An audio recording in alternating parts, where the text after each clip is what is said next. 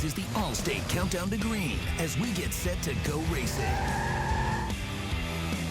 The Pocono Raceway is about 2 hours from New York City or a couple of hours from Philadelphia, depending on traffic. But it's nothing like rush hour at this place. It's a test of ego and endurance, hoping your man and your machine doesn't run out of gas. Today, 500 miles of Pocono as the stars of the sport and the fans of the sport set out on the first mile of a new era, a new chapter for all of NASCAR. Every story has a beginning and an end. But it's in the middle where the plot unfolds. Here is where the stars rise and the hopes fade. In the heart of the season, the fans find out the strength of your spirit and your soul. For some, the beginning has been a dramatic drive toward destiny. Jeff Gordon on his way to Darlington, win number 7. A road leading toward the rare and rewarding repeat. Checkered flag in the air. The 4th win of the year for Jimmie Johnson. For others, it has been a mystery, chasing after hidden clues, trying to find the path back to victory lane. In the beginning, there are cheers. Kevin Harvick is the 2007 Daytona 500 winner. And champions. The checkered flag waves over Matt Kenseth. And as each page is turned, you watch for those still trying to leave their mark. But it's the next chapter that could lead you to the most unlikely of heroes. Casey Mears has won the Coca-Cola 600. Martin Truex Jr. scores his first Nextel Cup Series victory. Now, as the temperature begins to soar, the pressure continues to build. Summertime in the Nextel Cup Series. 6 new chapters, 6 races, 6 places. There are mountains to climb before this story is truly told, and the next one is Pocono, where a successful past can lead to a checkered future. Welcome to the NASCAR on TNT Summer Series.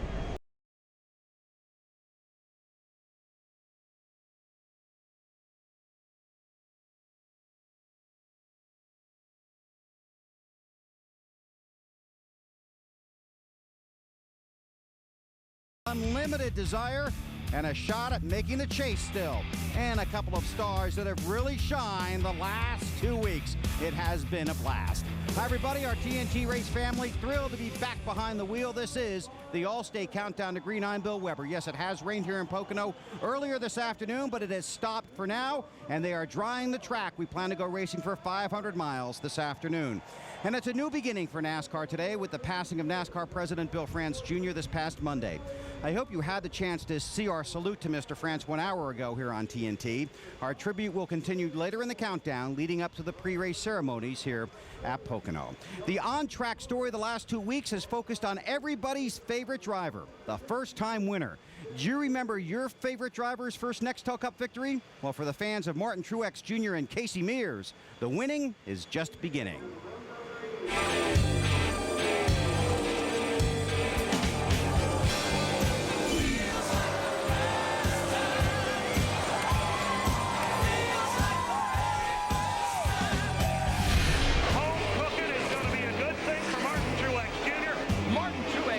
Scores his first career Nextel Cup Series victory.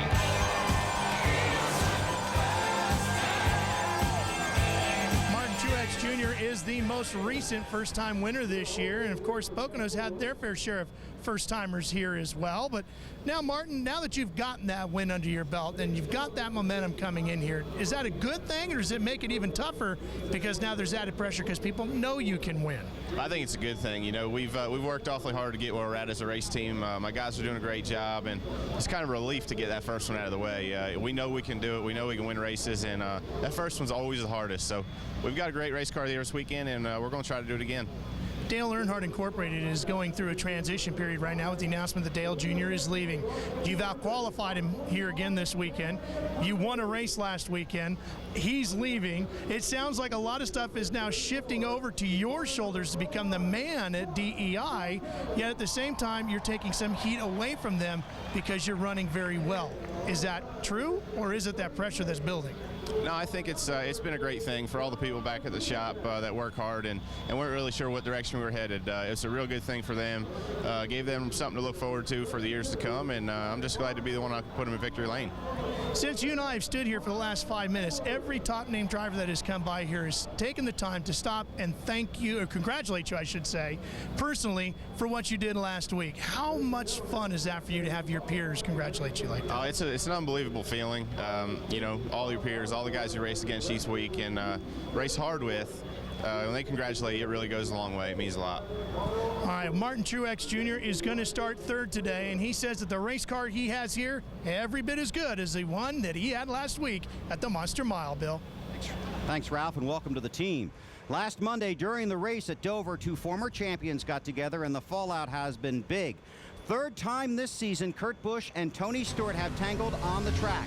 This one took both of them out of contention. That's on the track, but it's what happened after the crash that has been the topic of conversation throughout the garage. Stewart already in his stall on pit road when Busch pulled up alongside. That's Jason Lee of the Home Depot crew who had to scramble out of the way. Friday, NASCAR lowered the boom on Busch, docking him 100 driver points, 100 owner points, plus a $100,000 fine. The points dropped Busch from 11th to 17th in the standings. Today, Kurt Busch starts 27th, and Marty Snyder is with him. And Bill, this has certainly been the big topic this week here at Pocono. First of all, Kurt, your reaction to the fine, was it fair? And did you think you'd be sitting at home this weekend? Well, you know, I regret my actions and what happened on Monday's race. And, you know, the incident was out on the track, not on pit road. And so I didn't mean to jeopardize anybody's safety. And that's something that I've talked to J.D. Gibbs and Coach Gibbs about, as well as Jason Lee, that crew guy. So, you know, the points and the money, it's what it is. We just need to work hard and gain some points back this week. And we've got the next 20 some odd races to gain those points. What's been the reaction from the peers in the garage area? We're going to let you go be introduced. How about that? We need to go do that? All right. Yeah, you need to go do that. We'll catch you on the other side. How's that sound, okay? Kurt Busch has to go be introduced because he's up next. Now let's go to Matt Yoakum, who's with Tony Stewart. Marty, owner Richard Petty has a long-standing rule against drivers racing against his teams. He goes, I don't mind if you beat up on each other, just don't beat up on my equipment. But what happened on pit road was into a whole different chapter when you throw a crew member involved. And talking things over with your buddy Casey Kane, but Smoke, looking to what happened last week, did the penalty fit the crime in the Busch incident? I don't know. I mean, Kurt's a good guy. I mean, you know, he's been catching a bunch of crap this week, and it's heat of the moment, and you know, it still doesn't mean it was a good deal by any means. It still was a bad deal, but you know, that's what makes him such a personality in this sport, and me too. I mean, I've done things worse than what he's done, so you know, it's you know, we all get through it, and we're back racing this week, and you know, I'm glad he's still here. I mean, I know there were people that wanted him to be parked for a week, but you know, I think this week caught his attention a little bit, and you know, like I said, I just, you know, maybe he got the picture that he's, you know, racing guys a little harder at wrong times of the race, and you know, maybe this week gave him some time to think about it. Now, you've won here in the past, but you've joked that this has been a tough racetrack for you for about the past 3 years, but the team had a lot of smiles at the end of final practice. How good is the car? I'm excited about it. You know, our Home Depot car was really good yesterday. It was, and I knew it was good off the truck when we started in race practice on Friday, so I'm excited. I mean, having it overcast today probably is actually, I think, will even play into our favor a little bit more, so I'm excited. I'm ready to go. And this is like your all-star lineup from Wednesday night behind you. No, I know. We all ran dirt the other night, and then we all qualify up front this week, so maybe that's a good omen. I don't know, but I know we all had fun Wednesday night, and we had a great show last night. Steve Casebolt won the race, and Scott Bloomquist ran second, had another great show, so I was really excited. It was an awesome weekend. I'm glad it's over. I can finally get some rest now. Great week for the promoter, but for the driver, he's hoping for a win today, and he did that last time here at Pocono in 2003. Marty? And now Kurt Busch is done with his intro, so we'll finish our interview. And Tony just took up for you. That had to make you feel good. Where does your relationship with Tony stand right now? Seems pretty good. Yeah, I mean, we're okay with things. We're racers. We're both champions, and we both know what we had to do to get to this point in the sport, and we'll both move on from this. So we just need to give each other some more room out on the track, and things will be cool. You raced for one of the most respected men in the garage area, Roger Penske. What did he have to say about all this? You know, we had some conference calls and had a lot of people in on it, and we're trying to put our arms around the problem exactly, and that stemmed from out on the track, and we don't need to compound the problem any further. So we're putting this behind us. We're moving forward, and he's got the team behind me 100%, and we've got 100 points to go gain, but yet we've got more to do that. more time is ahead of us, and we just need to get ourselves locked in the chase, and we'll be all right. Speaking of on the track, you're pretty good at this one. Second twice here last year. How about today? You start 27th, so a little traffic to work through. Yeah, we didn't qualify as good. The backup, that was its first lap running with it, and so the Miller Lite Dodge is solid. We just haven't found the right key things to change with this new tire, and so that's kept us behind a little bit, but we've got all day to work on it, and Roger's always got that pit strategy up his sleeve. That's absolutely right. In his last 3 races at Pocono, Bill, he has a win and 2 second-place finishes. That's pretty good, isn't it? Certainly is, Marty. Thanks a lot. Now, here is a look at the point standings through the first 13 races. Gordon and Johnson 1-2. Carl Edwards jumped up a couple of spots. Kyle Busch rounds out the top 10. Now, this is how the top 12 looked after the race on Monday. Kurt Busch was 11th, but the point penalty dropped him out of the top 12, moving Mark Martin into the 11th spot and Dover winner Martin Truex Jr. into the 12th spot. And, of course, the top 12 drivers in the point standings after Richmond make the chase for the Nextel Cup. Emotion is a big part of this sport, but everyone knows how dangerous pit road is before you mix in some racing frustration. Wally Dallenbach and the new guy, Kyle Petty, are upstairs dry, getting ready to call today's race. Guys, let's continue the discussion that began earlier. Did anything you just heard change your opinion, Kyle, of what could or should have been done? No, not at all. Not in the least bit. And I don't mean to belabor it, but no, it did not. Because the point was, he took a racing incident that happened on the racetrack and took it to pit road and put a crew member in danger. I go on record as saying I don't think Roger Penske as a team owner should have been fined 100 points. He had nothing to do with the incident. The team had nothing to do with the incident. It was all Kurt Busch and his emotion. I love Kurt Busch. He's a great guy. He does a ton for the Victory Junction Gang Camp. But at the same time, when you put a crew member's life in jeopardy on pit road, that's a no-no in this sport especially. He should be sitting at home this week, or the penalty should have been a lot more severe than what it was. And once again, that's just Kyle Petty's opinion. No, I agree with you. I mean, you know, one thing about the driver's going to stick up for each other. I mean, nobody knows what a driver goes through except the driver. So Tony, and he's right. You know, we don't want to ruin the personalities in the sport. So, but you can't take it out on pit lane. These guys don't have the protection the drivers do when they come in. They don't have all this metal around them. So I agree. The only way you're going to get the attention of a driver for doing something wrong like that is sitting out a race. That's the worst thing for a driver, is to watch somebody else drive his race car.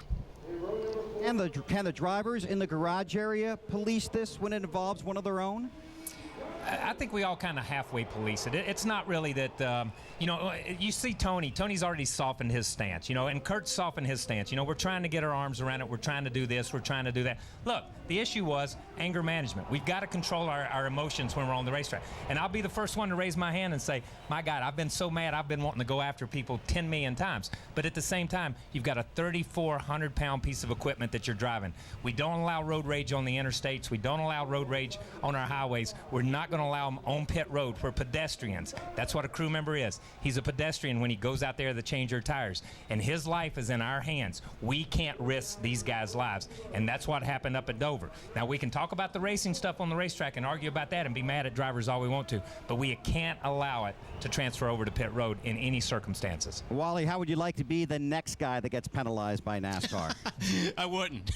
I mean, obviously, yeah, everybody's looking at this, and everybody's got their own opinion, but you can't. You've got to draw the line. The $100,000 fine's a joke. That doesn't mean anything to these guys that are making the money that they're making now. So that means nothing. As far as the points go, you know what? He's got a little bit of a hole. He's got to dig himself out now, and I think he will. They're running good this year, and I think they will. But the penalty has to be, if you're going to get these guys' attention, they've got to sit out, because that's the only way you're going to do it. And I think that Kyle's absolutely right. I mean, somebody's going to get hurt or killed on pit lane if something like that. They're real lucky nothing happened on that one. And I think it got everybody's attention. I think it's up to NASCAR to police us, not the other drivers. All right, guys, thanks a lot. We'll see you upstairs a little later for the Pocono 500. Ryan Newman is on the pole. Denny Hamlin starts outside the front row, chasing his third straight win at Pocono. That's the first lap. Carl Edwards takes to the air for a trip out to sea when the All-State Countdown to Green roars on. Carl Edwards recently spent a day aboard the aircraft carrier USS Enterprise during war games off the coast of North Carolina. It was a day packed with learning and laughter. Why is Tony Stewart in the doghouse? Tony Stewart's always in the doghouse. But that was for bumping into you in the Busch race. Yeah. Thanks, buddy. Tony Stewart in the doghouse. That's right, Tony. These are my folks. Remember that.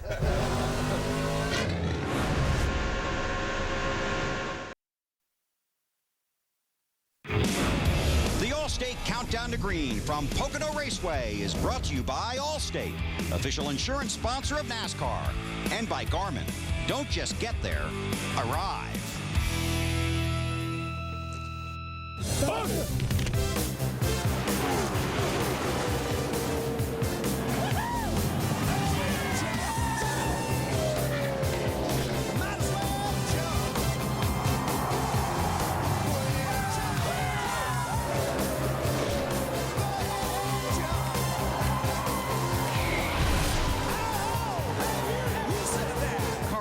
Has this list of 100 things he would like to do. Winning is probably at the top of it right now. It's been 51 races since Carl won at Texas in November of 2005. He won the Busch race last night, and he finished third at Dover on Monday. That's his best Nextel Cup finish since he was second at Dover last September.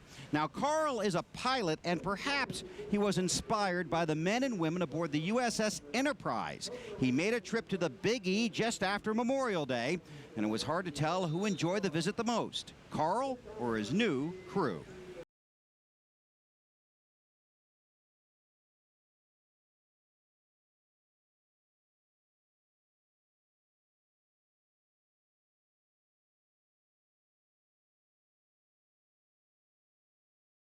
I'm really excited about today. We get to go meet these sailors. They're getting ready to go on a deployment, and they're out there doing sea trials. They said, testing the ship, and it's going to be really cool to go out and be on, I guess, the tallest, longest, fastest aircraft carrier in the world. To fly on this airplane and do a tailhook landing on an aircraft carrier, I mean, that's crazy.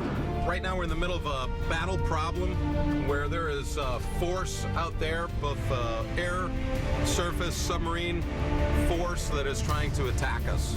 And what we're doing is defending not only the strike group, all the strike group assets, but also ourselves. Commissioned in 1961, the Enterprise has 8 reactors and was the first nuclear-powered aircraft carrier in the world. The sailors aboard are proud of the ship's history and serious about their future. With training almost complete, in less than a month, they are headed for the Persian Gulf. Gentleman has got the wheel, not a traditional wooden ship's wheel, but a metal wheel. He or she is all of about 17, 18 years old, just old enough to drive, and yet we entrust them as one of our most junior sailors to drive the ship. Lots of training involved, a lot of pride in driving a ship. How'd you like to wake up in the morning and know you had to steer this thing around and not mess anything up? Yeah. It's like, yep, it's gonna be a big day, gotta steer the aircraft carrier. A lot of pressure. What course we coming to? 270. Papa, Corpin 270, over. Driver's clear, I stand by. Some things happening right now. We've got a couple inbound aircraft, unidentified ship that's approaching. Getting a little nervous. As Edwards quickly found out, typical shifts are at least 12 hours, but around-the-clock maneuvers are also not uncommon. For the 5,500 men and women aboard, it is truly a labor of love. And even though Carl didn't get to fly an F-18, he did get to launch one. Let me tell you, I came here a little bit naive. I thought I understood what went on here. I thought I could imagine, how hectic it is up on that flight deck. But I'm telling you, sitting there and watching those jets go off, I mean, my heart was pounding. Those guys are brave. That is a crazy job, and it's definitely as exciting as a racetrack or more. I heard somebody say that landing on an aircraft carrier was like putting a postage stamp in your living room and diving from the hallway and landing on it with your tongue. Hey, thank you, sir. Appreciate it. Thank you. Thank you. Huge fan, man. Appreciate it. Hey, no. Thank you, man. Yeah. Thank you. For the rest of my career, I'll be thinking about you guys, and you'll be my inspiration when I got to dig down deep. So I really appreciate you guys. It's a lot of hard work and a lot of time away from the family, but it's worth it when some people come out and show that they support us. So. It does get hard being out here for long periods of time, but we always mesh together, and it's good to serve the country. It's awesome having someone like Carl Edwards come out and visit us, be able to take the time out of his busy schedule to come say hi, means the world to me and probably everybody else. Carl Edwards was almost late for this interview because you were back inside your hauler watching this, but you're just grinning from ear to ear because of the Top Gun music, right? Yeah, that was just a blast. I can't thank everyone from the USS Enterprise enough. We had so much fun. The When they showed that F-18 being launched right above me, I ducked because it was 2 feet from my head. It was crazy, and those guys, those men and women put so much on the line, and they're out there really sacrificing. I didn't realize the hours they work, the conditions they work under. It is. It's insane. I really had a blast. I heard you tell somebody that was one of the top 3 things that you've ever done, but I've also heard that you have a list of the top 100 things that you want to accomplish. Can you take us through what a couple of those things are? No, I've got some things I definitely want to do, in my life, and I get to do, I get to race and race these awesome race cars a lot, and that is unbelievable. Being able to go visit USS Enterprise was, I didn't expect it to be what it was, but right now I'd say there's been a few things in my life that have been really spectacular.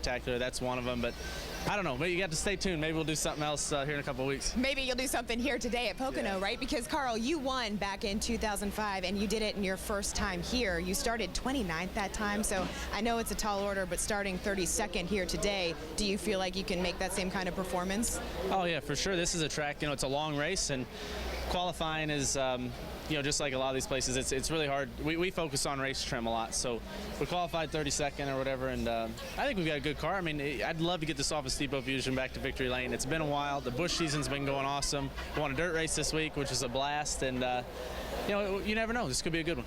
Last question for you, but you also won the Busch race last night, and you got a 3rd guitar because you won at Nashville. Are you really giving it to your fellow driver, David Reagan's older brother? Yeah, Adam Reagan's awesome. He's been. I told him I'd give him a trophy a long time ago, and I haven't been able to get him one. So that's his trophy now, and they said I'd come out to the house and play it anytime I want. But just having fun. The cool part about it is being able to cross that finish line and feel the energy from those fans and to get to win these races. And if somebody else enjoys those trophies, that's what it's about. Carl Edwards, thank you so much. Carl always with a big smile on his face, and he does so with momentum coming off of a 3rd place finish at Dover. Bill? Thanks, Lindsay, and welcome aboard to you. Coming off back-to-back first-time winners, Clint Boyer would like to be the next first-time winner in Nextel Cup. He starts 5th. Or maybe it'll be J.J. Yaley. He rolls off 11th. Or how about Dave Blaney? He qualified 14th. We'll find out after 500 miles today.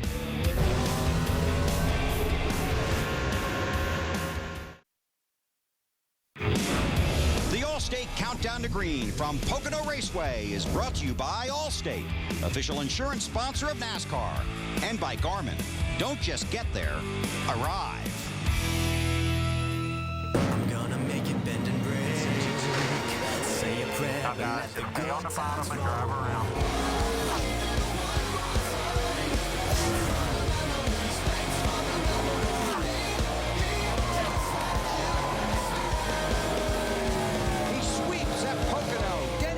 The race winner of the Pennsylvania 500. You sweep a race, you become the man. Denny Hamlin swept both races here at Pocono last year, so you entered the garage area here this weekend as the man to beat.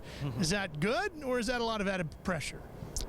We definitely didn't have that kind of pressure here last year, but we knew coming in that we were going to be, the eyes were going to be on us in practice and qualifying. But Ryan had a great qualifying lap. We were close, but we still we think our car's really good in race trim. Hey, you brought that same car back here to go racing again this weekend, but it hasn't been all rosy with that car since then. Tell us a little bit about the history since the last time you raced it here at Pocono.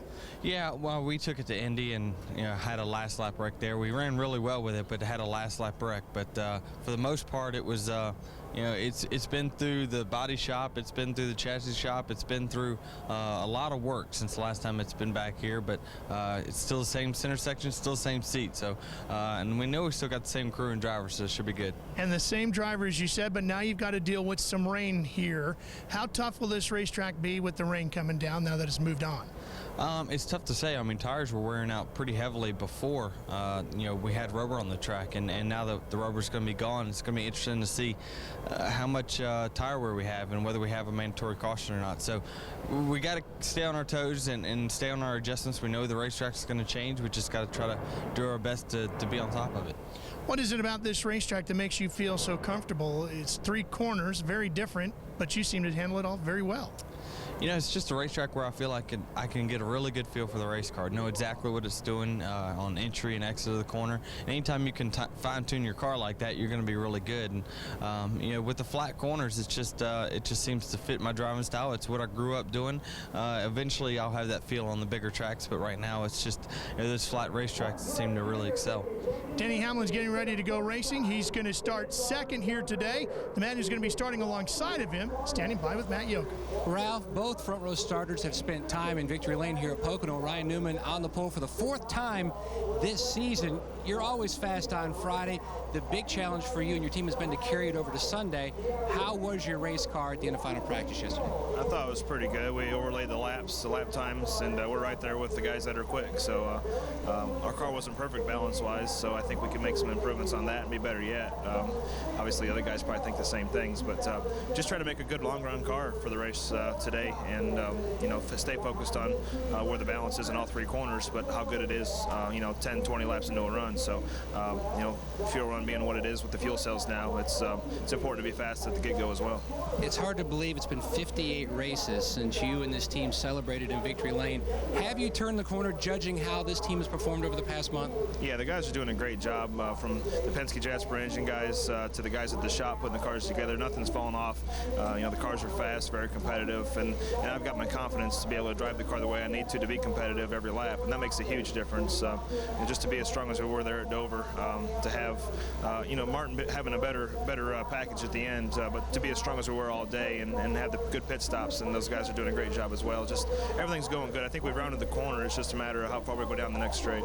500 miles today, a challenging racetrack. What's your biggest concern?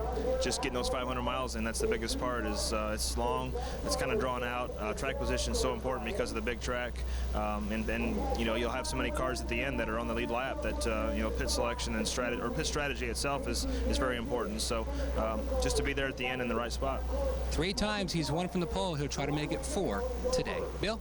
Thanks, Matt. The sun is trying to come out. The track is drying. We plan to go racing this afternoon here at Pocono. When the All-State Countdown to Green returns, we will continue with our TNT salute to former NASCAR President Bill France Jr.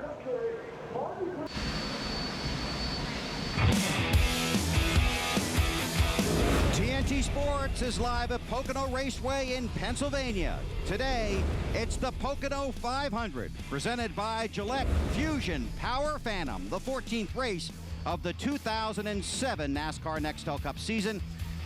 And the chase to get to Richmond continues. It rained here earlier this afternoon, but the sun is coming out. The track is drying, and we plan to go racing for 500 miles this afternoon here at Pocono. The drivers are getting ready, and so are we. Let's check downstairs with Lindsay Zarniak.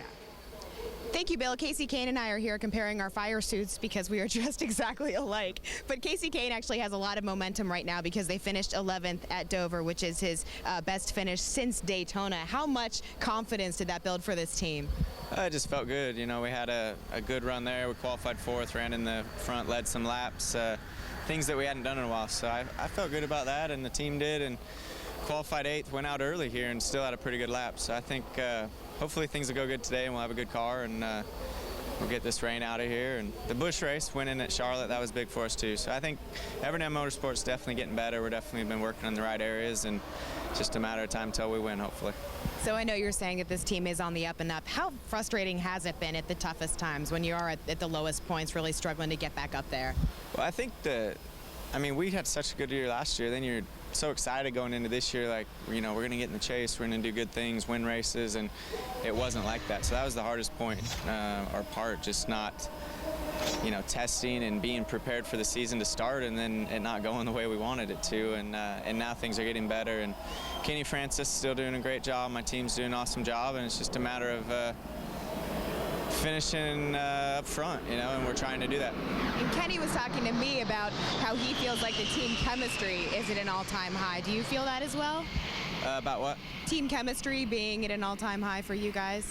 It's fine. Myself and Kenny and Keith, we all are communicating well, and things are good there. It's just a matter of, getting the cars right before the race starts, and we're getting better at that. So I don't know. It's a different car, different nose, COT car. Everything's changed for us this year, and it's just taking us a little bit of time, but it seems like it's getting better, and hopefully we'll get our Dodge dealers, UAW Dodge Charger, top 5 today. Casey Kane, best wishes. He starts today 8th. To Ralph. Well, Jeff Gordon's a 3-time winner here at Pocono, and due to the rain delay, he's had the opportunity to take part in one of his other passions, watching a little Formula One, which I'm sure you've been doing. How's your car for this weekend's event? Well, obviously, we didn't qualify very well, 18th. We drew an early number, and we just, didn't really get a handle on until right there when we went to qualify. So we improved, but I thought yesterday our car was really strong. I was very happy with it. This place, it's such a long track. They get spread out so fast that track position's pretty hard to get. I feel like we're going to have a car capable of moving to the front, but you got to have the race really go your way as far as cautions and green flag laps and the pit stops and pit strategy in order for you to get from 18th to the front. So hopefully we got a good enough car to do it. In listening to you on the scanner when you guys were going through final practice yesterday, you were a little concerned about brakes. What's the issue, and do you feel like you've overcome it? Well, I've had brake issues here. We had a really bad wreck here last year. We fixed, all of those issues, but we're just putting so much heat into the brakes. We've got these cars working so good, so much grip, and we're putting a lot of brake on them that you can just drive in so deep into one. So I think that the ins and outs of being out on the track, heating them up, coming in, sitting on pit road, or sitting here in the garage, they were just heating up and been boiling the fluid, getting some air in the system. We shouldn't have that issue, once we get going on the race. All right, well, I know you got to get back to watching your Formula One race. Go back and enjoy that. Matt, he's going to start 18th today. Kevin Harvick started out the year winning the Daytona 500 back in February. A top 5 at Bristol, and this team had a little bit of a roller coaster ride in May. It seems like things are back on track, judging by how your conversation with your team on the radio during final practice. Well, I mean, the performance has been really good on our Shell Pennzoil Chevrolets. We just we've had a lot of things happen and go wrong, and just hadn't quite capitalized like we needed to on our good cars. So our car's been good all weekend, and hopefully it stays good as the day progresses here. And we've joked that this is one of those racetracks. You were 5th here last year. You've never led a lap at Pocono. Yeah, I mean, that's just kind of one of those deals. I mean, we've run really well here the past couple years and been, top 10, top 5, and just, we hadn't led a lap. So I guess we hadn't been fast enough to lead a lap, but we've been fast enough to run in the top 5. So it's just, it doesn't really matter. As long as we can finish the day with nothing going wrong and then not have anything crazy happen, we'll be really happy. And one thing that is important is also the bonus points. When you look ahead to when the chase begins, and that they'll seed it by the point system as well as the bonus points. And right now, the Hendrick guys have had a lot of that. I know that's a big aim for you guys between now and Richmond to knock down some more W's. Well, it does help if you get some bonus points. Right now, we're just looking to get the bad luck out of the way and have everything kind of get the momentum back on our side. The guys have done a great job keeping the cars fast. We haven't had a whole lot go right. So when it has gone right, we've picked the right weekends for everything to be right with the Daytona 500 and the All-Star race. So we're picking the right ones to win. We just in between we need to keep everything going in the right direction. And real quick, one thing that you've done this year is that you've been working around trying on different shoes. Yeah, I'm going with no shoes today, so I'm trying to. I'm looking for Dave Marcus's wingtips, but I can't find them. So right now the plan is to go shoeless. And comfort is, though, in all seriousness, that is a big issue for drivers. Yeah, just trying to.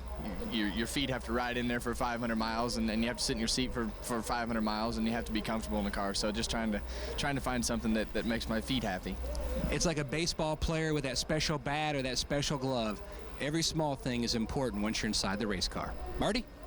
Well, Matt Dallenbach Jr. getting ready to go here at Pocono. Fortunately, the rain has quit. Looks like we will go racing very soon. You start 13th today, and I heard a lot of people in the garage area saying your race car was pretty sporty yesterday. Do you agree with that? Oh, really? Yeah, truthfully. Yeah, that's good. I thought it was all right. Martin's car is really, really fast. He's really happy with his car, and I think Paul was pretty happy. But, we'll see. We got a long race, and, about anything can happen here, and you just have to have, track position all day long is really important here. It's really hard to pass and get runs on guys and make it happen. So it's a lot of fun, though. You and I talked off camera. No news to update on the contract situation as of now. Obviously, this week a very busy week for everybody in the sport. How's the team holding up right now? I mean, I know Tony Jr. hadn't been to the racetrack and all that stuff. How's he holding up too? Does he hate not being here? Yeah, he's it's tough without Tony Jr.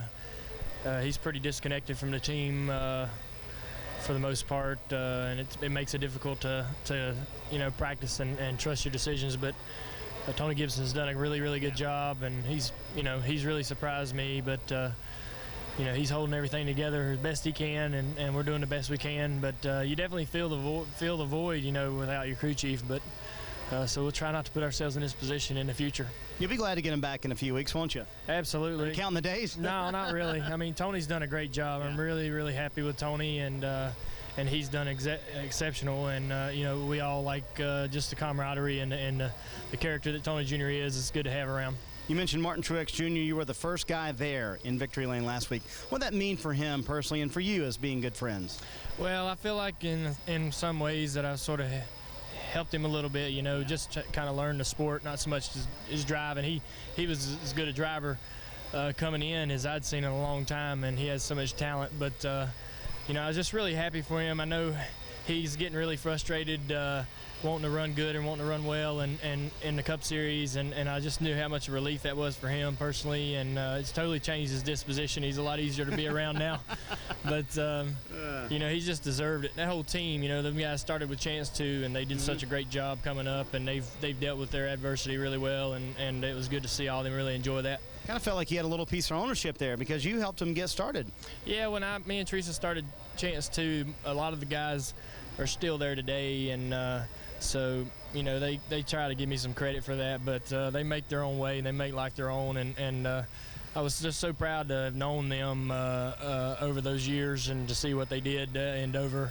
That car was amazing, and Martin did a great job with it. Dale Earnhardt Jr. starts lucky number 13 today. Lindsay? Okay.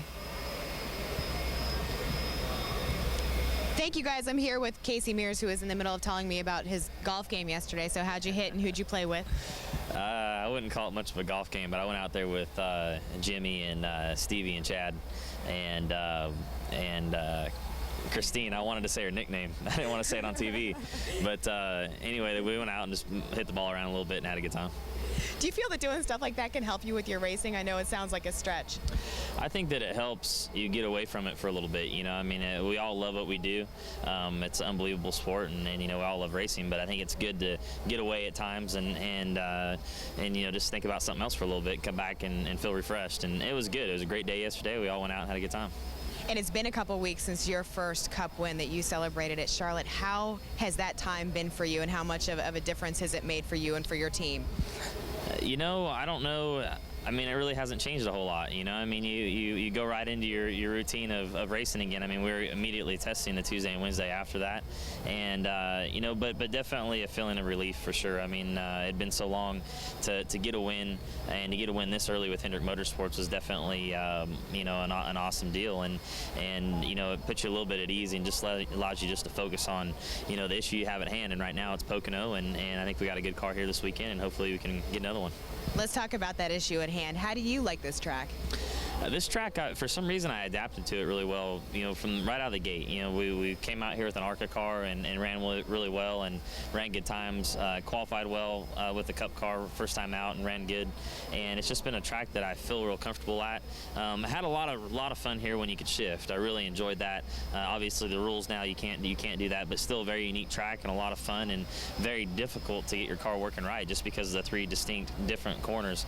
Usually, if you had it working good at turn 1, you're not liking it in turn 3, but I think we got a car that's pretty good all the way around, and definitely got a top 5 opportunity this week. Casey Mears, thank you so much. Best of luck. Casey going for that second Nextel Cup victory of his career. Thank you, Lindsay. There have been 58 races at Pocono. Only once has the winner started 12. Cale Yarborough did it on June 10th, 1984, 23 years ago today. In this race, Casey Mears starts 12th. Now, you don't have to look it up because we already did. The countdown is at 0, and the Pocono 500 is coming up. This has been the All-State Countdown to Green. Let's go racing. TNT Sports live at Pocono Raceway in Pennsylvania, getting ready for 500 miles for the NASCAR Nextel Cup Series. Let's check in with Ralph Shaheen. Well, we're down here with Scott Riggs, and we're talking about a lot of different things. That's what you do during these rain delays, Bill. You kind of hang around, you chat about a lot of stuff. It's really one of the best times for everybody to kind of just get caught up. And you caught up a lot of speed yesterday or if we should say Friday in qualifying. What was it, 8/1000ths of a second between you making the race and going home? Is that the difference? Unfortunately, it was. It was pretty close. It was a nail-biting experience. Unfortunately, the situation we're in, being out of top 35, has made it, we have to put a lot of focus on qualifying every single week. And, your first lap here is going to be your fast lap, and got into one pretty good, and car got really tight and couldn't get down the racetrack. And I feel like I needed to put it in third gear to get off of turn one the first lap, and I knew I had to run 2 laps. And the second lap just did get us in. Got the motor pretty hot, but knock on wood, everything's been great with the engine, even though that we got it that hot in qualifying. So hats off to all the guys working hard and keeping the faith. And we're all glad just to we don't like to be that close. We want to get ourselves in the top 35. We shouldn't be in the top 30 out of the top 35. We should be in there. So the caliber team we are, we keep on digging. And we lost our tire guy. Matter of fact, this week he's at home he's been sick, and hope he's doing well. But we're still managing. Now, your engine survived all that qualifying, but the transmission had woes before you got to race day. What have you had to do with that? Yeah, we broke a gear, or I broke a gear in the transmission out there in practice yesterday, so we had to change transmissions between practices, and that puts us in the back of the pack starting the field. So 31st is not where we wanted to be. Definitely didn't want to start 43rd because of breaking the transmission, but it's a long race, a long racetrack. A lot of times you can do different things to try to make some track position. That's what we're going to have to do today, somehow, to get our way up closer to the front. Tail end of the field, Bill. That's where Scott Riggs is going to start. But the good news is he's in the field today. That's exactly right, Ralph. Now, it's time for a heart-starting trip around Pocono Raceway, and the best way to do that is with our man, Wally Dallenbach. He couldn't wait to get back on the track in 2007, and it didn't take long for him to find a TV transplant, excited about being a model passenger.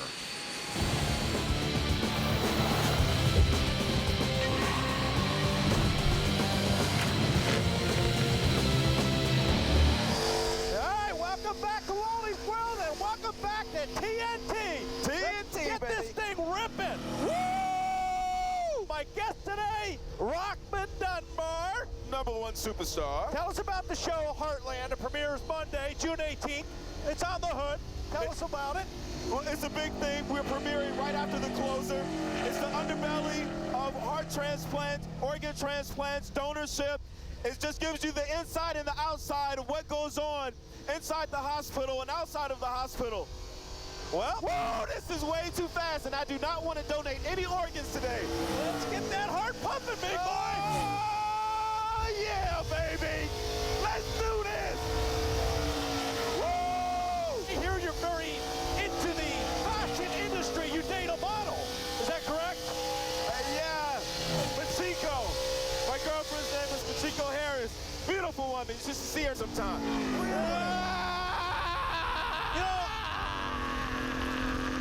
Have you ever been in a car like this before? The last time I was in a car like this was with my mama, 1973 T-Bird. We used to go like this on the 405 at 3 o'clock in the morning. Just for kicks, because the police officer will pull you over at 3 o'clock in the morning. Not today. Hey, you know what? Yeah, you are in the King's car. Do you know who the King is in this sport? No. The King. This is the King's car, Richard Petty. Hey, Richard Petty, thank you so much. This is incredible. How fast are we going, man? We're going about, say right about 180 right Oh, yeah, baby. Whoa! This is the hard part, turning it. Well, hey, look at the bright side. We didn't have to use the ambulance today. Heartland, Monday nights. Check it out. Premiering right after the closer. TNT, baby. Let's get back to talking about your girlfriend. Wally always hitting on the hard topics in Wally's world. You just have too much fun, Wally. That's all there is to it. You know, I'd like to talk about that set you're on, Weber, because I heard that thing will tilt and go upside down and spin. Can they do that while you're on it? It does have some motion to it, Wally. I'll tell you what, that is a cool set. Well, I'm glad. Don't be changing the subject here.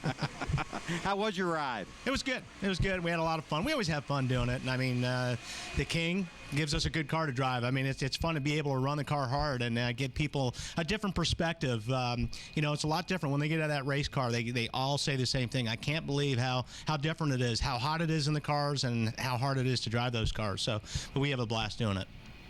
I can't believe they can get out of the car when you're done with them. Hey, Kyle. Yeah. You're not in a car today. No. I was coming down to ride your ride. That's Weber's world. Yeah. We're going to make that thing spin down there. We're going to make the TNT set spin a little bit. Okay, well, let's talk about spinning around on this track today, going around in circles for 500 miles. How about that young man in that 45 car? I tell you what, Chad McCumbee did a phenomenal job yesterday in the Arca race. We brought him up here and ran him in an Arca race, really just to get him used to what Petty Enterprise and Petty Enterprise cars were all about.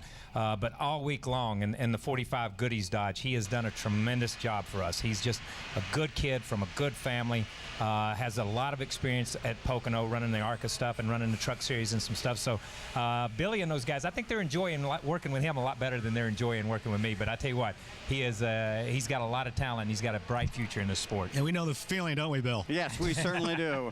Hey, Marty, you got a guest with you there? I do. I'm trying to figure out how Wally knows about having a lot of talent. Just do the interview. Oh, okay, anyway.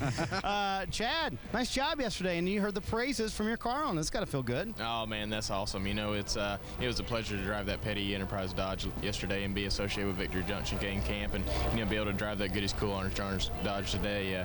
So hopefully we can get it in here. This is a little bit frustrating, but I'm ready to go when it drops. And you had a tire go down at one point yesterday, and that didn't phase you either, did it? And, I was awful nervous there for a while, but Bill, he kept saying, we're good to go. We're good to go. We lost a lap there trying to get it fixed, and I was super nervous. And I think he forgot we didn't have a lucky dog in Arca, to be honest with you. But maybe it made for a good show, and we were able to prove that we really had a good car, and that was all car yesterday. I tell you what, these guys did an unbelievable job putting that thing together, and just blessed to be able to drive it. There you go, and your team owner you see there celebrating with you guys. Nice shot of you in victory lane there. Now, the nervous part of the day.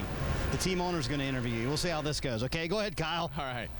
I'm going to interview you, man. You did a great job yesterday. Have done a phenomenal job for us all week. How big a difference? We talk about the Arca race yesterday, and obviously they were a different type tire with a little bit different type of a spoiler on the car. How big a difference is there from yesterday? I know you carry that momentum win-wise from you, the driver, but how big a difference is there from the cars from yesterday to today? I think the tire and the spoiler, that's about it, and the competition level. This Cup Series is unlike anything I've ran before. I've run in the truck series, ran the Arca series and been able to be successful, but, everybody's over here for a reason. Everybody's got a ton of talent from everywhere, from the people who build these things to the people who drive them and make the calls. So I think it's just going to be a learning day. I'm looking forward to it, and I think it'll be a fun day if we can get it in here. Well, let me ask you a question. Did Billy give you any advice? Have the crew guys said anything to you yet? Not a whole lot. They seem really pumped up, though. I'm excited. Everybody's been super nice so far, and a really good group of people to work with there. I'm sure you enjoy it week in, week out. Well, hold on. Let me just say this. At least they're still talking to you. Most of the time by Sunday morning, they're not talking to me anymore, man. They're already give up on me. So good luck today, Chad. We'll be watching you, man. Thanks so much, Kyle. Hey, Chad, I want to know what advice Kyle gave you. I think the first thing you told me was it was still, above anything else, it's still 4 wheels and a motor, and that's the most important thing. It's not like anything else as far as surroundings go that I've been used to. But you know what? I got in that car on Friday, and once you sit in the car, it's still about trying to figure out how to make your car go fast and beat your competition. So it's the same goal week in and week out, no matter whether you run an Arca car, a truck, a Busch car, or a Cup car. How many times this weekend in the Nextel Cup garage did they ask you for ID? That's what I want to know. Not yet so far. Maybe I've sneaked around them. All right. Well, last year Denny Hamlin came here. Not a lot of people knew who he was, and he went away with a win. So best of luck to you. Thanks so much, guys. All right, Chad, driving Kyle Petty's car today, Pocono 500 here at Pocono Raceway in Long Pond, Pennsylvania. There's the 45 car. See how it finishes up today. We're trying the track. We're going racing in Pocono on TNT. The Pocono 500 is brought to you by Gillette Fusion Power Phantom. Fusion Power is so advanced, you barely feel the blades. Visit GilletteFusion.com to learn more. By DirecTV, ride shotgun on race day with NASCAR Hot Pass only on DirecTV. By Subway Restaurant, Subway Eat Fresh. And by the Principal Financial Group. For retirement, investments, insurance, and banking, we'll give you an edge. Let's check in with Lindsay. JJ Yaley is doing a bit of show and tell with us. He has a brand new golf cart. Show us this thing. The design's pretty nice. Yeah, well, I didn't do it. I had someone do it for me. But it looks like the bus. That way, when it's sitting there, you know, with all everyone else, I know which one to get on. Normally, there's my big heavy-set golf bus driver Scott's on here, but it's got like disc brakes and it's got a really big motor on it. Does wheelies and makes lots of noise. They really don't like us much here in the motorhome lot because I guess most of the drivers are like older, I guess, to put it nicer. So are you saying that they don't like loud music? Well, they probably don't like loud music, and my golf cart's really loud, so you can like hear me coming in the motorhome lot and leaving the motorhome lot. And you know, if they're sitting around reading books, I don't know what the rest of the drivers do, but if we have, like today, we went to sign autographs, and we normally turn the radio up, and it makes lots of noise, and that's what it's supposed to do. You mentioned golf. I don't know if a lot of people know this, but you have an affinity for random golf outfits, don't you? I guess it's easy to impersonate a golfer. It's harder to actually be a golfer. So I have lots of different golf outfits, but I'm getting better at golf. I can shoot and hold my own pretty decent sometimes, I guess. And you said that, getting back to business a little bit here at Pocono, you've got that mid-15 thing kind of wrapped up, a 14th place finish, and an 11th. How's your car this time? It's really good. This is the same car we had at Charlotte. You know, through practice, I think we were 14th and 15th fastest, so still in that 10th to 15th area. But the car was really good on long runs. We made some more changes to it. Hopefully, we can get out some point here today and try to crack the top 10 here. And what do you think about the track in general? I mean, are you finding it hard to handle and get around all three corners even? Well, I haven't hit the fence yet. That's always good when you come here. You know, I was asked a guy earlier last time they were in Indy cars here, because to me the racetrack's really rough, and it'd be amazing to know how much faster the racetrack could be if it was repaved, if it was smoother. I'm sure it'd be a lot faster from what it is now. So I think last time they did anything this racetrack was 1995. So maybe it's ready for a little bit of facelift, but it's still a fun racetrack. It's difficult to obviously get your car working in all three corners. We're working on making the car work in turn 3, the money corners, because if you get off turn 3, you get the checkered flag first, they'll pay you the big bucks. And I heard that you were able to sneak off the other night and take part in a USAC race. Tell me about how much fun you had there.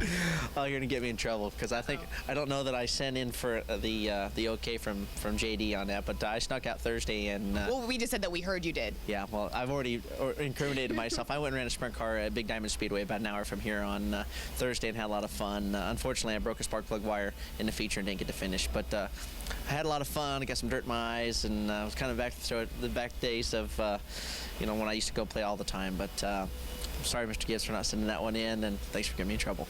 I'm sorry, JJ, and this is the last thing before we send you back, but you did have that second place finish back in Charlotte. How much of a weight did that lift off of you, and did you feel any pressure was lifted? It was a little bit until we went to Dover, and then, you know, it's a new race, so it's a whole new deal, and, you know, we had a really good car there, and we broke a shock tire, which was really strange and unfortunate for us, because we had a really good car. So, you know, all the gain that we had there at Charlotte, we lost again at Dover, so we're back to 19th points again, and looking for a good finish here, hopefully today, and get back up there so we can try to get in that top 12. Best of luck, JJ Yaley, who is ready to strictly face on this race here at Pocono. Ralph? 1982, Lindsay. I was getting out of high school. Boy, I just dated myself there, Mark. And you, Mark Martin, were driving a Cup car right here. What was that like then? Like I said, the lap times when the tires would get hot and race trim would get up into the 1 minute and change. You know, we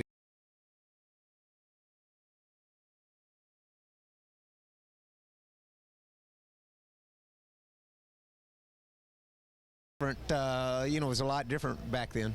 How was the car to drive then compared to the car to drive now? Did you enjoy wrestling that car around more, or do you enjoy more the current style car? You know, really, to be honest with you, the tires were a lot more fun to drive on then. The radial tires are real fast, but they're also real tricky, and you know, they're once they start sliding, they're harder to control. The car snaps away from you more. You could kind of dirt track on those old bias ply tires. It was a lot of fun. Speaking of dirt, you went and ran the Prelude to the Dream the other day. Of course, you grew up doing a lot of dirt track racing. How was it to get back in the old dirt late model at Eldora? Well, you know, Billy Moyer out of Batesville gave me a great car, and you know, we had a lot of fun. Ran really well. You know, missed the setup a little bit for the feature, but you know, we had a good qualified second, and ran pretty good in the heat race. And then the track got really dry slick, and you know, I was lost. You were telling me earlier as we were talking about your career here at Pocono, I said there's 6 times you finished second, but you said, yeah, we were good, we just were never good enough. How come? What's been the thing that's holding you back here? I don't know. You know, we just rarely ever dominated this race. There's been a lot of other places where we've dominated races and didn't win. This was a racetrack that we ran second and a lot, and third and fourth a lot. But, you know, many of the times we weren't threatening to win. I remember one time here, and it was probably in 1988 or possibly 1989, and the next week, you know, we didn't, I think we ran second then or third or something. The next week, Harry Gant came up to me and he said, I seen you up there spinning your wheels like a rookie. You know, he passed me and won the race. I mean, it was like, I thought I was going to win. I'd driving a fool out of it, and, you know, had her crossed up and spinning the tires, and, you know, Harry wanted to make sure that that I understood that I was a rookie and didn't know what I was doing, and that he did. So this is one of those things, you know. Been a lot of good runs here, and probably the ones where we might have been able to win, you know, something went wrong for us, and the rest of them we had good runs, but not good enough. You know, Mark, all these years I've known you, I never knew you did impressions. Do you do any others? Not very good. Harry's a pretty easy guy. He was pretty easy guy to do. You know, he was always talking about, he always won Busch races, and no matter what it was, it's, hey, congratulations last week in a Busch race, and that clutch was slipping, or that thing was missing, or the carburetor. You know, it wasn't good enough that he just whooped you. You know, there was always something wrong with it too. You know. Well, Mark Martin, whether he's a race car driver or not, Bill, he's maybe one of the best guys when it comes to doing impressions you'll find here in the garage area. You learn something new every day, don't you, Ralph? Thanks a lot. I'm joined by Roger Penske, first of all, the car owner for Kurt Busch and Ryan Newman, wearing several hats as usual at the racetrack. First of all, congratulations on your open wheel win last night. Well, thanks, Bill. It was great. And I know this has been an emotional week for all of us in the garage. You were able to attend the services for Mr. France on Thursday. Well, as you know, many people have said Bill was just a fantastic guy, but most of all, I've known him for 40 years, and, you know, we kind of grew up in the sport together. We were partners, but more importantly, he was a friend.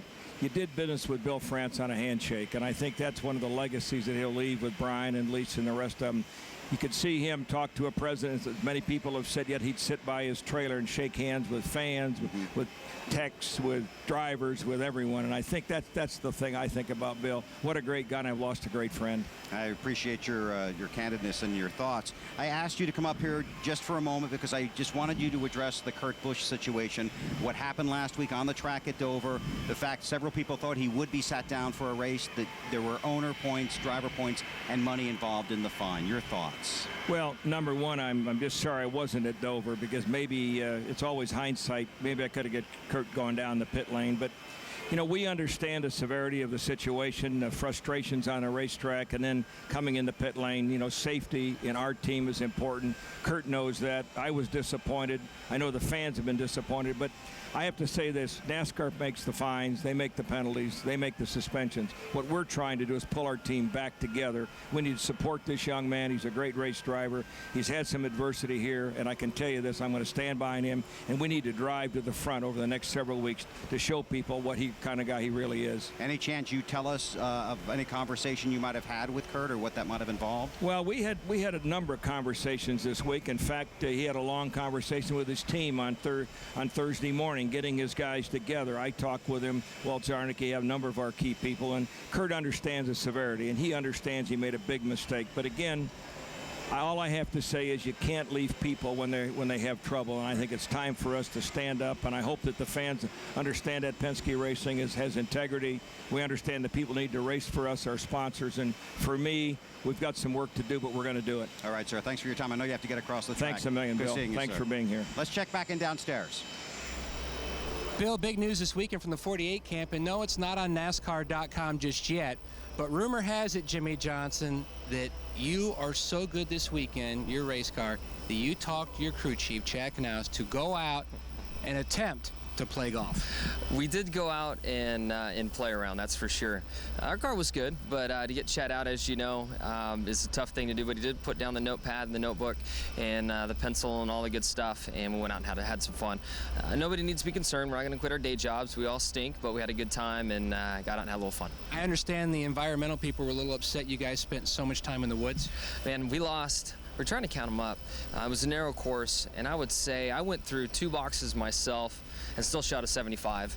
No, but we went through probably 4 or 5 boxes of balls. It was a tough course. Fun though to break away, you and your crew chief, to kind of get away from the stress and the pressure of this sport, because that's something that he is so meticulous and he's so focused. And a lot of times we joke, but it is tough to get him away to go have fun. Yeah, it is, and he's doing a much better job of that over the last couple years. He just loves being intense and loves being on top of what we need to do for the race car. So to get him out was a big thing, and we had a good time. Casey Mears is one of the funniest guys on the planet, and he was out there keeping us entertained. I think he had a little problem one time with the ladies' tees, and he held up to his end of the bargain and made sure that he paid the penalty. Any pictures of that, by the way? We could put that on eBay. I don't know, but after that, Steve Letarte was out as well, and Stevie's a funny guy, and we just had a good time. It's good to get out. You know, a close friend of ours for so many years, and someone who will always be in spirit part of our broadcast team here on TNT, was the '73 champion, Benny Parsons. And I know Chris Anderson first met him when he was going to school up in Appalachian State, and your team has a special association. And to keep his memory alive, you've taken your uniforms from the All-Star event, and week by week, you will put them on eBay to raise money for BP's museum. And I know you've raised over $2,000 so far. And Timmy Latiga's uniform on eBay on your foundation page this week? Yeah, it is. That's such a great way to remember Benny Parsons and to try to raise some money for his family and for the museum. Benny meant so much to everyone in the garage area, not only Hendrick Motorsports and different members of our team and myself, but to this whole garage area. He really was a special man, and we miss him dearly. And the Jimmie Johnson Foundation felt like we could do something special. I went to the team said, hey, let's donate these All-Star uniforms. We put them on. We still have a few more to go to sell, so if anybody's interested, it's JimmieJohnsonFoundation.org. Click on our eBay link and you can go in there and bid on those uniforms. So it's just cool to give back to Benny. And I know BP would have missed your golf outing, but he also would have been very impressed with the win tally that you guys have so far recorded this year. Yeah, we've done a great job this year, and BP, he would be on the airplane with Mr. Hendrick some flights home, and we'd talk shop, and I just missed those conversations. He was so entertaining, so much love in his heart for the sport and for everyone in the garage area. He'd come hang out in everybody's garage stalls during practice and just be around. I miss his voice, I miss his big presence that he had, not only in person, but just as the man that he was, and miss him dearly. What win this year of your 4 do you think he would have been most impressed with? I would be the one at Martinsville with Jeff beating the bumper off the back of the car. BP, he would have liked that one a lot. All right, well, Jimmie Johnson, he's won here twice. He swept both races here in 2004. Going to try for another W later today. Bill? All right, Matt, thanks a bunch. They continue to dry the track. Had a little shower move through. We're going to work on that. Then we're going to send these guys out and go racing here at Pocono. You're watching NASCAR. We're live on TNT.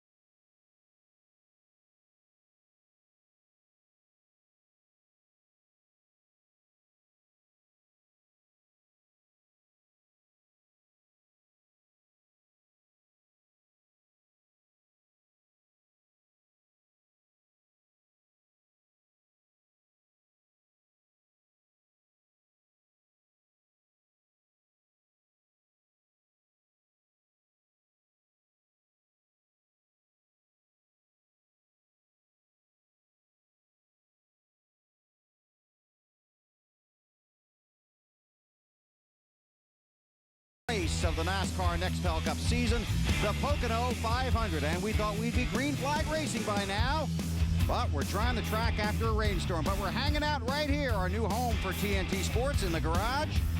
This is where we'll begin each show, and Mark Fine and Larry McReynolds have a nice home once we finally start going green here right outside the NASCAR Nextel Cup garage. It'll be your home for the next 6 races, our TNT Summer Series, as we take you over the next 6 weeks in the NASCAR Nextel Cup Series. Now, unfortunately, at the urging of Kyle Petty, Marty Snyder has come up with the controls to this thing, and I don't know what he's going to do with them or what it does, but I think we're all going to find out together. Are you down there somewhere, Marty? I am, Weber, and actually Kyle worked the rig, or worked the remote control away from Mark Fine, so he let me borrow it, and fortunately for you, here I get to go and turn you sideways. This rig will spin around. This has been the topic of conversation this entire week, and see, I can make you go side to side, Weber, just like that.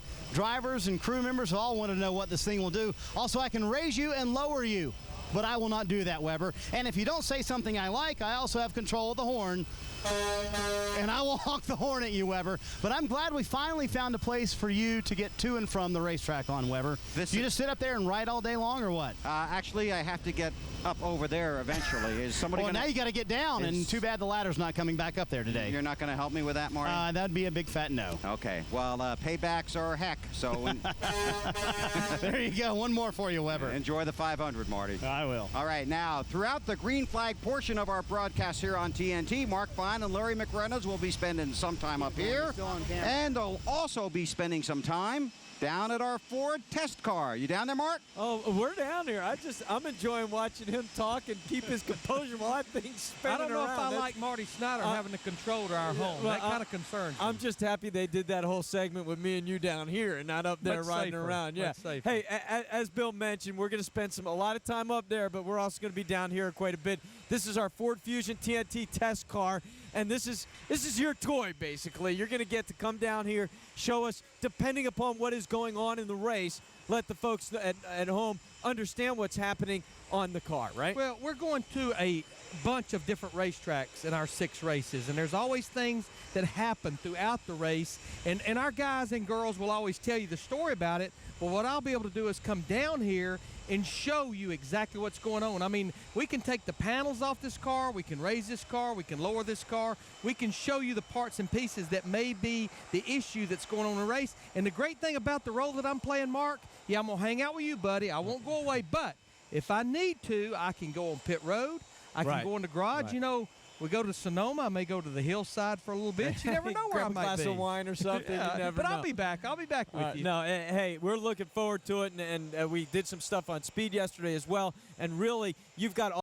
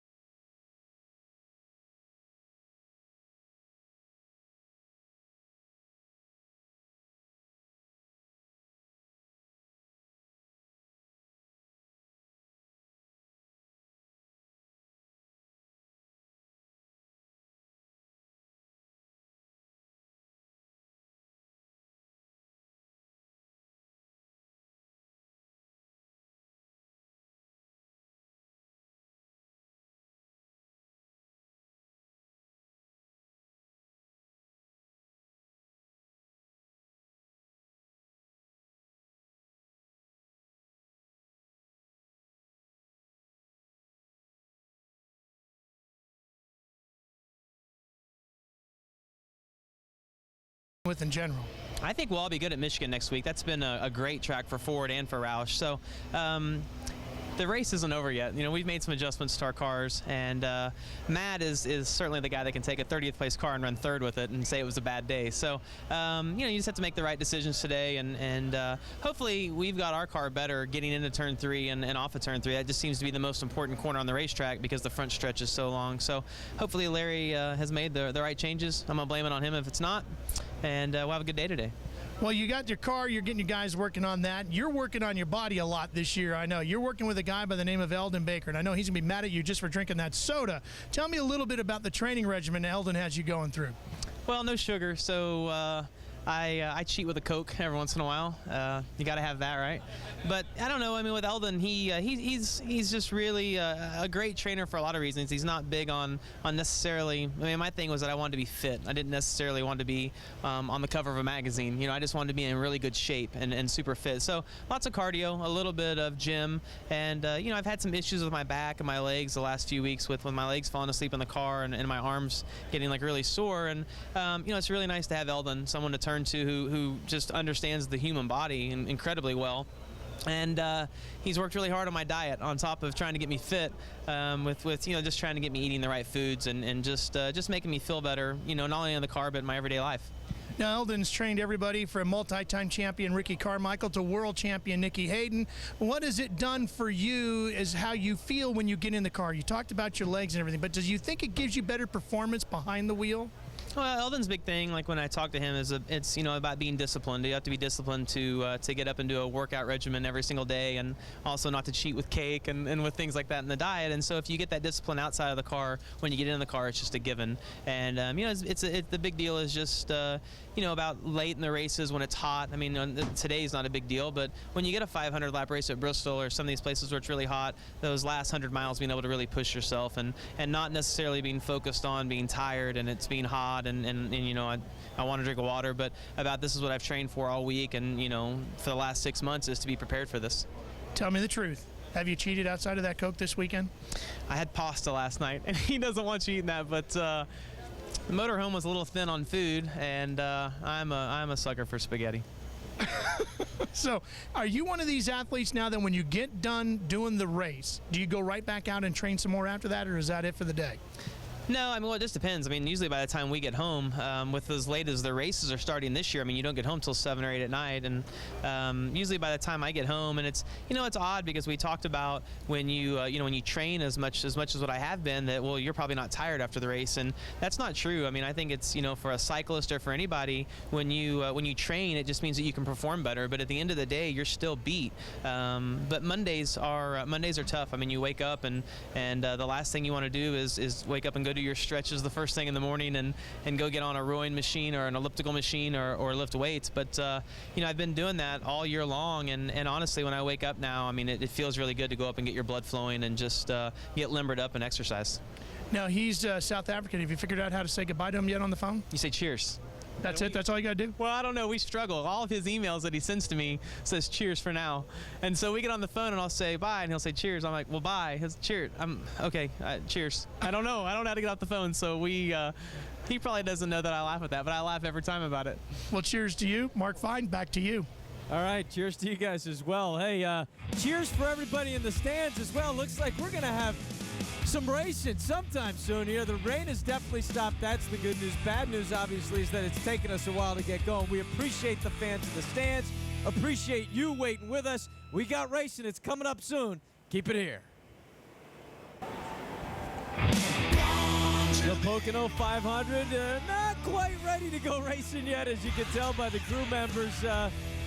Catch a little catnap before the start of the race today. Not exactly working hard right now, but they are going to have hard work to do today because it does look, Larry Mack, like we're going to get some racing in here at Pocono. Let's take another opportunity now to talk about this track because it is so special and it is so different. There's not another one like it in the world. You don't have 2 straightaways, you have 3 straightaways. Right. And 2 of them are well over 3,000 feet long.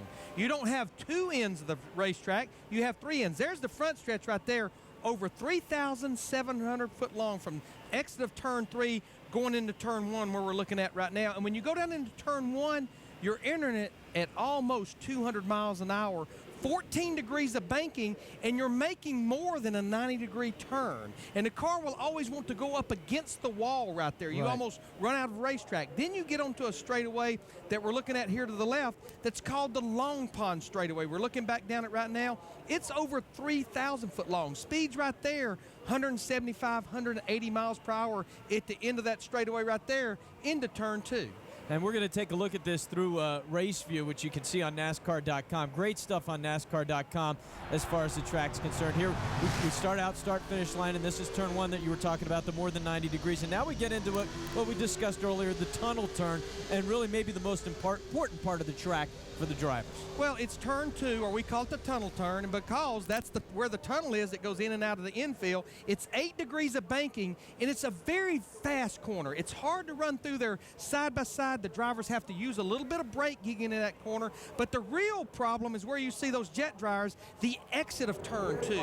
I will guarantee you we'll have several cars get into that outside wall. A lot of them will have the Pocono stripe before the day's over. The Pocono stripe, and then, of course, they head into turn three and talk about, I guess, of the three, is that the least difficult? Is that fair to say? Or?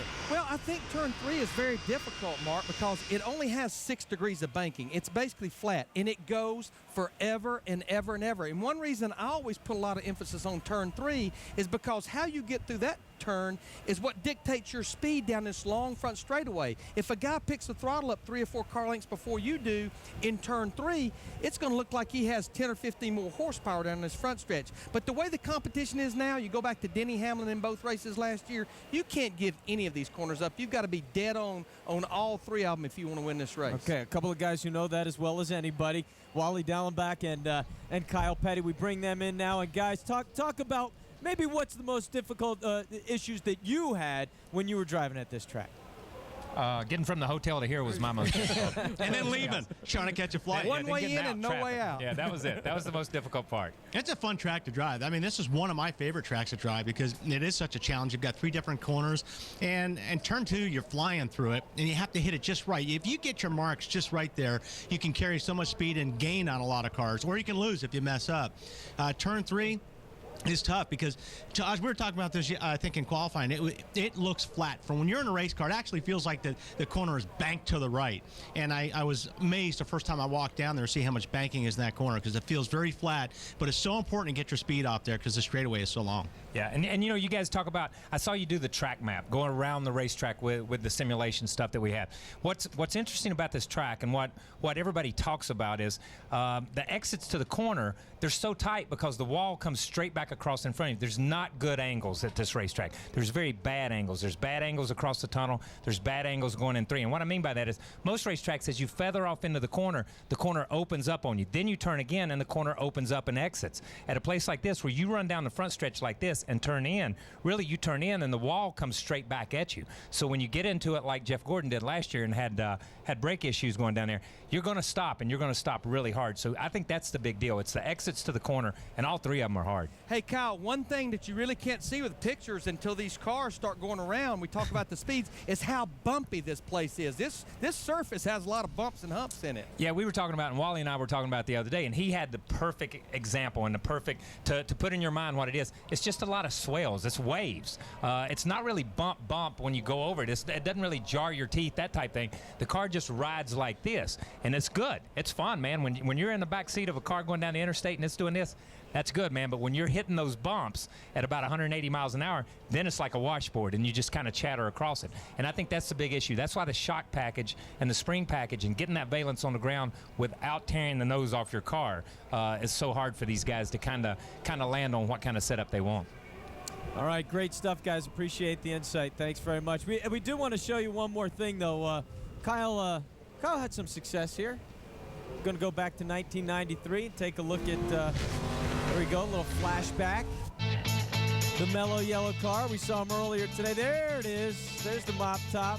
Oh, that's when he was in the videotaping everything that was going on. He walked around Indianapolis for 2 solid days videotaping everything that year. You can tell how long ago it is by the size of the video camera. They don't have cameras that big. They don't make those things that big anymore. I'm surprised it wasn't filmed. That's like that size camera is what we're using here on TNT today. It's kind of progressed down to where that is, but at the time that was very cutting edge stuff right there, man. Yeah, all right, great stuff, Kyle, Wally. Thanks so much. All right, we are going to go down to Marty now. I think he's got somebody down in the pits.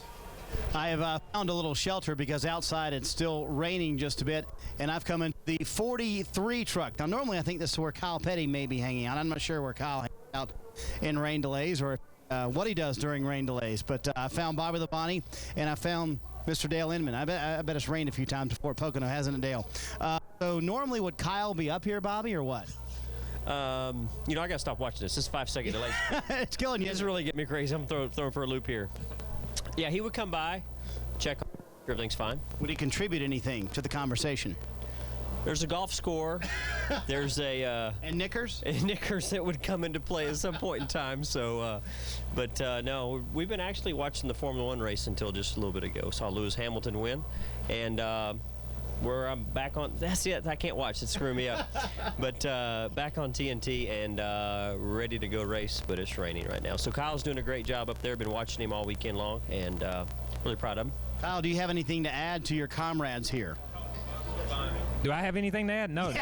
He just ruined. Telling me just ruined the Formula One race for me because obviously I've been on TNT all day. I've not been able to watch the Formula One race. So thanks for that. I appreciate that. And no. Where's the king at right now? He's asleep, he said. Yeah, okay. That makes sense. It's 3 o'clock in the afternoon. 3 o'clock, he takes It's 3 o'clock in the afternoon. He's still asleep. He's not got the wake-up call. So just make sure that Inman goes out and gets him up before the race starts. Okay, Inman's here.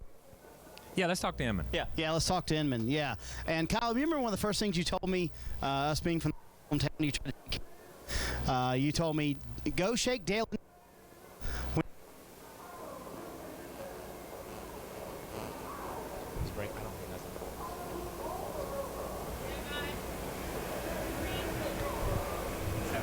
All right, obviously, some technical difficulties inside the hauler there with Marty and the rain. And, you know, it's our first week here on TNT, Larry Mack, and a lot of things are going to change with our coverage. One thing has stayed the same for the last 2 weeks, the rain. Well, wait a second.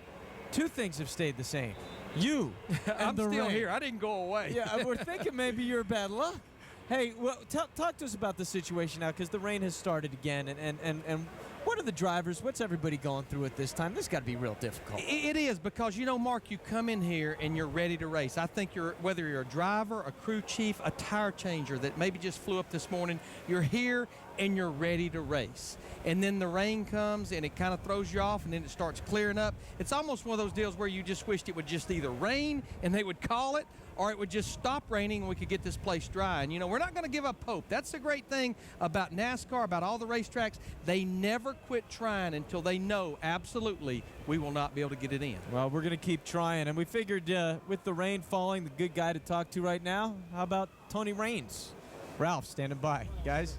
Mark, there's a little bit of rain here at Pocono, but you know what? There's no rain at the world-famous Namco Speedway, and that's where Tony Raines is running right now. You know, technology is a big part of racing, and you would think Tony, being with the Hall of Fame racing guys, would be right on top of the latest and the greatest, but it is pretty much Tony Raines is an old-school guy. How old? He's playing pole position, and that's where Namco Speedway is. This was a game that most of us played when we were like, I don't know, 6 or 7, the old Atari game. You know, they've come up with other things since then, Raines. I know, but I'm still trying to master this thing. I haven't won a race on pole position in a long time, so fortunately Brandon's friend brought him this nice game, and I'm trying to play it, but I'm not doing very well. And you're making it hard on me. I think you're pretty much done on your own here. Now, who's the fast guy in the crew?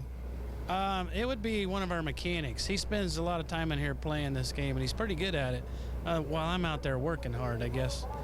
But we have a lot of fun with it when it's raining. It's pretty competitive in here. Have you ever been a simulator guy? Have you ever tried any of that? Yeah, I have actually done that. Terry Lace had the IndyCar simulator. I crashed that too, so I wasn't very good on it either. Are there any video games you're any good at? Galaga. I'm good at that. But that's not a racing game, is it? No, it's not, and it's pretty old school as well. But that's my favorite. That's a shoot 'em up. I don't know, get captured, get an extra guy, double firepower. I like the old school game. But this, I got to buy me one of these. Actually, since Brandon's had this, I've played it a lot, and I'm going to get one because I don't like losing. You might want to buy an updated racing game and work on that. It might be a little bit better towards your career, don't you think? NASCAR 07? Am I on that one? If I am, I'll buy it. I'll see how I do. Well, let's go upstairs for an updated video game, because if you want the latest and greatest in technology, it ain't happening in this group. Let's just get this off on the right foot. Your right foot. Hey, who's in charge here?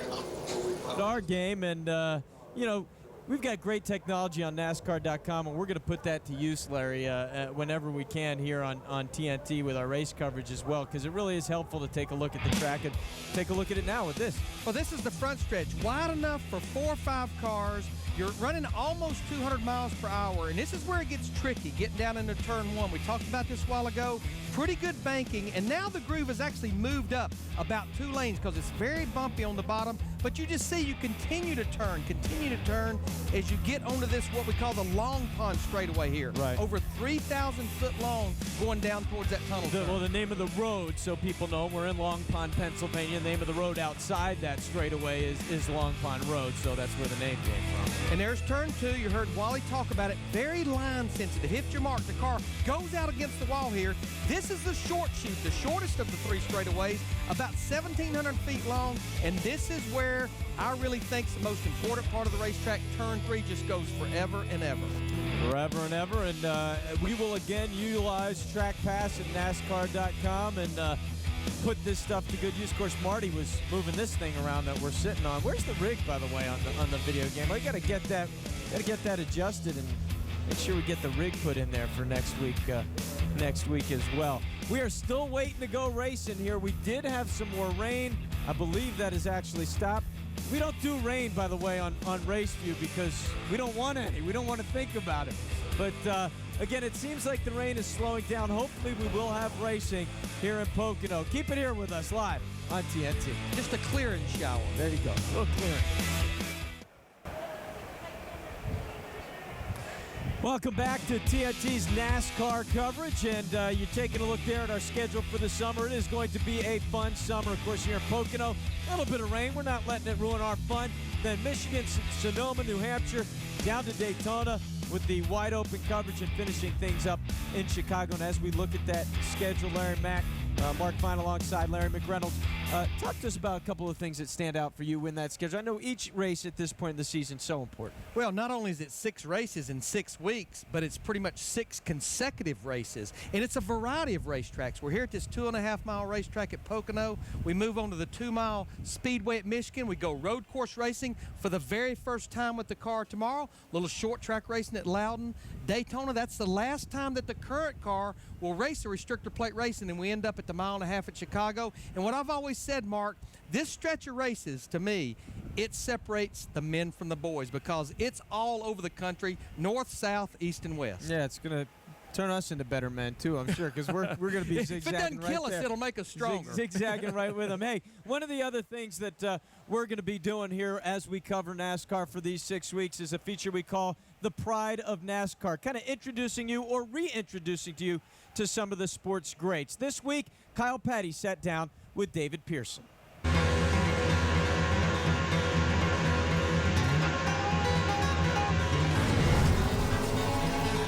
Pearson moving up. Here comes Petty to the inside. They are 3 deep, approaching the line as the laps run out here in Michigan. Pearson, a superlative performance by the Silver Fox. 3-time Grand National Champion David Pearson bringing the crowd to their feet as he storms across the finish line to win for the 8th time at the Michigan International Speedway. David Pearson's done it. Only one man has won more NASCAR stock car races than David Pearson. And that one man is the king of NASCAR, my father, Richard Petty. Now they're running rebel style. Pearson, Petty, and Yarborough side by side. They're scraping fenders all the way around the track at over 100 miles an hour, and the crowd goes wild. Pearson's 105 career victories is only half of the King's 200. But Pearson only entered half as many races. His actual winning percentage is higher. Those will pardon my mush.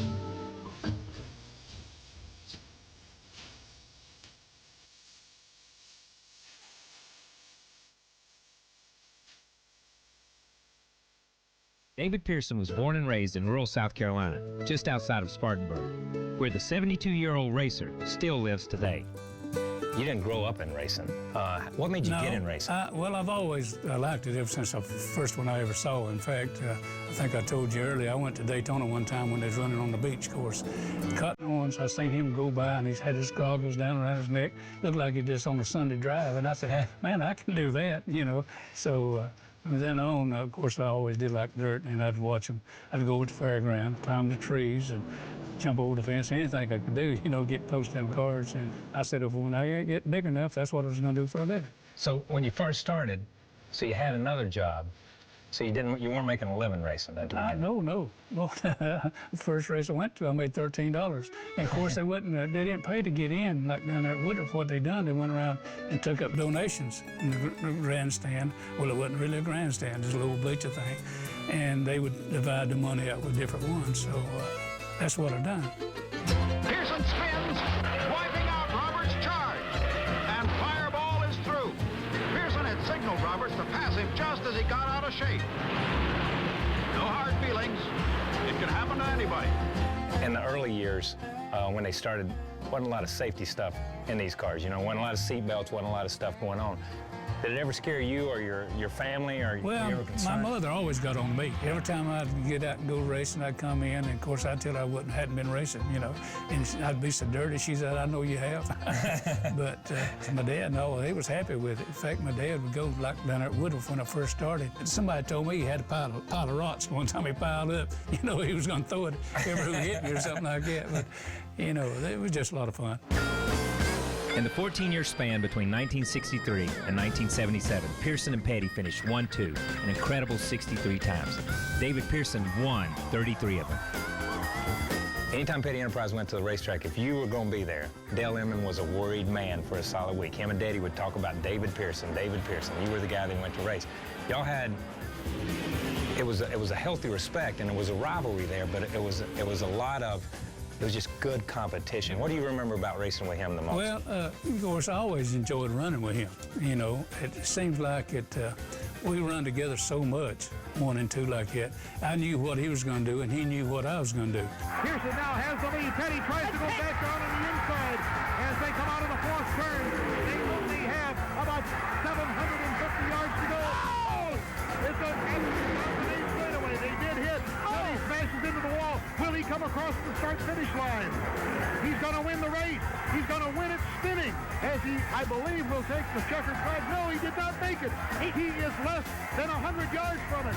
Here comes Pearson. Pearson is going to try to make it across the finish line. Petty has his car going. Pearson's going to win it. Oh, nice angle. He wins the race. It's unbelievable.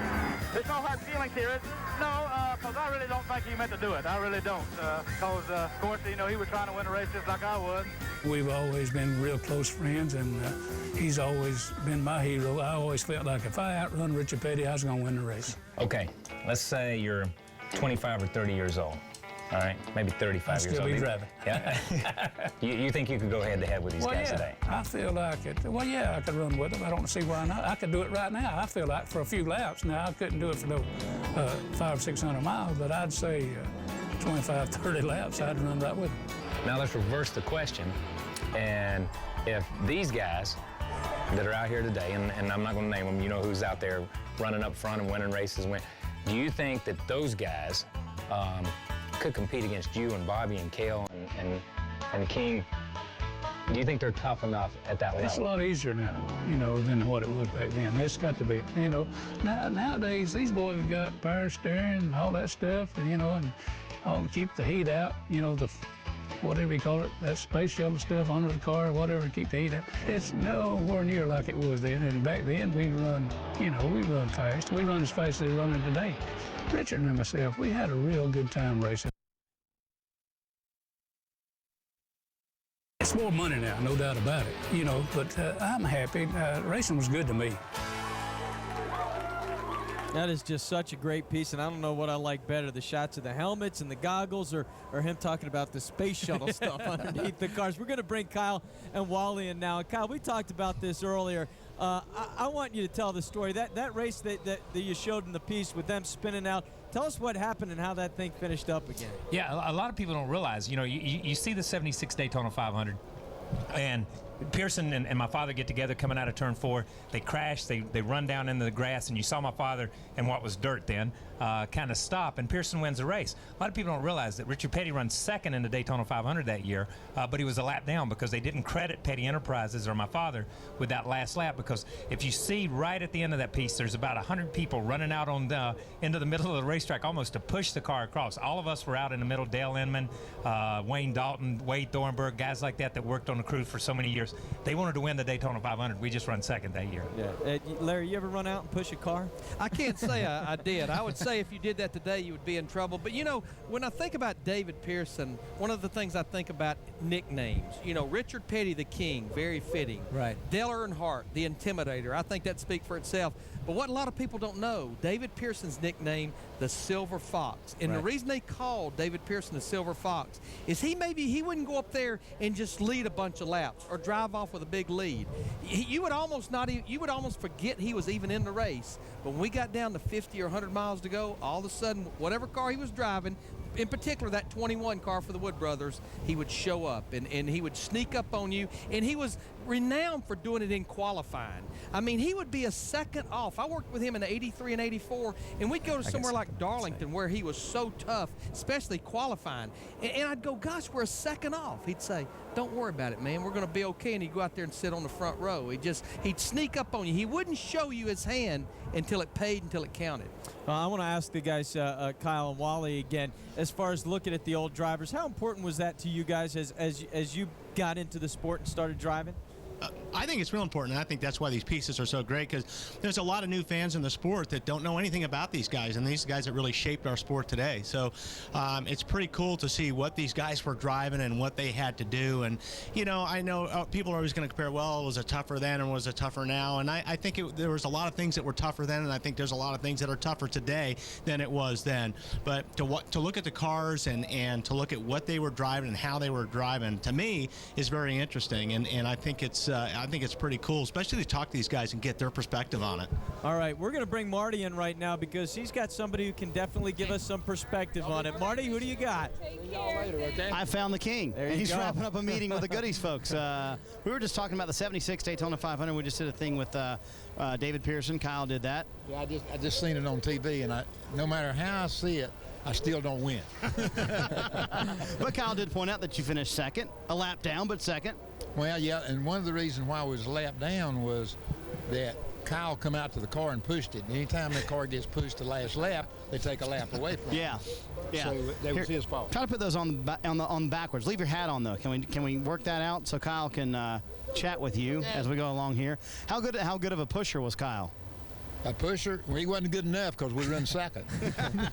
You need to push a little more, Kyle. You could have won the race for him. I wasn't the only one out there, man. You got to remember, I wasn't 15 years old then. I wasn't even supposed to be out there. What are you talking about? I know you wasn't supposed to be out there, but it didn't make a whole lot of difference. We still won second, so hey, you know. Yeah. Let me ask you a question.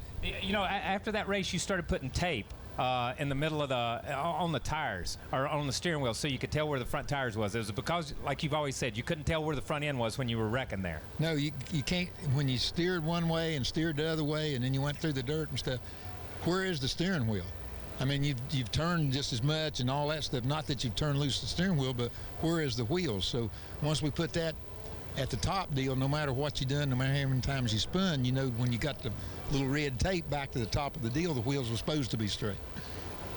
That just blows me away. I mean, you know, and that's the way those guys always used to do stuff. If they had a problem or something happened, you guys always come up with something. You and Pearson never got into that again. I was telling them a story when we were at Georgia Pacific, and you guys were that we were taking questions from the audience, and they asked you who was the best driver that you ever raced against, and you sat there for a little bit and you thought about it, and you said, well, I'd probably have to say David Pearson. You know, he was good on dirt, he was good on the big tracks, he was good on the short tracks.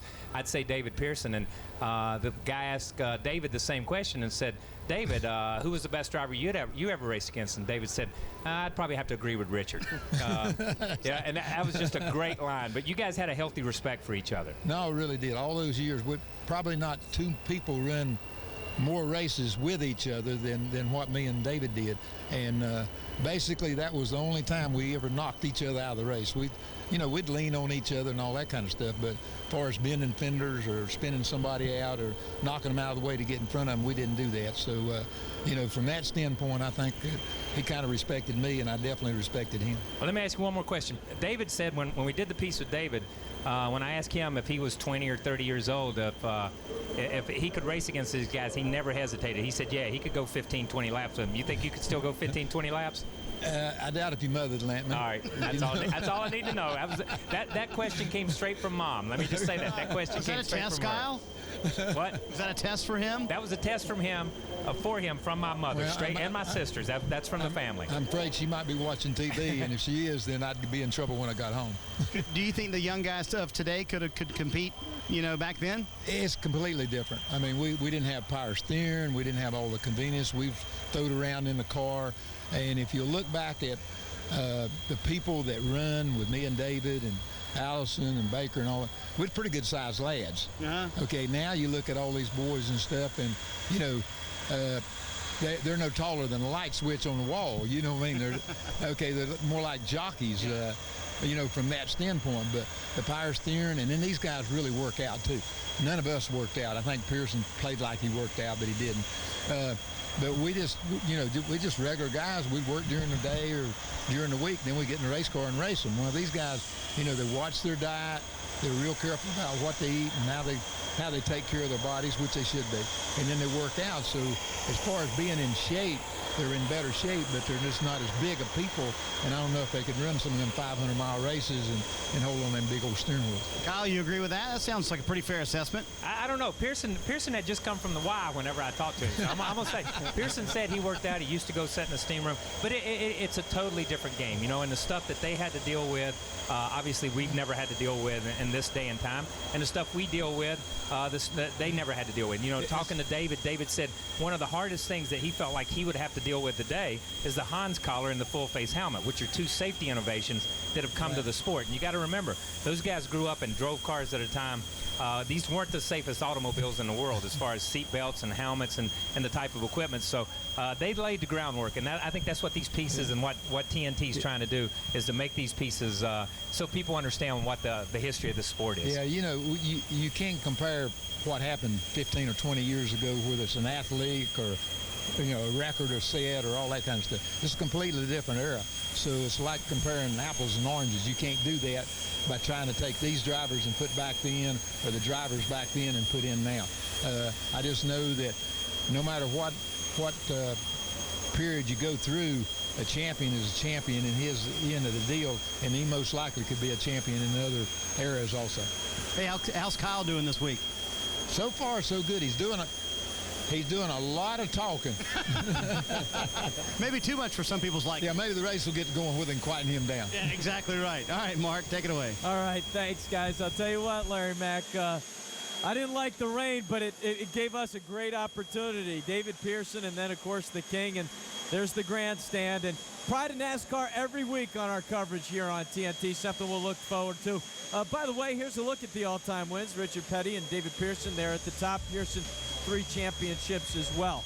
Hey, we certainly know that Jeff Gordon is on track to possibly catch Cale Yarborough, Darrell Waltrip, and Bobby Allison. But I would say even with a season like he's having this year, it's going to be very, very hard for him to catch David Pearson, and we know that no one will ever catch the King. Well, I'm not a math genius or anything, but I'm thinking about 5 wins a year, at least 6 more years, and that might get him close. That's going to be real tough. It's going to be basically almost impossible. But, the King talked about, Richard Petty talked about, you can't compare yesteryear to this, to what's going on right now. I mean, the man, Richard Petty, started almost 1,200 races, 200 wins, 7 championships, in his career earnings, $7.5 million. That's a lot of money, but that's half of what Jimmie Johnson won last year in his championship year in 2006. Talk about growth. Yeah, times have definitely changed. All right, we're going to go back downstairs now. I think we got a Matt and a Matt. Matt? Mark, we're high atop the Riser condominium here on Pit Road. Now, first off, we just unzipped the window and looked out. The weather is looking better, but first off, you are sitting in a crew chief, a championship-winning crew chief's chair. You got a little bit different perspective on things from up here, Matty? No, not really. We're just sitting up here. I've never been up here in the Millard Motel. Todd built this place, and it's pretty nice. They don't have it so rough up here. They got monitors all over, and it's a pretty nice deal. But really, the main thing I'm wondering today is why we only have 3 jet dryers here. We should have like 10. This place could be dry. DeWalt, do they make jet dryers by any chance? I don't know. We could probably get them to build one. Well, looking at the radar, by the way, you've got Chip, who, he was your acting crew chief for a win. Now, you're looking at the radar. Now, Chip, let's get a weather observation. What are your thoughts? Looks like it's going to rain again to me. Man of few words, but much knowledge. Well, first off, on a serious note, you were at Eldora on Wednesday night, but on top of that, your son Ross, we talked there, he was at Eldora. He is starting to race. What's that for you as a father, seeing him, being bitten by the bug, so to speak? It's cool to watch, if that's what he likes to do. But really, I'd like him to do whatever he wants to do, I think. So he ran his first late model race Friday night up in Wisconsin, and it sounded like it was very eventful. So it was, I wish I could have been there to see it, but hopefully I'll be able to see it again. Okay, now, we've been told that your math is a little bit off. Supposedly there are 10 jet dryers on the racetrack. Now we'll hold station up here on top of the riser condominium and count as they go by. There's only 3. I asked you how many jet dryers there was. You said 3. I said someone told me there was 3, and it was you that told me it was 3. That's where I got the information, from you. No. Don't try to put it on me. All right, let's go to another crew chief who went to Victory Lane last week, who's standing by with Lindsay Zardiak. Obviously, nobody wants a rain delay. However, Kevin Bono Mannion, who is crew chief for Martin Truex Jr., had some luck last week racing on Monday, huh? Tell me how good it still feels for you guys to be on this high. Oh, it feels great. We for surely don't want it to rain out today, but our record on Monday has been pretty good. So won quite a few races on Monday, even in the modified. So, but I really need to get home tonight. It's my daughter Avery's birthday today, so we were having a late birthday party so I could catch dessert and eat some cake, but it doesn't look good. So what do you do to make up to her? Well, I think she'll understand, but she'll have to get that big present she's wanting. Okay. You know what? I know that you raced here, about 20 years ago? Is that right? Yeah, we were hanging out last night and talking about it, and we believe it was 91 was the last time we raced here. Haskell, Gary, Russell, we all raced modifieds, and I actually ran a late model here. A bunch of us owned a late model, and we represented Riverside Park, and won the qualifying race for the race champions in the late model. So we went to a few different places and run that. So we run that here, which was really cool, and ran the modified as well. How good is Martin's car? For today's race, it's pretty good. It's definitely a top 10 car. I think it just has natural speed in it today, just like Daytona. You just have a lot of speed in your car. I think it's capable of running the top 5 all day, and we'll see what happens at the end of the day. Kevin Bono Mannion, wish your daughter a happy birthday for us. Thanks. Mark? All right, thanks a lot, guys. The rain has stopped. The track's looking like it may be drying a little bit.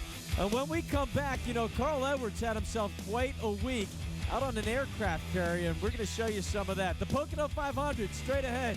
Keep it here.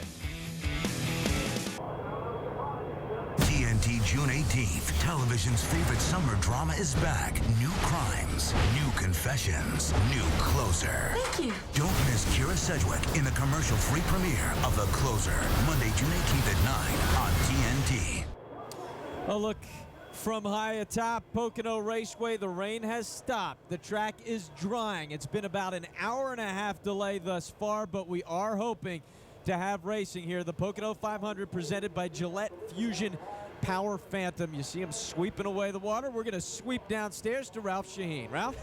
Well, Mark, I'm standing by here with David Rudiman from Michael Waltrip Racing, and you've got your Toyota in the field, and you're going to be the only driver from Michael Waltrip Racing in the field today. How tough is that on you, David?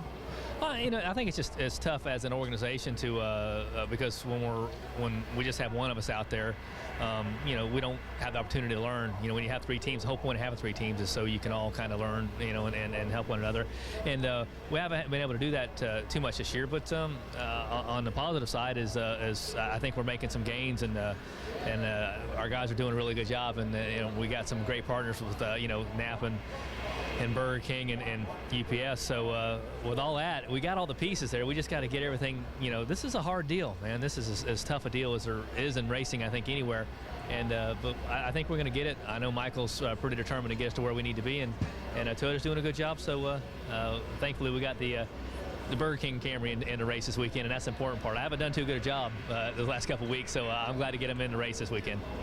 You know, just getting into this sport is pretty tough, and staying here is pretty tough. And now you're going through this situation of trying to get this team up and running. What is the biggest challenge within that?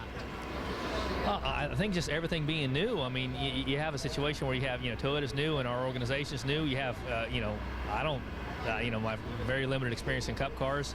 My crew chief, Frankie Kerr's doing a great job, but, he didn't have any experience being a Cup crew chief. It's all a bunch of new things, and we're all learning to work together.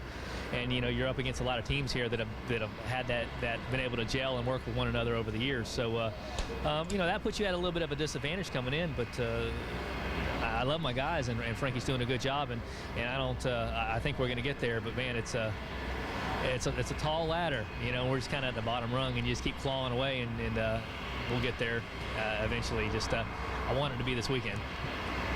Bill, as you look at it and what these guys are going through, the one thing that tends to make a big difference is having heart, driving it in just a little bit deeper on that qualifying run. David Rudiman did that on Friday. He's got Michael Waltrip Racing, one car in the show. And looking for a good finish here when we do go racing at Pocono. These drivers now just biding their time, waiting for the green flag to come out once we can, if we can indeed, get the track dry here at Pocono. Now, Carl Edwards raced last night. He won the Busch race. He's looking for his first Nextel Cup Series win since the 2005 season. But he did finish third at Dover on Monday, his best finish of the year. Perhaps he was inspired by a trip to the USS Enterprise, where Carl, who is a pilot, met some sailors and some other pilots that want to be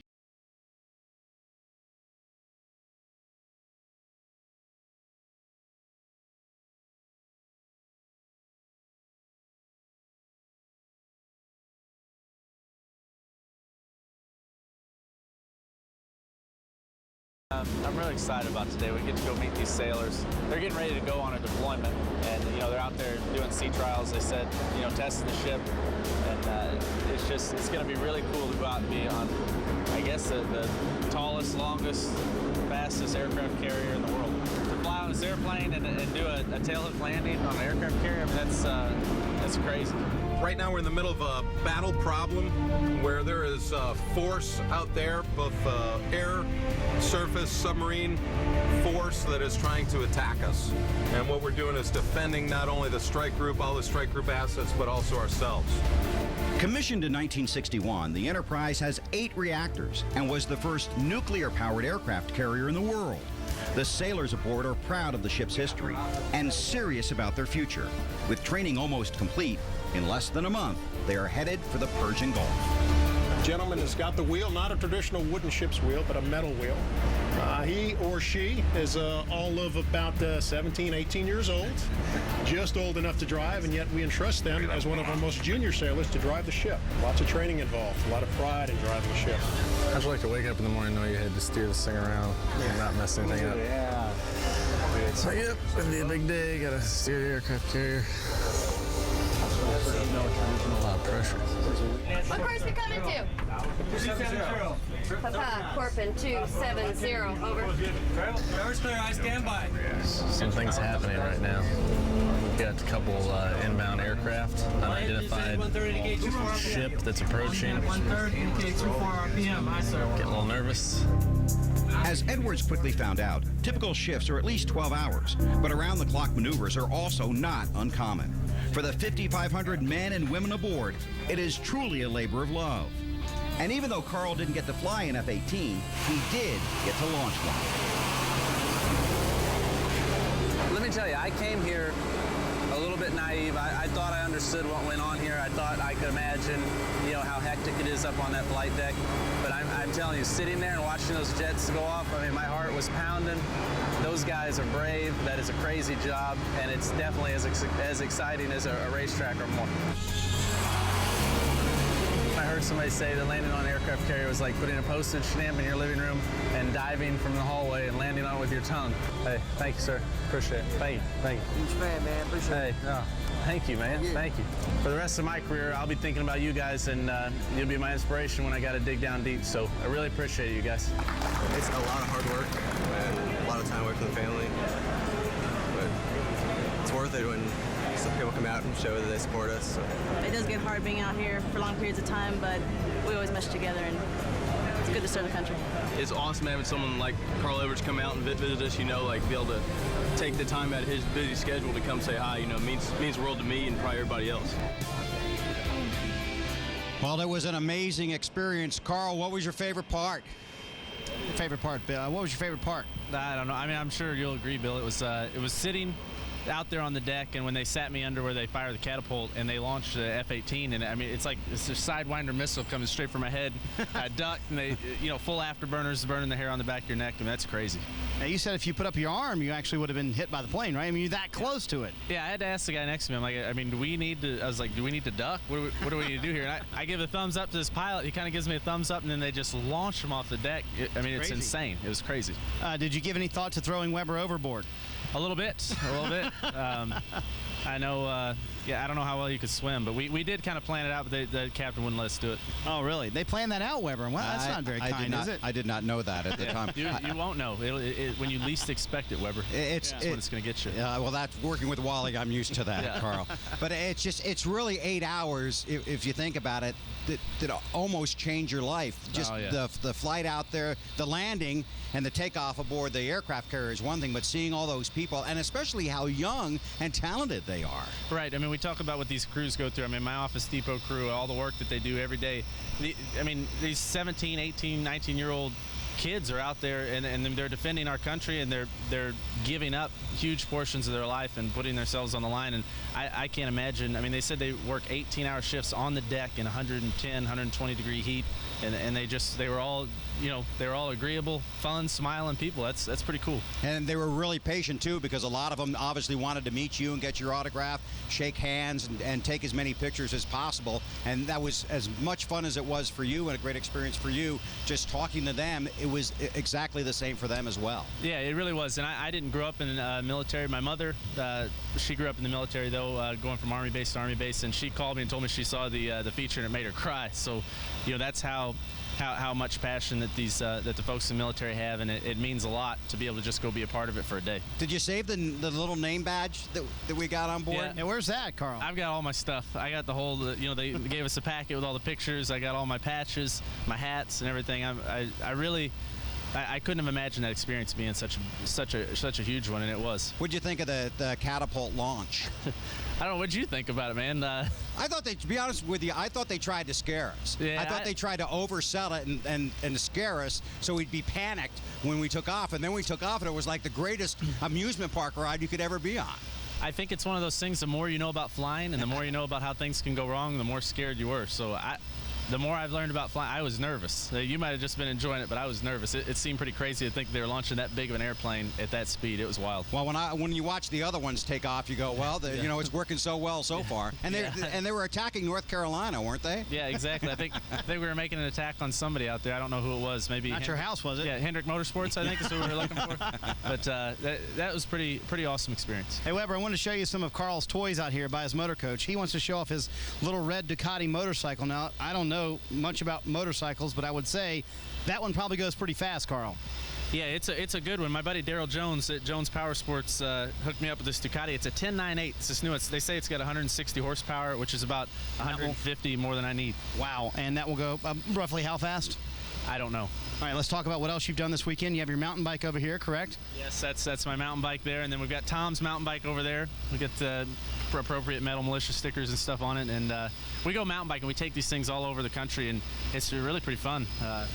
What else do we have there? We have something here that you guys did Thursday. I'm afraid to know exactly. We've got Tom, your coach driver, here, and what exactly did you guys decide to do earlier this week? Well, Tom is... you go ahead, Tom. Yeah, tell us about this thing, Tom. No, you wanted to interview Tom, didn't you? Right, yeah, let me interview Tom. Okay, here. I'm giving up the mic. Go ahead. Okay, all right. This is Carl Edwards here with Tom Jockey, Office Depot crew member. What do you got? This is a metal detector I got for my birthday from Carl Edwards last year. It's a lot of fun. It makes time go by. When you got a rain delay, you can go out and scavenge around. I like fun. We went out yesterday, and I shoveled. Tom metal detected. And how much did you find? We found over $11 and change on the Pocono slopes here. So. We went to the ski slopes, man, and we found it got so bad. We dug up a lot of pennies, a lot of dimes and nickels, and finally Tom said, "Forget it. We're only digging up the quarters." It'll tell you when you find a quarter. How do you know? It tells you when you find a quarter. Oh, it's got a little readout, huh? Yeah. Tom, you can take us and show us how this works, okay? I threw some quarters. Okay, we'll let Tom do that. And we got to point out that Tom does not shave on purpose because he's not shaving again until Carl wins. You got to get this fixed, man. The poor guy's never going to get a date like this. Look, man, we got the dude's out metal detecting on the slopes with a giant beard, trying to, just trying to get by, trying to make it in life, There you go. See, that's how you do it. You find a quarter right there. Very good. He found a quarter. And you have to win a cup race for him to shave, right? Yes. Yeah? It's coming, though. He's running really strong last few races, so. Okay. You have the shaving materials for the young man. Yeah, we got all the Gillette, the Phantom, the whole deal. We're shaving materials are no problem. It's just the winning part. The winning is hard. It's difficult, but I have a feeling we bonded a little bit. We went metal detecting together. We found $11, and it could be a sign of a great weekend coming. It's semi-frightening to me, fellas, how excited you were to find $11 in quarters yesterday. Oh, let me tell you, you dig up about 10 or 12 pennies, you find a quarter. I mean, you're jumping up and down. Wait, you should go get your shovel. Show me. I mean, your shovel's this. It's a military shovel, isn't it? There's people turning off their TV by the hundreds right now. But I'll go get my shovel. Help. Yeah, go get your shovel. Why not? Was he a good help, Tom? What's up? No, was he a good help? Oh yeah, he was good help. He was always on the ready to dig. How do you go ahead and dig? No, I don't need to dig on TV. But essentially, the funniest part was I'm sitting there digging. We dig.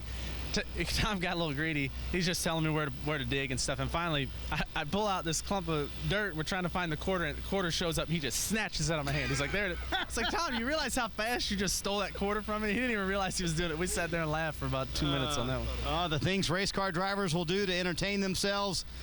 They go searching for quarters on the ski slopes on Saturdays. You never know what you can find. Somebody might lose a ring or something. There you go. There you go. All right, I hope you get to shave today, Tom, okay? Thanks. All right, man. Bill. Hey, don't walk away. Hey, Carl, you want to talk to Carl? That's right. Go ahead. Carl, I just wanted to thank you. I know that was a big experience for you going out to the Big E, but I wanted to thank you for letting us come along because it really got the troops some exposure and gave the fans a chance to see something they might never get to see. Thank you. And I mean, we joke around a lot and everything, but that day, I mean, just like everyone who went, I mean, me and you and everybody else, it was moving. I mean, to realize the sacrifice, just can't thank TNT and everybody enough for doing it. Because it was a ton of fun. And thank you to the sailors out there, and we'll be hopefully seeing you again sometime. All right, make sure you get the tapes, okay? All right, cool. All right. Carl Edwards, just one of the 43 guys hoping to go 500 miles here at Pocono Raceway in Pennsylvania this afternoon. They're drying the track. We'll see what happens. You're watching NASCAR live on TNT. A live look at Long Pond, Pennsylvania, Pocono Raceway, site of the Pocono 500 presented by Gillette Fusion Power Phantom. And yes, there are butts in the seats, people ready to watch racing. We are expecting sometime soon to actually have racing for you today. The sun has been spotted. The track is being dried.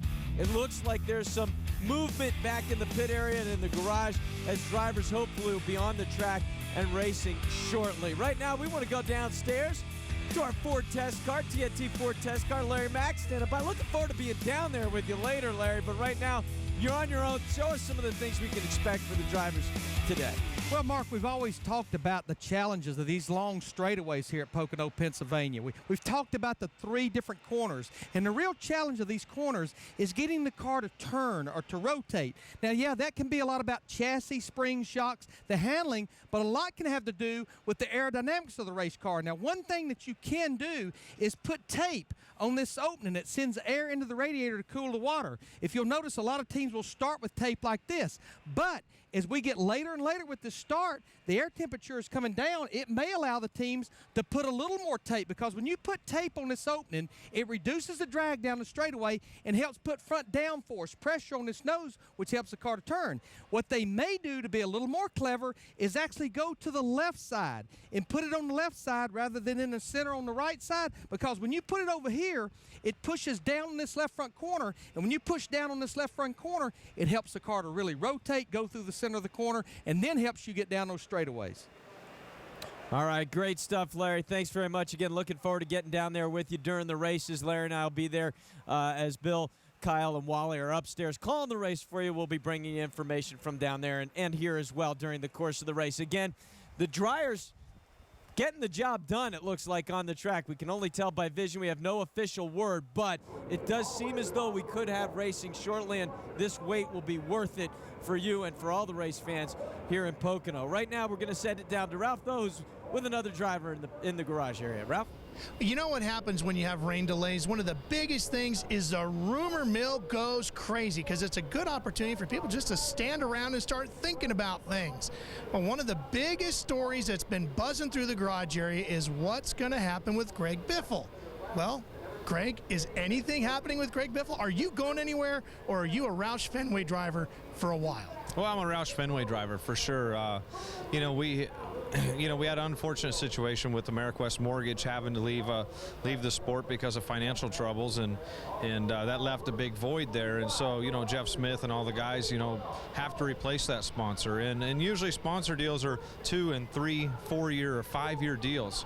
And the thing is that, who's your driver? When you're selling these big time packages, the driver is a key element in the package. And I'm only under contract till next year, 2008, with Roush. So, Jeff automatically said, we're going to have to renegotiate with Greg and get a long-term deal so that we can go sell a big sponsor package and keep moving forward. And we had lots of sponsor interest, but I think that sparked the idea that I was a free agent, and so a lot of rumors got started and things, but I'm under contract for next year, Roush Fenway, and we were working on an extension, and, we kind of put those talks on hold, and let's focus on the race team. Let's focus on making the chase. Those are important things for us right now. And that's what we're focused on. We got Greg Irwin over as a crew chief on the 16 now, and we've changed some guys around, and it's going really well. We unfortunately are not running this weekend like we want to, and that's a little bit of a setback, but we had a great weekend at Dover for our first time together, and we're looking forward to the future. We think we have some good things coming. Michigan next week's a good racetrack for us, and I don't like the rain delays either, but I've really enjoyed the programming that's been on, watching Kyle Petty and everybody do all those things. And I got an opportunity. I watched the Carl Edwards piece, and I got an opportunity to go on a aircraft carrier as well, the USS Eisenhower, and we went and stayed the night, landed on the flight deck and all those things. And I was skeptical, along with Carl, about launching a C90, off of the end of that thing. So it was a lot of fun and a lot of experiences, and I miss my time with the National Guard and still think about all those folks. So we can unequivocally say we can take your name out of the running for a DEI ride, an RCR ride, and all these other spots we've heard you potentially listed for. Yeah, I mean, certainly we don't, have an extension done with Roush Racing beyond 2008, so that's, our contract runs through next year. So after that, hopefully I'll be with Roush Racing, but obviously after 2008, there's a possibility that there'd be something else in the future, but I'd highly doubt it. How tough is it for a driver like yourself when you're trying to build momentum from within your own team, when these rumors are running rampant throughout the garage area? If I'm hearing it, guys in your team are hearing it, how tough is it for you to look those guys in the eye and say, guys, I'm with you? Yeah, it's tough, and that's what you have to do. You have to sit down and tell the guys, that you're behind them 100%. And Greg asked me before he came over, what about all these rumors, that you're going to, maybe not be here next year or whatever. And I said, I'm going to be here. And, that helped Greg make his decision to come over. And, unless the wheels fall off the apple cart, there's no reason why I'm not going to be at Roush Fenway for a long time. You've been here for a while already. You've seen all the things that Roush Fenway has gone through. A bit of a blip in the performance level right now. What does this group need the most to get back to its dominant form where you had 4 or 5 cars in the chase a couple years ago? Well, certainly what we need to do is, focus on the future. And Robbie Reiser's really headed up that program, and we've put together a test team. And, we're going to Milwaukee, Wisconsin next Thursday with the test team, and I'm going to be driving the car, continuing to test. Carl and Matt went a few weeks ago. So we're just starting that test team. We're just starting all that simulation. We're starting all those things that we need to be doing to be competitive with the competitive with the COT cars. And, you know, let's face it, we're a long ways behind all these other teams, but we can still catch up, and we have to continue to focus on that. The one thing I brought up in the meetings, we have to focus on the mile-and-a-half program. Before we know it, we're going to be at these mile-and-a-halves, and we don't want to suffer the same thing when we get to these mile-and-a-halves as we're suffering now on these 1 mile tracks. Is let's, you know, leapfrog the competition a little bit. We're not necessarily going to do that, but let's start focusing on that as well as focusing on what we have to do today. Do you hear the crowd and you feel the sun in your face? I do, and I can't wait. You see how optimistic I am. I left my uniform on. I'm sitting here watching the broadcast. I can't wait to get in that the Dish Network car, and just excited about it. You know, hopefully get that Fusion running good. Matt, the one thing we like to do here in our live coverage of NASCAR with TNT is break some news. We just broke a little one here today. Officially take Greg Biffle out of all those rumors. He's out of the RCR deal. He's out of the DEI deal. He's staying right here at Roush Fenway Racing. Well, Ralph, that's good news for Greg Biffle. Unofficially, we're being told that drivers are being called back to the front stretch to get to their race cars, and your driver, Juan Pablo Montoya, just sprinted into the motor coach to get his fire suit on. As a former driver and as a current owner, grade JPM's performance so far in NASCAR. Well, that's a good question, Matt. I would say Juan's performance, I would divide it into three characteristics. I would start with speedway performance. I would give him a B to a B minus. Mile-and-a-half tracks, I would give him a B plus. But then if you got to segment out car of tomorrow, and I'd say car of tomorrow, we're probably a C minus right now. So I would, you know, about right where I thought we'd be. I'm a little bit perplexed about car of tomorrow. We're a little confused about that, but we'll be okay. You know, a lot of us all watch on speed the F1 coverage, and you can see over the past couple of seasons the frustrations just kept building for Juan, not having the right equipment, and you see him now. Can you believe just how quickly the transformation back to happy Juan that you've got now? It just seems like he's so happy in the current situation. You know, and it's interesting you say that, because I didn't realize when you say he's a happy Juan now, and we all know that and we agree, I didn't realize how down he was in Formula One, you know, and boy, it's just great to see him out and about here and having fun, and he's really adopted the NASCAR community, and I think the community's adopted him, and it's been a great experience for the whole team, and including he and myself. Now, any truth to the rumor you guys may be forming a dirt late model team over as much fun as he had at Eldora on Wednesday night? He did have a good time there. I know his son Sebastian enjoyed himself, and his wife Connie. They all enjoyed themselves over there helping Tony Stewart and the Petty Camp and the Hole in the Wall Camp and all those things, the Victory Junction. I mean, it was a great event, and I know Juan was very happy to be a part of it, and it was a new experience, another new experience for him. And, you know, it just goes to show, it really flies in the face of everything that those Formula One drivers are or are not. You know what I mean? That's the nice thing about him, is he's just, you know, he has a good time. He said, hey, I'd love to do that. I'd love to help out Tony, help out the Victory Junction gang. And it's really refreshing in that sense. And I mean, that's what I would, you know, overlay over the whole season. Refreshing. Well, the good news, your refreshed driver just walked in his fire suit right behind us, and he's heading out the front stretch. So, hey, good luck today. Now let's go to Marty Snyder. Well, Matt, there's a lot of drivers headed out towards the front stretch, getting ready to go to their cars. I found Coach Joe Gibbs, who's here for a midsummer appearance at the racetrack. How much do you get to keep up with the racing thing, and even though you're coaching the Redskins right now? No, I keep up with it, definitely. I've been able to spend quite a few Fridays, Saturdays, Sundays in Charlotte. I've been kind of covering home base there because JD's been at the racetrack, and we got our grandbaby there, so I've been watching him. But, no, I keep up with everything, and it's real important to us and our family, and although we got a strong group of guys around the race teams, so I don't have to worry about it much. Still get the same thrill? Does it charge you up to be here for the green flag? Probably more so. Yeah? You know what I mean? If you're coming every week, it's a little bit of a grind sometimes. The way it is with me right now, I really get excited about coming. I love everybody here, and it's fun being around the guys. A lot of excitement.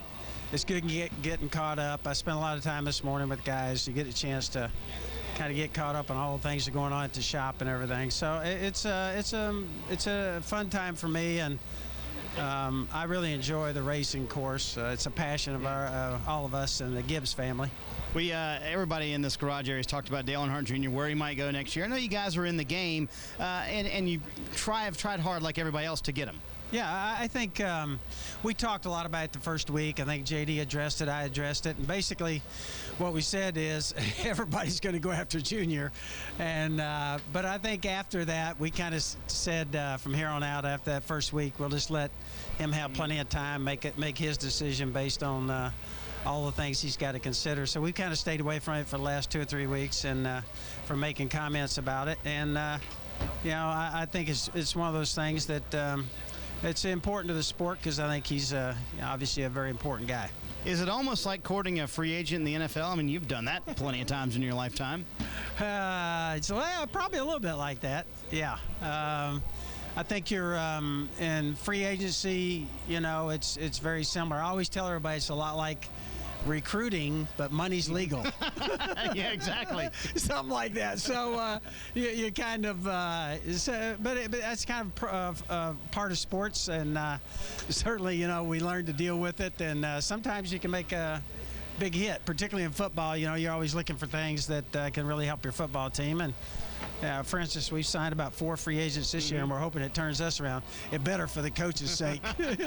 I think you're safe, Coach. How do the Redskins look this spring? I don't think it's so hard to tell up there. You know, we lost 5 games last year by 3 points or less, and so it's very close in the NFL, like it is here. And pro sports, it winds up being very, very competitive, and I think it's a lot of guys can win here today, and certainly in the NFL, it's going to probably twist and turn on those 4 or 5 close games. Yeah. And so, you know, for us, that's what makes you nervous. You know, we got to get off to a good start. We got an extremely tough schedule, and so and we didn't play well last year. So I think we got a lot to prove. The question is, do we help ourselves in the right areas? The good thing about the NFL, though, the way I really look at it, is you're going to find out because it's going to be on the scoreboard. Well, you might. And if you wind up 5-11 like we did last year, we stunk a joint up. So you know, we got to make it happen this year. You might find yourself in the midst of a win today. We're standing here in front of the FedEx Hall. Your guys pretty good here at Pocono. Denny is. Well, that was a thrill for us last year. You know, of course, we like it here. Won here before, but it's fun coming here.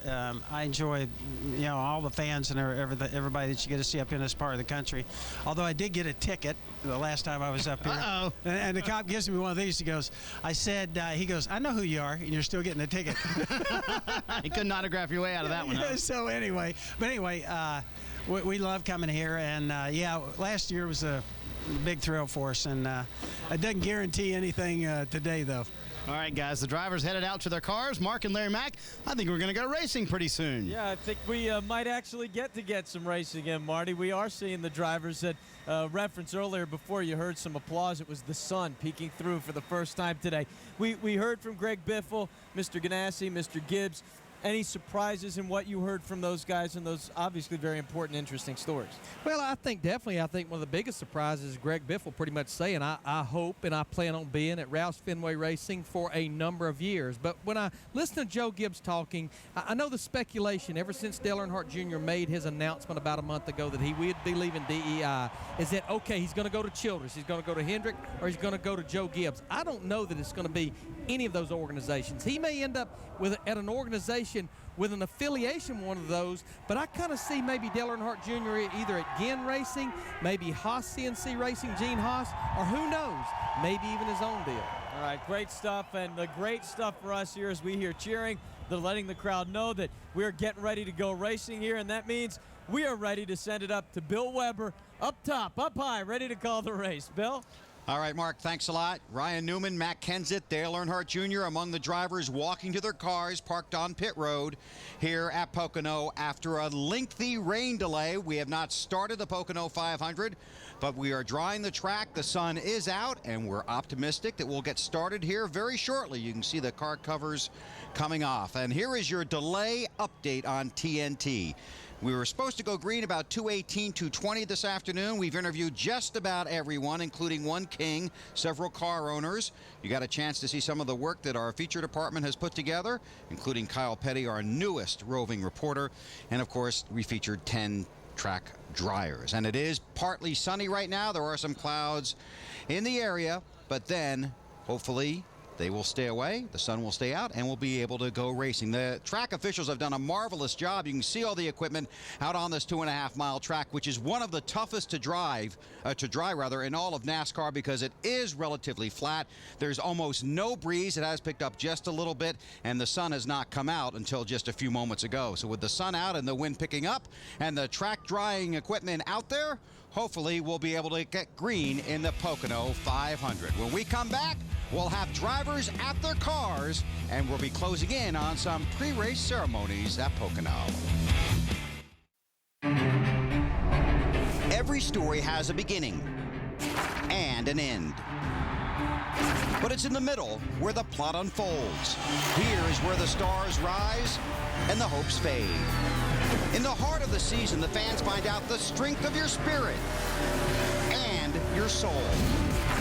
For some, the beginning has been a dramatic drive toward destiny. Jeff Gordon on his way to Darlington, win number 7. A road leading toward the rare and rewarding repeat. Checkered flag in the air. The 4th win of the year for Jimmie Johnson. For others, it has been a mystery, chasing after hidden clues, trying to find the path back to victory lane. In the beginning, there are cheers. Kevin Harvick is the 2007 Daytona 500 winner. And champions. The checkered flag waves over Matt Kenseth. And as each page is turned, you watch for those still trying to leave their mark. But it's the next chapter that could lead you to the most unlikely of heroes. Casey Mears has won the Coca-Cola 600. Martin Truex Jr. scores his first Nextel Cup Series victory. Now, as the temperature begins to soar, the pressure continues to build.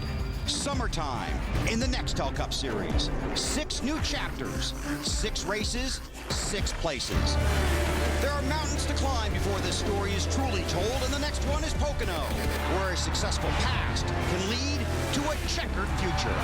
Welcome to the NASCAR on TNT Summer Series. TNT Sports presents NASCAR. Today, it's the Pocono 500, presented by Gillette Fusion Power Phantom. We're live at Pocono Raceway in Long Pond, Pennsylvania. After a long rain delay, looks like we're going to go racing. Here's Matt Yoakum. And we're catching up with Jimmie Johnson, just eyeing the racetrack. So the track is drying, but going out on the green racetrack, if there is a concern for you, which part of the balance-wise with the car will it be? It just depends. I mean, we worked on the car from last night, and hopefully it's balanced to neutral, and I won't have anything to worry about. But yesterday we were pretty loose, and if I am still loose, I'll be concerned about wearing the right rear tire out with the green track. But if we've adjusted too far and now it's pushing, I'm going to take care of that right front. And one other adjustment they're making, Sean Curlin, one of the crew members on his team, switching over his shield from the tinted to a visor that has a tint tear-off. So later in the day, because this race is about 3.5 hours, he can just peel that right away as it starts to get dark. To Ralph Shaheen. Jeff Gordon getting ready to get strapped into his car. Okay, we've had rain. The sun maybe is coming out. There's still clouds around. Are you okay with your setup, or are you in a world of hurt right now? No, I think we're in good shape. You know, I mean, we did tune more to the sunshine being out from yesterday, but, you know, I think that this track's going to go through a lot of changes here. I just hope we get out there. You know, I think we're more geared up for a 500-mile race, and we've always wanted to see a 400-mile race here at Pocono. We might just see that here today, but as long as we get out there, I'm pretty happy with the DuPont Chevrolet. I feel like we're adjustable, and Steve Letarte and myself, the way we've been communicating, I feel like we can make the right adjustments to be good no matter what. There is a possibility that as we get deeper into this race, it's going to start getting darker around here. How tough is that going to be for you, and how will you deal with it? Yeah, I mean, we've dealt with fog and some different things here before, but I don't know if we've ever dealt with the darkness. So, you know, it's going to be the same for all of us. I might just put a little tear off on my shield in case I need a clear shield, and just like I said, it's all about staying on top of the racetrack and tuning on it. And obviously we didn't qualify as good as we wanted to, so we got some work cut out for us to get to the front anyway. You know, we probably would prefer a 500-mile race over, you know, anything shorter than that. I just hope we can get all the laps in. Marty, Jeff Gordon is going to start 18th today. Well, Kyle Busch and Denny Hamlin assessing things, looking at the racetrack. So is he the man to beat today, Kyle? Yeah, him and the 12 look like they're pretty stout. You know, the 12 might have taken something from the 2 because the 2 and the 11 were really good here last time. But, you know, Denny's been great here last year and again this year, so we'll be looking for him. How about your car? It's all right. The Kellogg's CarQuest Chevrolet was good in practice. We we worked on it a lot, kind of slowed it down a little bit, so we're going to go back to basics and try to speed her back up. But I think we've got a pretty good car, definitely a top 5 car. I don't know if we'll contend, but we'll try to make it that way at the end of the race. For you, Denny, obviously things worked well last year, but it was sunny for both races last year. Weather change concern you at all?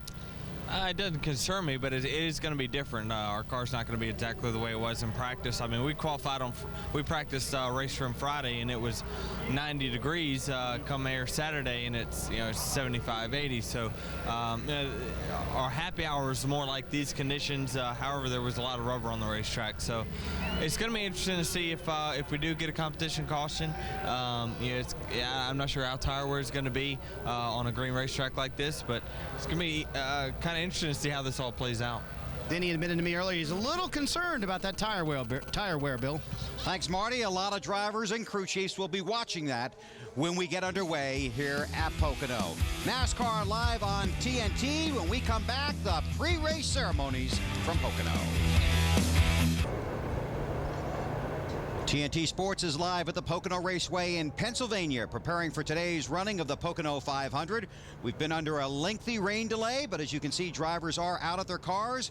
Hope we're getting ready to climb in soon for today's race. Casey Kane looking for his first win of 2007. One of the guys hoping to go to victory lane. Beginning of a new era, the first NASCAR race without Bill France Jr. He will be remembered in today's pre-race ceremonies. Ladies and gentlemen, we welcome you to Pocono, USA in the Pocono 500. Now please rise and remove your hats for the singing of God Bless America, the invocation, and the singing of our national anthem. Assembled here at Victory Lane is today's color guard. The colors are presented by the U.S. Air Force, Pennsylvania ROTC of Penn State University. At this time, we ask you to please bow your heads in a moment of silence in honor of Mr. Bill France Jr.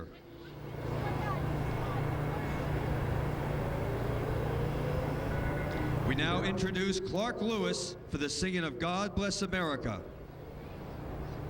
As the storm clouds gather far across the sea, let us pledge allegiance to a land that's free. Let us all be grateful for a land so fair, as we raise our voices in a solemn prayer. God bless America, land that I love. Stand beside her and guide her through the night with a light from above.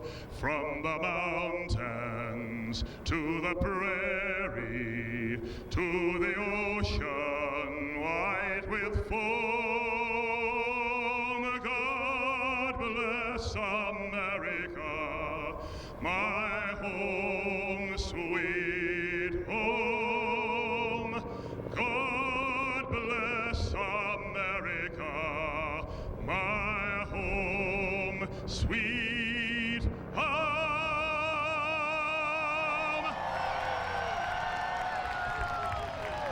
Thank you, Clark.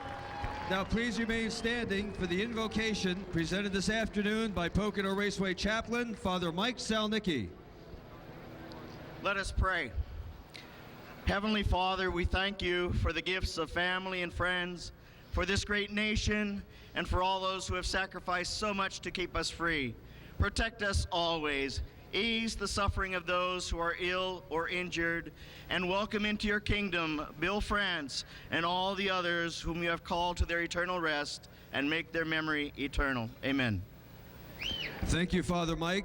And now, ladies and gentlemen, for the singing of our national anthem, Nashville recording artist Danielle Peck.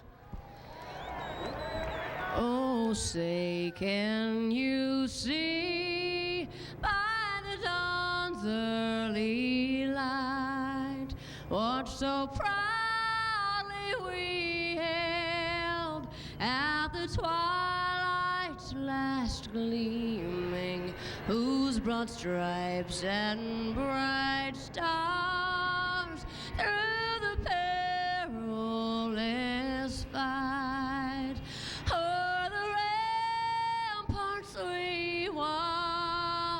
were so gallantly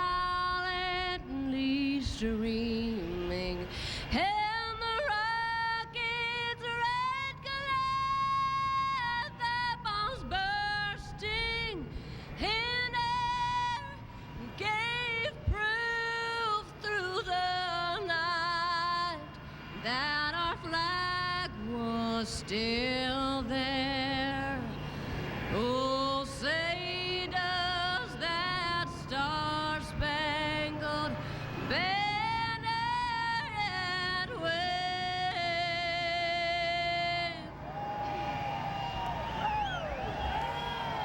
o'er the land of the free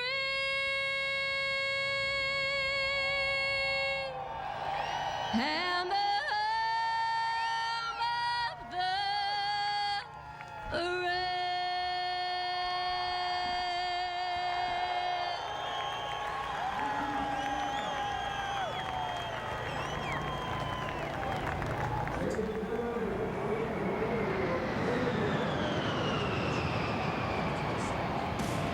The fans here at Pocono have been waiting a long time, and so have you. But the drivers are climbing in their cars, and we should have the command at Pocono when we come back.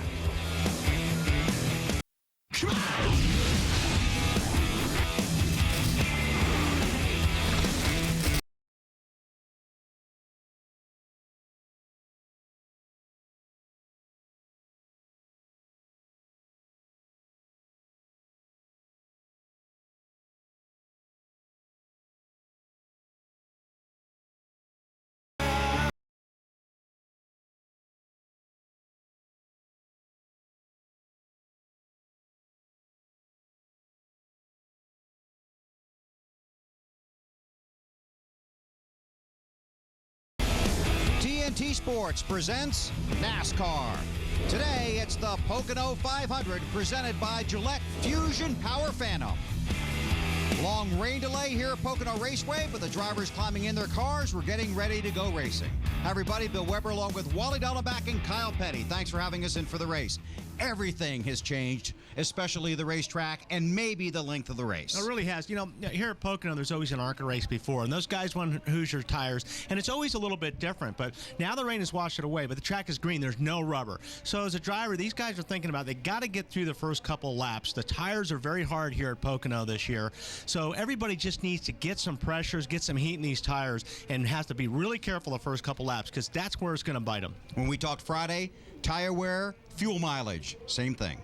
They do have a reading on their fuel mileage. I will say that. They don't have a clue about their tire wear. NASCAR has been really, really good in the past that every time that we have this type of situation at Dover or wherever it may be, they have a competition yellow. To let the guys come in, let's make sure we check our rears, check our fronts, check our air pressures, check everything. And even at Dover, they had 2 competition yellows to let everybody check their tire wear and get into that. So we'll probably see that in the early going here at Pocono also. I know you had your favorite tracks in the various forms of auto racing you've competed in. You had a top 5 finish here.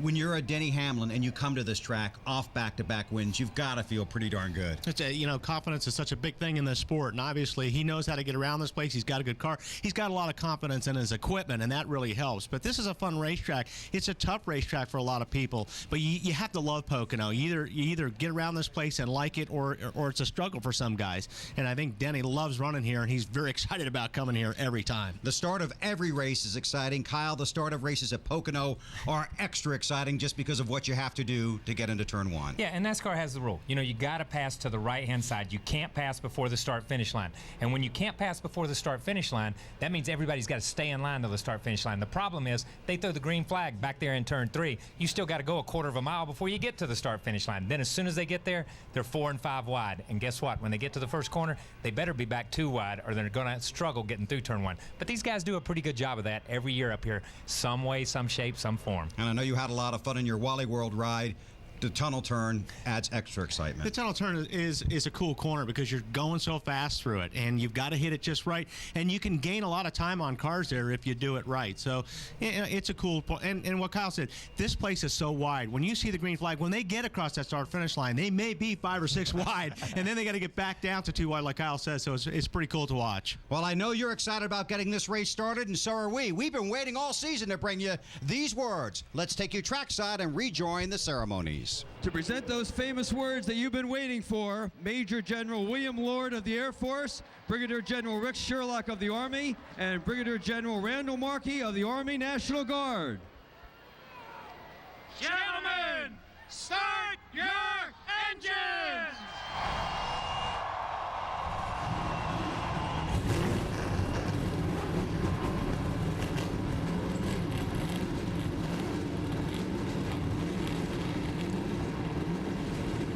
Wasn't really sure we were going to hear those words today, but the engines have fired on pit road. We're going racing at Pocono next, live on TNT.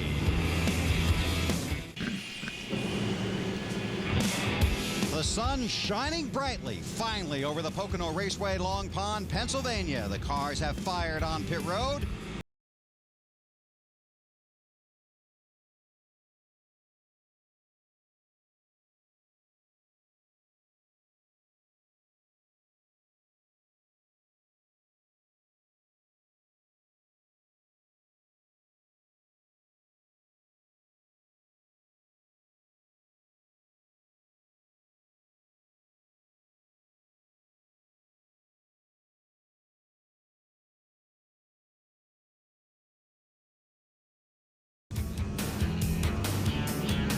On the front row, Ryan Newman and Denny Hamlin looking for his 3rd straight victory.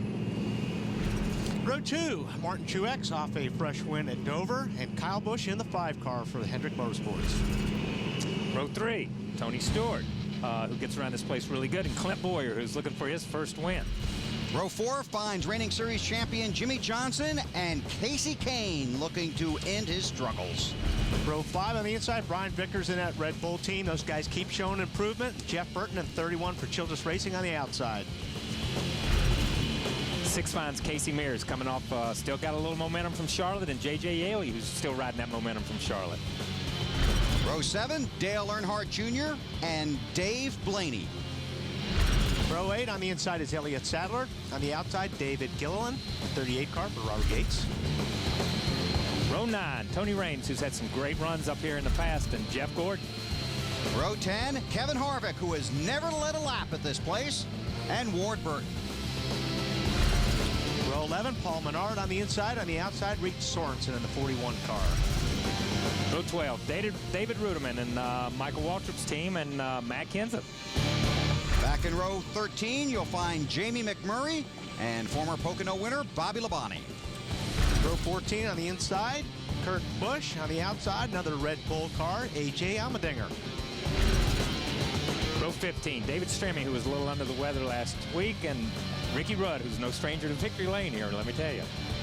In row 16, you'll find Scott Riggs and another former Pocono winner, Carl Edwards, looking for his 1st victory of the season.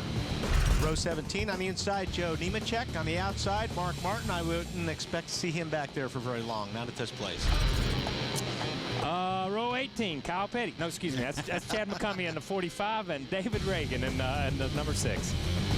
Row 19, Robbie Gordon and Juan Pablo Montoya. That should be a fun row to watch. Row 20 on the inside, Jeff Green. On the outside, Johnny Sauter. Row 21, Greg Biffle, who struggled this week, and Sterling Marlin, who had trouble with his transmission in qualifying. And taking a past champions provisional, Bill Elliott. You see the 4 drivers moving to the back of the field for various reasons. And naturally, a number of drivers failed to qualify for today's race here at Pocono. Cars are out on the track. Let's get some final stories from pit road, beginning with Larry McReynolds. Well, Bill, I think you guys in the booth talked about a big element as they dropped this green flag. A green racetrack, a track that has no rubber on it. That is a big unknown. We have not had those conditions so far here this weekend, so I think the biggest thing, these guys need to be patient, get to that first pit stop, let that crew chief make adjustments, and everything will be good. I think the other element, we're racing the competitors, but we're going to be racing the sun and darkness as well. Now, like myself, let's go to another new member of the TNT team, Ralph Shaheen.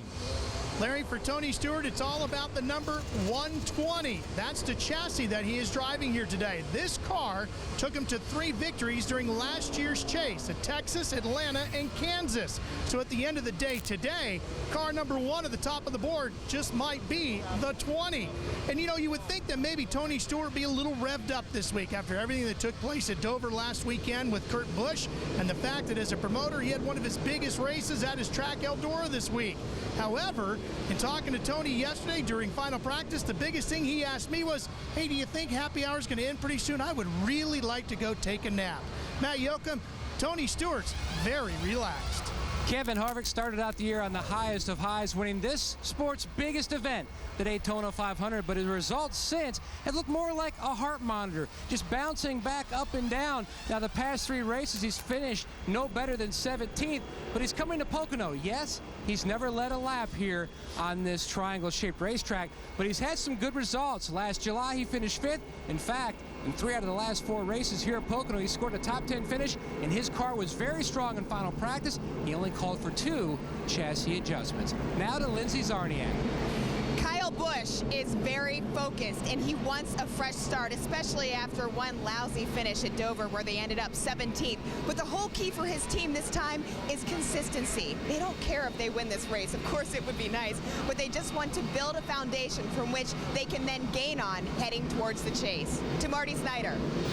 Well, Lindsay, the pressure today squarely rests on the shoulders of 26-year-old Denny Hamlin. Everybody in the garage area says he is the man to beat, and he's going for his 3rd straight Pocono win. He has the same car that won both races here last year as well, but he told me right before he got in the car, it doesn't quite have the same feel that it had last year at these races. Not quite as dominant, but they're close. Maybe they can make some changes and become a winning race car today. If he does win his 3rd straight Pocono race, he'll become the first man to do that since Tim Richmond Bill did it back in 1986 and 1987. Thanks, Marty. Lights still on the pace car. The field getting ready to go green, and we'll be back and put it in the air for you right here on TNT. You're watching the Pocono 500, presented by Gillette Fusion Power Phantom. Getting closer and closer to the green flag here at Pocono. See the lights still on. That Chevrolet Corvette pace car. A little Toyota track fact for you before we go green. Jeff Gordon has led only 3 laps in the last 4 Pocono races. Well, you talk in the garage, and you get the feeling that will change here this afternoon. Gordon rolling off from the 18th position. Let's check that back down on pit road. Ladies first, Lindsay. Bill, Martin Truex Jr. has been radioing into his crew, just saying that the track looks really good. He does want them to let them know if they see any additional cloud cover, if it looks like bad weather is moving in again, just so that they can be prepared and make the proper adjustments. Ralph? Lindsay, as Tony Stewart makes his way down pit road into his pit stall, he's going to have to go across this checkered flag that's been painted right at the entrance to his pit. Now, any of you that have walked across paint when it gets wet, you know it gets very slippery. Well, to fix that, they break out some Coca-Cola. If you've ever been to an indoor midget car race, you know that Coke syrup works very well at making a very sticky surface. Leave it to Tony Stewart's Home Depot guys. They broke out the Coke, started pouring it all over the place. Now it'll be nice and sticky when Tony makes his way down pit lane. Matt? And there's a Tony on top of the 8 pit box, and that's Tony Gibson this week. Is Tony Eury Jr. still on suspension from issues at Darlington now? They basically have gone a complete cycle. From when they unloaded, they've tried a number of different things, and then basically they've gone back to exactly how this race car unloaded. The car very stout in final practice. The only issue they've had all weekend, he actually hit one of NASCAR's wheelbase gauges, driving a major hole through the left front corner of the spoiler. They patched that, and driver 8's good to go. Well, And as is customary, when you're the pole sitter, NASCAR usually asks you to assess the racetrack. So you see Big Andy Holder up there talking to the crew of Ryan Newman. They've asked Ryan to assess the racetrack as he's gone around. He was a little bit worried about the bottom of turn 1. They have now fixed that. His main concern, there's a puddle off of turn 2. That's what he wants them to focus on right now. They're still communicating. He feels like they are close to having the racetrack ready to go, though. Pit road, however, a little bit moist, so we may have to watch out for that on the first round of pit stops, Bill. Thank you, Marty. And the word is we could get a green-yellow situation to begin this race when the cars get to the start-finish line. Last time that happened was at Texas in November of last year. Plenty of onboards for you today. Mark Martin, 6 second-place finishes at Pocono. He's never won here. Brian Vickers in a Toyota. He's looking to fight his way forward this afternoon. Kyle, just tell me about this guy. I'm going to tell you what, he's just a great kid. Chad McCumbie's onboard camera here starting 35th in the Goodies Dodge, but he's just a good kid. And you see right here on the dash, there's a right there where you circle on the dash right there, there's a big orange decal that says no shift, because he's been running the Arca car. He ran the Arca car yesterday, and that's a shift car. So they've been very, very concerned that he may slip up, get to racing somebody, forget about it, and go into it. But Chad's looking forward to a big day today. He didn't just run the Arca race, he won the Arca race. Won the Arca race. Yeah. Okay, you go there. David Stremme back in the 29th spot. Jeff Burton also has an onboard camera today at AT&T Chevrolet.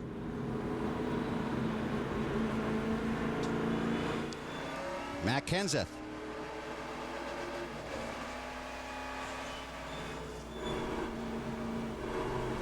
That's a good ride to have right there. Denny Hamlin looking for his 3rd straight win here at Pocono after sweeping the races here last year. And Kurt Busch, who's had a pretty tough week, but runs well here at Pocono. Little change in plans. NASCAR going green and 2 laps. Lights back on the pace car. We're going to work in another break, and then we'll try again to put the green in the air at Pocono. A cheer from the crowd here at Pocono. The field has been given the 1 to go signal, so we should be green next time by. And these guys are obviously, it's very important. We're showing the 84 car. They came in. Actually, the car was overheating, which I don't understand that, Kyle. They can't. You don't think they had that much tape on it to overheat in 3 or 4 laps at 50 miles per hour. If they did, that's a huge miscalculation. Or either maybe there's an electric fan. A lot of these guys run electric fans, and maybe his electric fan's not working. Listen to him. 180. Now it came down. That's Go ahead and turn your fan off. Yeah. You hear him talk about turning the electric fan off. And sometimes at speed, when the electric fan's running, it actually stops the flow through the radiator because it backs up pressure. But evidently they had another problem, that something on the grill or something, because they came in and did hook it up and cool it down. I was getting to is, a lot of people may not know that, these cars and the way the tires are do not like dampness. And when you're going around the racetrack and, the drivers are looking very closely, because if there's a wet spot, especially if it's in your line on the start of a race, obviously you're 2x2, and if there's a spot where you think you're going to go the first lap or two, you're calling in and saying, listen, they need to get this dried off, because as soon as these tires hit something wet, that's it. Yeah, they lose traction and they don't turn or anything. And that was the best way to put it. Not wet, dampness. They don't like dampness, man. Let's take a look at our AutoZone in the zone drivers as we get ready for 500 miles here at Pocono. Talk about Denny Hamlin with the sweep. Jimmie Johnson swept here in 2004 and led 250 of the 400 laps that year. Been a few sweeps here at Pocono over the years. Bobby Labonte did it in 1999, won both races, but only led 65 laps. And reaching way back into the past, Bill Elliott in 1985 won both Pocono races that year and led 90 of the 400 laps. 43 cars out on the track right now. We're going to try and work in 500 miles here at Pocono. Hope you enjoyed our brief 4-hour and 35-minute pre-race show. Well, we had a blast doing it. I want to thank you for staying with us. 1977, they only ran one race here at Pocono. The winner that year started fourth. His name, Benny Parsons. He's not here anymore, but he's always a part of our crew. BP, enjoy the race. The green is out at Pocono.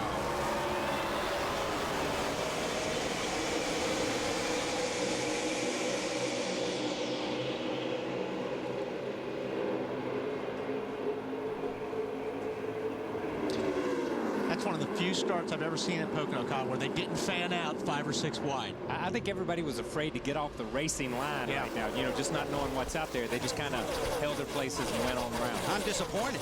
I'm disappointed too, because we've been talking about, here they are on the short chute, 3 wide, maybe 4 wide, but I was disappointed. We've been talking about trying to build it up, and then they don't do it. Well, let's see what if they come around this time. I think it may be a little bit different. Not going 4 wide on the Pocono straightaway, on the straightaway at Pocono on the first lap. That's like Carl Edwards winning a race and not doing a back. That's just non-American. Non-American, man. Denny Hamlin from outside the front row, trying to lead the first lap. Kyle Busch trying to lock onto him, and then Tony Stewart. So here's an old story. Hamlin leads at Pocono. And they're still relatively patient down this 3,700-foot front stretch. Well, there again, you know, we talked about earlier, the track is green, and I think, you know, they really are concentrating on getting through the first few laps, getting some pressures built up, getting some heat in these tires. Oh, and there was, looked like Boyer tagged the wall a little bit, getting out of turn 1. Boyer in the 07 car. That's Jeff Burton in the 31. Across the tunnel turn. Whoa, and you can really hear Burton working that throttle. He got a good run. He had to get out of it. You heard him get out of the throttle and lost 2 spots right there because he had to get out of the gas. That car was pushing. 31 and 07 are teammates, Burton and Boyer.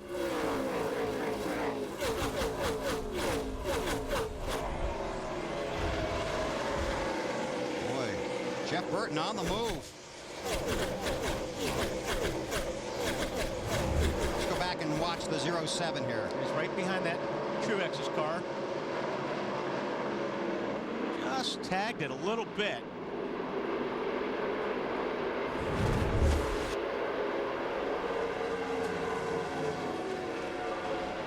Martin Truex Jr. in the 1 car, Casey Kane in the 9, then Jimmie Johnson in the 48. You know, there's nothing better. We're looking at Truex here, coming off a dominating performance last week, to go to the next race and then be able to pick up that momentum and get back out there again, man. You are so pumped up. You just want to drive. Because even as a driver, you don't want it to be a fluke. No, you don't. You want to think that you're going in the right direction and your team is doing it, and you want to make sure you try to back it up. And it's like, man, you're still. I know it's been 5 or 6 days. He raced on Monday, but he's still living high on adrenaline right now, and it's carrying him. Matt Yoakum. Stevie Reeves, Jimmie Johnson spotter will tell you this is one of the most difficult places to spot for a driver, just because of the distance from the front stretch all the way over to the tunnel turn. But a number of spotters have told their drivers, be extra careful. The weather, it's a little hazy. It'll be a little tougher to try to clear you, so try to help me out as I help you. One reason this place is hard to spot is not only the tunnel turn way away from where the spotters are. I mean, it's all the way across. It's 2 miles across, it seems like. But they're bad angles. You're always coming at the spotter or going away from the spotter, and you never get a good side-by-side view like you can see at a Daytona or even a short track like a Martinsville. Did you ever use a spotter on the backstretch? Not here. I never used one on the backstretch here, but that's most of the places where I had my wreck, so maybe I should use the spotter on the backstretch. You did, right? Yeah, we used, I needed all the spotters I could get. I did too. I do too, man. I do. I admit it. Tony Stewart in the 20 battling Kyle Busch for second. Stewart on the inside takes the position, chasing Denny Hamlin. Well, that's what's great about that corner, too. If you can get your car to work down at the bottom for a little bit and have that momentum, there's plenty of room to drift up in front of a guy. Boy, Tony made a perfect pass down there. And turn 1 is really the only turn here that's got any bank to it at all. So you can barrel off in there just a little bit harder, knowing the bank will hold you a little bit. Now, here are a couple of cars on the move. Matt Kenseth in the 17 and Carl Edwards in the 99. And let's be clear about Carl. Carl started at the back of this field. The reason he started at the back of the field is he barreled off in turn 1 so hard qualifying. When he made the cut, it was dead sideways on him, and he still had a decent qualifying run. He beat a lot of people that had really good laps, so he's got a good car. He's just got to work at the first part of the race here. It's Kenseth, let's see, from 24th to 17th, and Edwards from 32nd to 19th. Couple of Roush Fenway cars moving forward, and there's that Kevin Harvick guy right behind him. You know any good stats about Kevin Harvick, Kyle Petty? You know, I don't think Kevin's ever led a lap here. You're right. You're right. And But he promised you. He promised me that he would lead a lap if he had to stay out in the caution. But I'm going to say this: that is an amazing stat, just like you gave us on Mark Martin. Let's check in with Lindsay. I want to follow up on what you guys were talking about with Carl Edwards. He's extremely happy with the car, obviously able to gain some position. He said that to prepare for a track like this, he actually focuses on things when he's working out, when he's running. He'll hit the half-mile point, and he'll realize, okay, how would I feel if I was driving a race car at this point? You guys ever do that? I do that all the time, Kyle. In fact, this morning when I was running, I was wondering how I felt halfway through this telecast. This morning when I was standing in front of the refrigerator, I said to myself, what am I going to feel like halfway through this race? Was that about 8 o'clock this morning when you were doing that? That was about 8:15, right after I missed our meeting this morning. Your first meeting that you were supposed to make. Welcome to the team. No way to make an impression. First meeting. Where's Kyle? He's not here. Casey Kane in the 9. Casey Mears in the 25. This is for 7th. Mears has it. Or check that. Kane has it. Mears is trying to take it away. Yeah, looks like Casey's struggling a little bit. Which Casey? I mean, the 9 car. Looks like Kane is struggling just a little bit in turn 2, or he was earlier anyway. Is that an 8 car right there behind them? That is an 8 car. Closing up. Earnhardt Jr.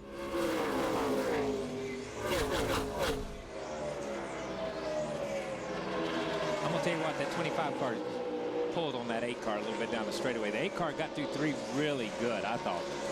But the 25 put a little distance on him right there. 7th, 8th, and 9th. If you can get on the inside of the guy, getting to turn 2, pretty much your corner. And that's what you try to do. You try to get a really good run through 1 and set the guy up where you can at least get underneath him going in 2. And the guy on the high side normally has got to get out of the gas. We see Earnhardt here. It's just tough to make that outside work when you're going that fast, and Earnhardt did it perfect. Yeah, it is tough to make that outside work there. And I was just getting ready to say, and you almost saw Casey Mears there. When the 8 car stuck his nose down, Casey has to roll out of it a little bit. Then he loses his momentum, and there's Burton in the 31 car. And that is the problem. When you do that, when somebody messes your lineup in turn 2, if there's 3 or 4 guys want to nose to tail, you pretty much are going to lose 3 or 4 spots just in a couple of corners. At least. Marty. However, in honor of VP, I'll say Jeff Burton is going somewhere, isn't he? That car is hooked up early on in the race, and it's really been a tale of 2 seasons so far in 2007 for Jeff Burton.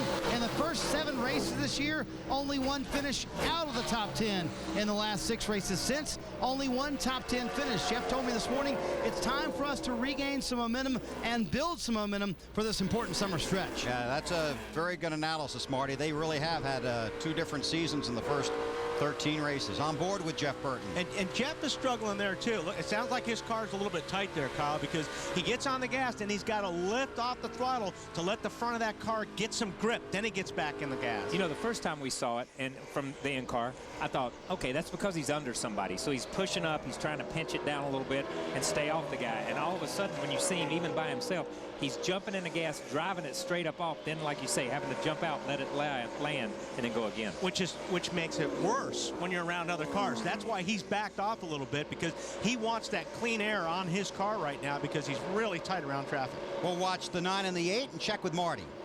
Well, I was going to follow up on what those guys were saying. That's what they fought in practice yesterday, and they felt like they were going to give up that part of the racetrack because they felt like the changes they made over there were going to take away from turn 3, and that's where they really wanted to be fast. Talking about Jeff Burton.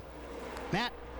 And Dale Earnhardt Jr. just climbed up another spot into 7th. Jr. says the car is tight all the way around, but the motor guys back at DEI will be pleased because he said this motor is just awesome down the straightaways. And that is what you have to have at Pocono. I mean, there's a lot of things that you really want as a driver at Pocono, but I'd trade them all in for one big motor, or a motor that's got more horsepower than anybody, because, you know, if you can out-talent a guy down the straightaway, Pocono's your place. Yeah, we've been talking about this since we did qualifying on Friday.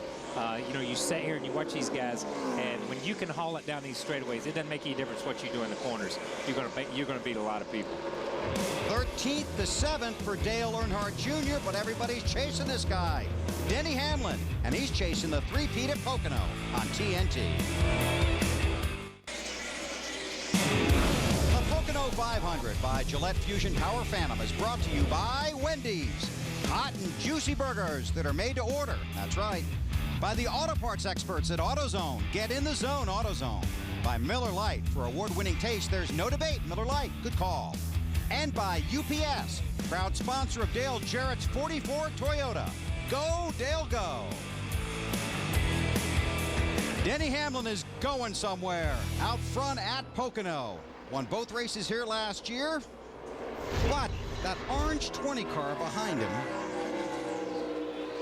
growing larger in his mirror. Kyle Busch runs third.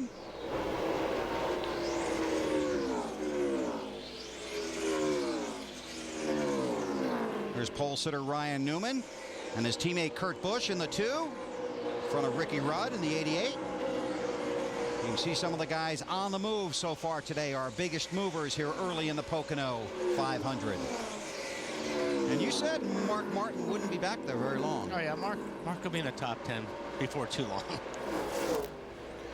Now NASCAR is going to do everything they can. They wouldn't start the race if they weren't sure they at least had a shot at getting in 500 miles. Rudd looking to make the move on Kurt Busch and does so. And they're good about that. That's why we start a lot of races, or that's why they call a lot of races early.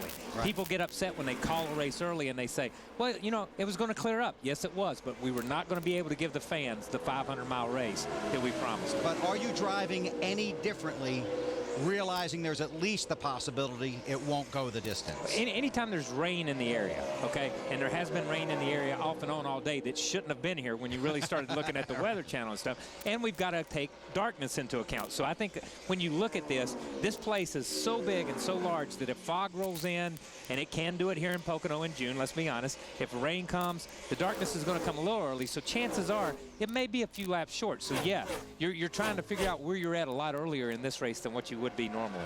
Bobby Labonte gave him a wave when he went by there, went by Casey Kane. Little thank you wave. J.J. Yaley, isn't it? I'm sorry, J.J. Yaley gave a little wave when he went by there. Yeah, you know, and that's something you'll see a lot of. I mean, if you're racing a guy and you're faster than a guy and you come up on him and the guy knows that you're faster, he's not going to, you know, just try to race you to death through the corners, and he's going to go, you know what, I know these guys faster, and he'll give him a clean pass. So you always give a wave to a guy just thanking him, because you know what, it could come around the other way one of these days. So it not only could, it will, but that's the hard part about rookies. Rookies want to race you all the time, you know what I mean? And sometimes you'll see a veteran go over to a rookie and talk to him in their truck and say, look, there's no reason for us to race that hard side by side at lap 50, 51, 52, and 53. Let me by, well, I'll let you back in line, and we go from there. And that's why you do give them a wave. It's a courtesy thing. Larry Mack. Well, guys, what I've been watching is Martin Truex Jr. in this one car. In fact, if you look at the scoring monitor, that lap right there, he had the fastest lap by almost 2 tenths over everyone. Now, remember, he qualified in the 3rd spot. He fell back when the race started, but Kyle, Wally, Bill, what I feel like that was a product of is these guys know you get long runs here and you let the air pressure way down. You're not good on a short run, but when the air pressure starts to come to you, it really starts to come in. That's what I'm seeing with this car right here. And at this place, you usually have long runs. You normally have a lot of cautions here, so you want your car to be the best at the end of the run. Jeff Gordon around Jeff Burton. And you saw Burton, just like Wally was talking about a minute ago, a guy, you look in your mirror, you see the guy coming up on you. Burton just pulls over and lets him go. There's no reason to race. You know, 18 laps into a 200-lap race. There's no reason for Burton to take him off down in the first corner side by side. Because what happens if he did, they're going to run side by side through turns 1 and through turns 2, and you're going to have the guys coming up behind you that are going to catch you faster because you're running slower side by side. I think Jeff Burton's struggling a little bit right now because I think he's looking just to get in pits to make an adjustment on that car because He's dropping back quite a bit. Yaley got a position as well. Let's check down on pit road.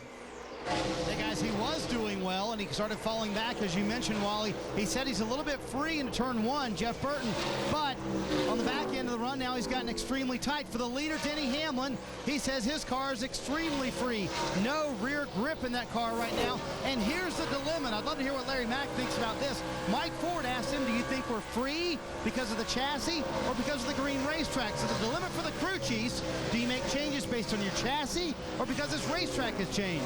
Well, I think, Marty, they've got to make just very small changes, if any at all. When you're sitting up there leading the race, you don't want to get too aggressive. You want to make sure it just was not the characteristics of this racetrack. Now, if you were falling way back, yeah, let's get aggressive with our changes. But I think right now, they've got a race car that they're just going to fine-tune on all night long.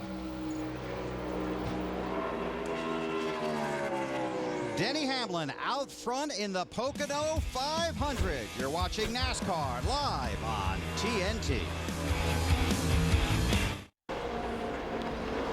The NASCAR Summer Series underway on TNT with the Pocono 500. A long rain delay this afternoon. We're only 22 laps in. And Denny Hamlin, who started outside the front row, is your race leader, chased by Tony Stewart, Martin Truex Jr., Kyle Busch, and Ryan Newman. Here is our AT&T Race Talk question. NASCAR penalized Kurt Busch 100 owner points, 100 driver points, and $100,000 for his run-in with Tony Stewart and a pit crew member Monday at Dover. What do you think the penalty should have been? Text the word RACE to 191 on your AT&T wireless phone and vote.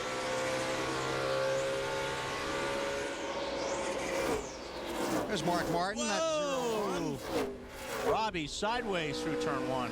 Robbie Gordon. It's on board with Kurt Busch. There you see Robbie in the 7.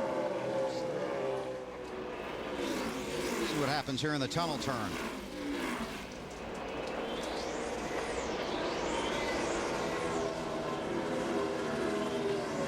It's Robbie, Mark Martin, and then Busch. This is back around 20th. 20th, 21st, and 22nd.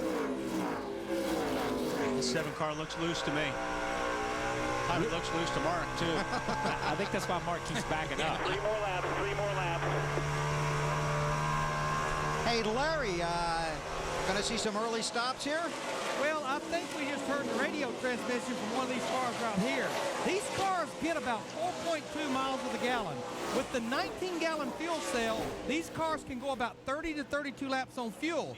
But I think in the beginning, these guys will play it safe because remember, we ran 7 pace laps, and that equates to about 4 green flag laps. So I think in the next 2 to 3 laps, we'll see these guys start hitting pit road for 4 tires and fuel. But here's what's interesting about Pocono. Since it takes almost 57 seconds to get around here, about our top 8 to 10 cars, they can pit under green and not lose a lap because it takes so long to go around here. So this is one of the places where it almost pays you if you're up at the front to what we do call short pitting. See how it all plays out. First time we've used the smaller fuel cell here at Pocono. And you do not want to run out here. No, and that's what I was getting ready to say. We're seeing guys already come down pit road, but you definitely do not want to run out at this place because there is no bank and no uphill or no downhill to get you back in. And you always seem to run out just as you go past pit entrance. So you got a long way to come around. Chad McCumbee driving the 45 car for Petty Enterprises. His Nextel Cup debut. Won the Arca race here yesterday. And he's got some company down there on pit road. Tony Stewart pulls off the track and heads for his pit stall. Ralph Shaheen. Tony Stewart's been very quiet on the radio, guys. He said earlier on that he felt like the rear end was up on top of the racetrack, but as the rubber got laid down, he felt that started to get better. He was really having trouble with the front end, though. It just wasn't cutting the way he wanted it to. It was really too tight. So they're going to make some air pressure adjustments and get him better. Lindsay? Kyle Busch brings a brand new race car here to Pocono, but right now it is not where he wants it to be. He's complaining that it's very, very tight. They gave him 4 tires, fuel, and air pressure adjustment. To Snyder. Well, Lindsey, Ryan Newman was fairly good at the end of that run, but he said he was tight everywhere, especially off of turn 2. That was the worst spot. Up 2 rounds on the track bar for Ryan Newman and his crew. They sent him back on the racetrack. Ralph? Well, they'd had trouble with the 07 when he brushed the wall. He knocked the rear fender in, and it really affected the handling of the car. He was hanging on, hoping to get this opportunity. You can see he finally had enough. They were pulling on it. He's away and back out. There's Denny Hamlin, who has led every lap so far. Started outside the front row, heading for his pit stall, and Snyder's got that. Well, Bill, they're really trying to balance, the racetrack was a little too loose, their car was a little too loose. Mike Ford asked Denny Hamlin, can I loosen it up just a little bit, trying to help you early in the run, or will that scare you? Half round of wedge in the right rear, trying to loosen them up. Matt? And Dale Earnhardt Jr. already on pit road, calling for a small change. The car tight all the way around this triangle-shaped race track. Good stop so far for driver 8. To Ralph. 24 came in, took 4 tires, no changes. Pretty happy with the feel of the DuPont Chevrolet. Gordon heads off of pit road. Carl Edwards has also made his stop. Ricky Rudd pulls away. Martin Truex Jr. Off the win at Dover Monday. Lindsay. Martin Truex Jr. is in his pit stop. He had been trying to take advantage of Kyle Busch's tightness. His crew chief, Kevin Bono, had been saying, take advantage, get up there. I know that you're tight. We'll take care of it on this stop. They made an adjustment, give him fuel and tires. Matt. Lap 27, that's exactly when Chad Knaus wanted his driver, Jimmie Johnson, the pit. You can already see Ron Malik, the car chief, make the track bar adjustment. Jimmie says the car every so often goes to the loose side, but consistently, though, it has been tight. To Marty. Kurt Busch, Ryan Newman's teammate, coming down pit road after the week that he's had. They're going to change air pressure in 3 of the 4 tires on Kurt Busch's car. The car was tight, especially at the end of that run. Really had a handful. He said no front grip there at the end of the run. They're going to change the air pressure, trying to loosen that car up just a little bit for Kurt Busch. And he heads back out.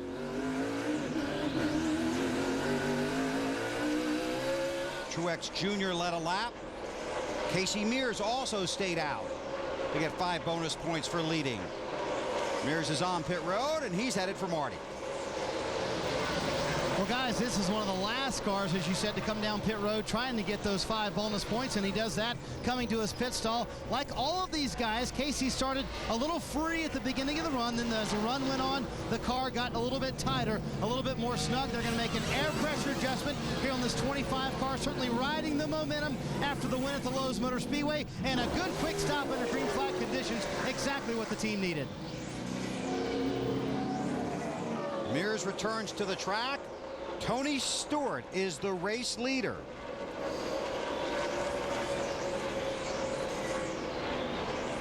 There's Stewart in that 20 Home Depot Chevy.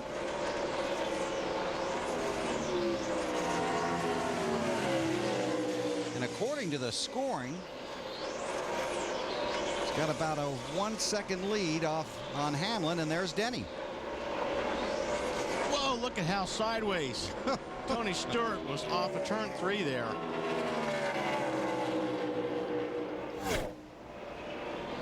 Teammates for Joe Gibbs Racing.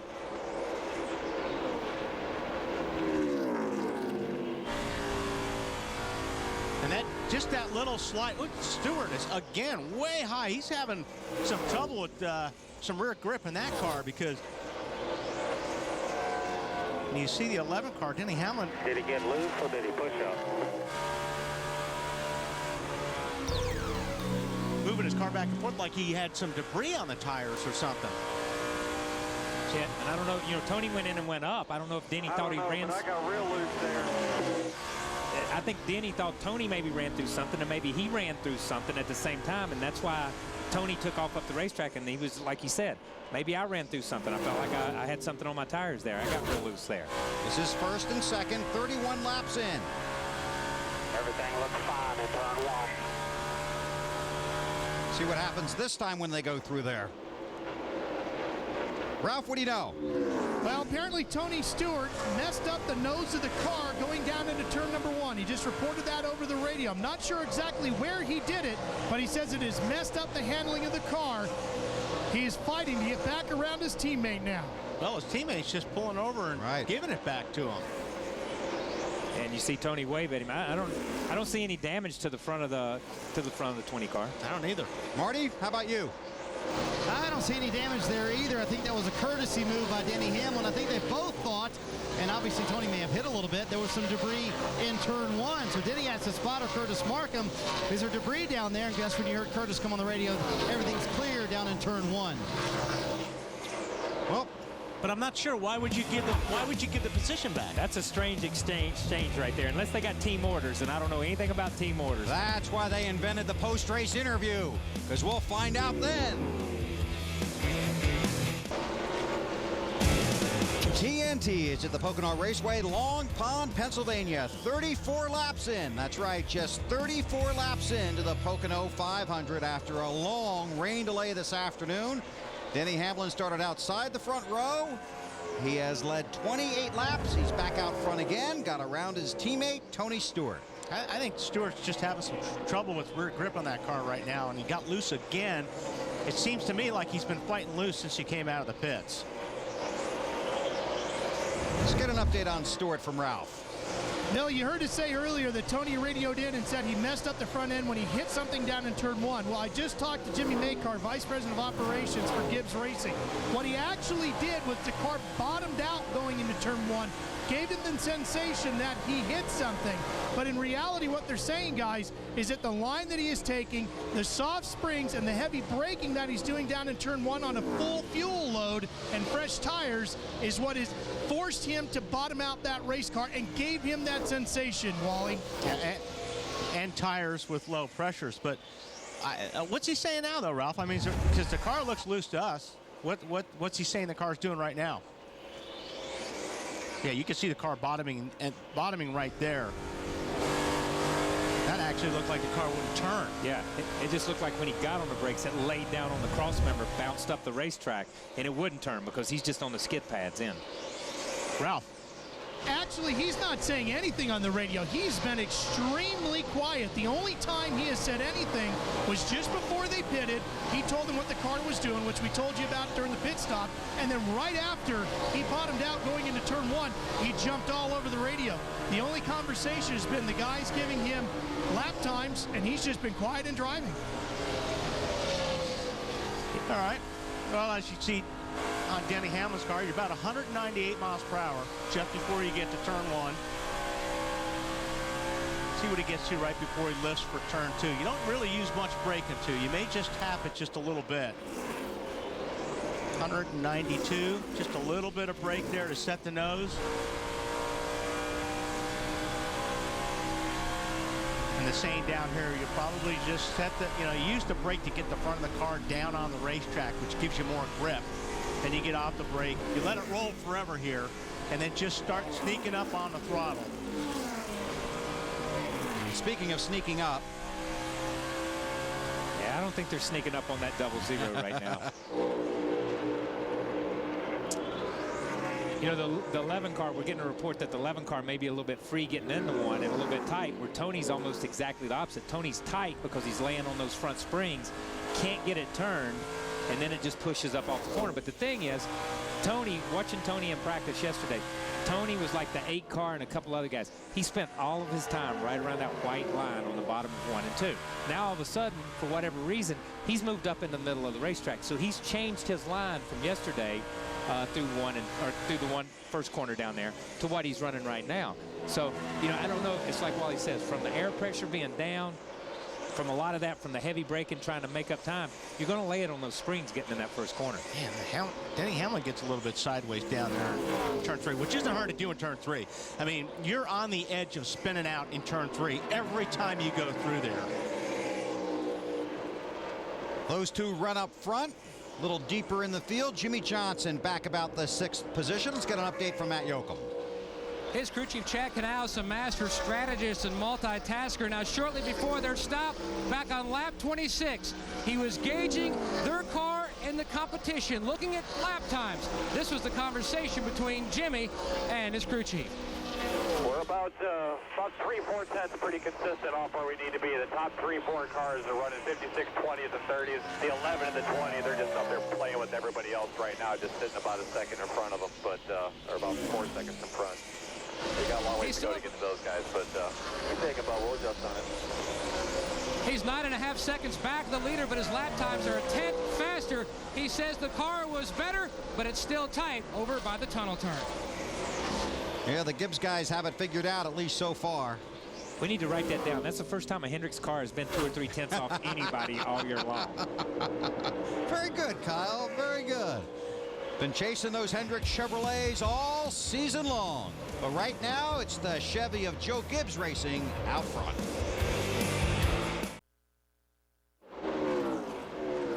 TNT June 18th. Television's favorite summer drama is back. New crimes, new confessions, new closer. Thank you. Don't miss Kira Sedgwick in the commercial-free premiere of The Closer, Monday, June 18th at 9 on TNT. Our TNT race family in Long Pond, Pennsylvania for the Pocono 500. Denny Hamlin leads his teammate Tony Stewart. Yeah, he's going away now. It seems like he's still running the same times that they started after the pit stop, but everybody else has dropped about 3 or 4 tenths of a second. So he's maintaining this pace, and he is just stretching it out right now. And that's what he did the previous 2 races up here last year. He was able to set that speed and then just run it. Yeah. Just go out there and run it. When you talk about playing with the field, when you can go back to what your fastest lap is almost on good tires, my God, you're in another league, and that's what he's doing right now. Tony and those guys, maybe they made an adjustment air pressure-wise, maybe they didn't, whatever they did, it was not the direction they wanted to go in, so they're a little bit off. There's Ryan Newman in a Dodge chasing 3 Chevys. In fact, he's the only non-Chevy in the top 10. You know, Ryan sat on the pole, had a great lap. I mean, I sitting here watching that lap, it was like phenomenal. And he dropped back to about 3rd or 4th, and I thought, oh my God, where's he going to go from here? And he just kind of landed in that zone, and he's been really consistent right where he's at. How about it, Marty? Well, I told you guys at the end of the last run, Ryan felt really good about the race car, and it seems the longer they run, the better this 12 car gets, trying to track down Martin Truex Jr. right now. You know, winning the pole might not be such a good thing for Ryan Newman. The last 28 times he's won the pole, he has not gone on to win the race. He's trying to prove that fact wrong today and get back into victory lane here at Pocono. Lindsay? Busch made that last pit stop and was able to make some improvements. Right now, they're very, very consistent with where they need to be, according to his crew chief, Alan Gustafson. They do have a long way to go, obviously, to get to the 11 and to the 20, but he thinks they'll be okay, and they're expecting a top 5 finish.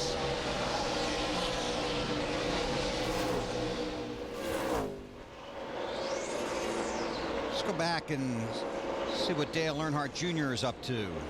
Junior runs in the 7th spot, and Matt's following his progress today.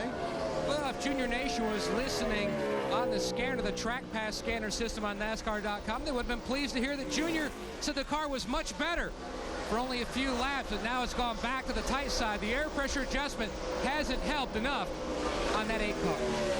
I tell you what, the first few laps of the race, Junior made some progress. There were about 5 or 6 cars that jumped up there and made good progress, and he's just kind of leveled off. But that's kind of the way Pocono is. That's the nature of this racetrack.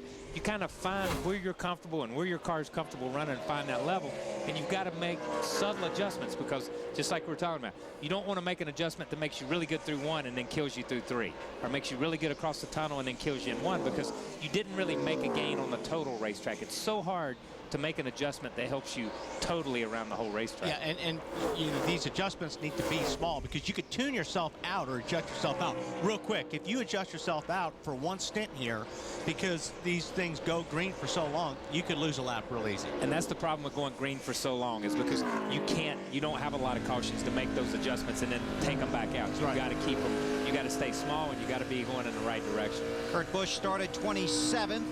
Currently runs in the 16th spot, but he's had an adventure or 2 today.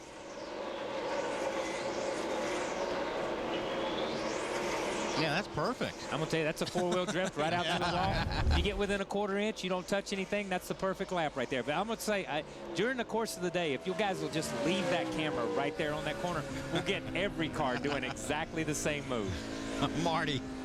He hit it a little harder in practice on Friday, guys, and had to go to the backup car. That was just a little scrape with the wall. That was a Wally Dallenbach special. They've been tight and getting tighter. He said the tunnel turn's not too bad, but 1 and 3, actually that's not right. The tunnel turn's what's bad. 1 and 3 are actually what's pretty good for him. There's a lot of Roger Penske, what was that, Weber? No, there's a lot of things aren't right. He never hit the wall, Marty. Correct. Pay He came close, though. He came close, exactly. Hey, you know, Roger Penske called the team together this morning after all that happened with this race team this week. Got them together and said, guys, we can overcome this. We can make these 100 points back up, the penalty that he was assessed this week after the contact on pit road with Tony Stewart's car. But Roger told the guys right now is when we need each other the most. Don't let that moment pass you. We need to rally as a team, and we can get back in the top 12. See how it all works out for that two-bunch. 100-point penalty after Monday's. Robbie Gordon has issues. Lost the left front. Actually, looks like he ran into something there, Kyle, because looks like the fender is dented in. That's big. We saw that a lot yesterday in the Arca race, and we've seen that problem here before. Whether it's camber gain or no matter what it is, a lot of times you see it, but you can run over something here. And look, that thing's on. Yeah, he's rubbing the sway bar arm off. And that's a good call by Robbie to have them be getting their stuff ready. Can't believe they're not throwing a caution with this much sparks and this much on the racetrack right now. Still green, Rob. Still green. Well, now they will. Yeah, there's too much debris coming off that car for them not to. Another good day gone. And that's, you know, after a strong run on Monday. We're low down. We're not done yet. No, but you hear the frustration in his voice. I'm going to tell you something. These guys have had some good runs. Caution's out finally. But these guys have had some good runs that have gone wrong, just exactly like this had. Get ready to jack it up. Left. First caution of the race with 48 laps complete. The guys will be coming to pit road. We'll be coming back to Pocono. Denny Hamlin is the race leader on TNT. Under caution here at Pocono after Robbie Gordon lost a left front tire. The field is headed for pit road, and we're ready down there, starting with Lindsey Zarniak.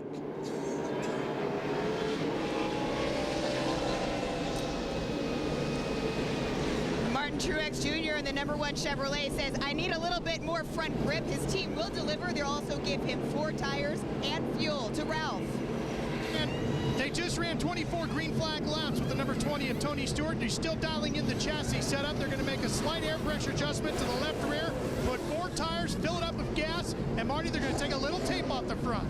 Leader Denny Hamlin on the top of your screen, that number 11 car. Early in the run, he was a little bit tight. That actually got a little bit better the longer he ran. Half round of wedge in the left rear. That should snug up that car just a little bit. Mark Martin actually won the race off pit road. Matt? Chad Canals taking a big swing at it, trying to find the right combination for Jimmie Johnson. Gutierrez and Malik made a wedge and track bar adjustment as well as air pressure. Jimmie says his biggest thing, turn 1 and the tunnel turn. He doesn't want to hurt his exit off turn 3. That has been great. Well, we'll check on Mark Martin's stop and sort out the running order when we come back to Pocono. Race number 14 of the 2007 NASCAR Nextel Cup season. Denny Hamlin has been dominating. Robbie Gordon has more bad luck. TNT Sports at Pocono Raceway, Pocono 500. Mark Martin is the car at the front of the field. He is the race leader, but the news is not good for Mark Martin, and here's why. Yeah, this shows you how hard it is from a driver, and we're on the roof here. He's looking for his pit. There it is to the left. 5, 3, right here. I'm sorry, man. I didn't see you. Didn't see you. And normally you want to get counted down. All clear. 5,000, you're all clear. They'll tell you 10, 9, 8, or 5, 4, 3, and that didn't happen with Mark. And you know, that's a tough call right there. Yeah, you heard the guy say 3, 2, 1. I'm sorry, I didn't see it. Yeah. But it was really good. That shows the experience of Mark being an experienced driver. He never tried to stop. A lot of rookies would have just stopped in pit road and caused total chaos. Mark just shifted and went again. That was Ryan Pemberton, his crew chief. Now this is the pit summary brought to you by NASCAR Hot Pass, only on DirecTV, but that's already changing because Mark is back on pit road. Ralph? Well, Well, Mark Martin has come down pit lane. He did get the right call into his pit stall this time. They made no major adjustments to the car, just slight air pressure adjustments, 4 tires, fuel, and now he's back under his way. And I say this all the time, and Kyle, but people don't realize how hard it is. I mean, when you're coming down the pits, all you see is colors and things flying, and it's hard to find your pit stall. And people look at it and they say, okay, all the things look different. No, they don't look different. It's like riding down a street at 35 or 40 miles an hour. Pit road speed's 50 miles an hour here, and trying to read the house numbers. Right. You know what I mean? You're on it before you realize you're on it, and you've got to stop and turn around and go back. It is incredibly difficult, even though everybody's pit board's different and everything else. Take another look at it as we go down pit road, and we'll try and find Mark's signboard for you. It's right to the left there. Freeze on it. the 15. Right. Yep. Okay, you can see it. It's up just past the 15. But see, what I would do, Weber's having a little bit of trouble here, folks, but we promise we'll. Yeah, that's good, Bill. Yep. What I used to do is find things on the other side of the racetrack. Like I would know my pit stall is 3 past the scoring pylon, exactly, or something like that. I wouldn't look at my pit boards. I'd look somewhere else. You're the man. That's because that's always I'll say. Okay, is that the Jumbotron behind you? Okay, because I know where that's at. I don't even look on pit road. I'm looking at where the American flag is. I'm looking at where the start-finish line is. I'm looking to the left, back behind pit road, to the tallest place I can find. I figured you'd know where the Jumbotron is. Oh, I watch myself on TV all the time, baby. All right, here's our AT&T Race Talk poll question. How would you have penalized Kurt Busch? I'm actually a little bit surprised at that. I thought it would be overwhelming A. Did you see C? 1 race suspension and the loss of points. So that was 40. Good thing you didn't have to circle that with the telestrator. Been here all day. How about the restart pylon? I love that. Tony Raines is the lucky dog. Just like me getting to work with these two. Now Ryan Newman, the pole sitter, has the first pit stall. Might have the first position here if he can keep that car underneath Denny getting to the second corner. And I'll tell you one thing about Penske cars, they make some horsepower on a racetrack like this. And I think he's showing it off right there. He showed some horsepower right there. To be able to drive back past that 11, because we've already seen what the 11 can do. But to come up off the bottom and drive back past him, that's power. Now here's the thing though. I mean, you may see a couple more cars pass that 11 car. But 15 laps, 20 laps into this run, the 11 just keeps running those same lap times. And that's where he shines. See Truex in the 1 car down the bottom, trying to get underneath the 38. Gilliland. Truex 5th, Earnhardt Jr. 6th. The 38 of Gilliland is 1 lap down. Jimmie Johnson in that 48 fanning out, then falling in behind Earnhardt. Look at how the rear of those cars hop. If you look at the back of that 8 car, you see how much that rear is just jumping. And you see tons of movement in the rear of these cars because, like Larry's talked before and like we've talked before, the fronts are so pinned, the only movement you can get is the rear. And that's why when we talk about these cars are being up on top of the racetrack, the front is down and the rear can't squat enough sometimes. And you want the car to squat and drive itself forward. So when a driver says, I'm just up on top of the racetrack, it's just because he's not getting a lot of body movement under acceleration. Well, Mark Martin missed his pit sign. Matt, you know a way to... Oh, trouble! Boy, those guys didn't need that. Dave Blaney. Caution is out. Wow. Rolling, but I don't know who got into it. Look at how flat the back of that car is. Come on down pit road. That looks like a gremlin. Yeah, that looks like the old AMC gremlin right there. It's bad. And once again, luck has bitten the 22 Caterpillar Dave Blaney, because I'm telling you, man, he had been struggling, but he had been up around 15th, 16th, 17th most of the day. Look at that. Started 14th. Let's go back and see what we might be able to see. 16 car appears to have some damage on the right front. See the 16 on the bottom there. Ooh, boy, that car started bouncing up the racetrack. Didn't it look like to you? Yeah. The 16 car looked like it just started hopping in the front and started creeping up the racetrack and got into the left rear of Dave Blaney. And I'm going to say something here in Biffle's defense. Biffle has struggled with that car all week long. Look at that car that bounce. thing looked awful down there. Biffle got into the 22, but he was out of control when he got into the 22. Yeah. So you can't blame Biffle for that, because I'm telling you, man, he has struggled since they unloaded this thing, and it just got away from him right there. Hard hit for Blaney. And now on board with Mark Martin.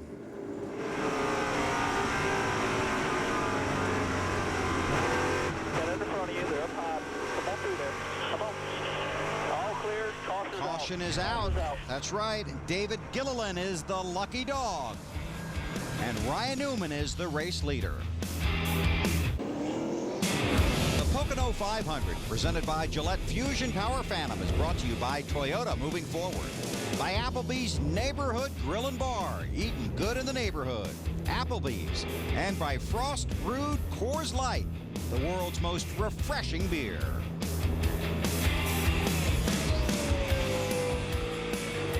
Field getting ready to come around and get the green flag after our second caution period, after Dave Blaney hit the wall hard following contact with Greg Biffle.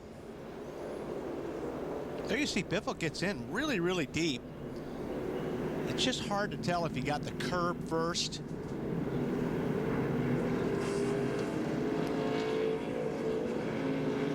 Or the car just started bouncing over those bumps a little bit, but doesn't really matter for Dave. And here it is from Race View.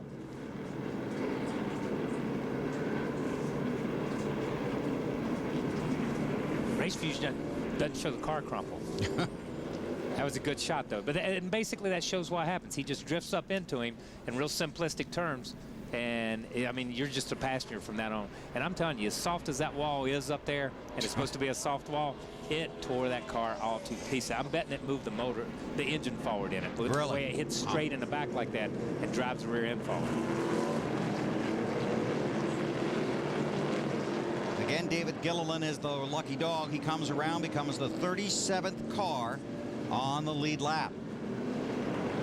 Ryan Newman is the race leader. Then it's Denny Hamlin, Tony Stewart, Kyle Busch, Martin Truex Jr.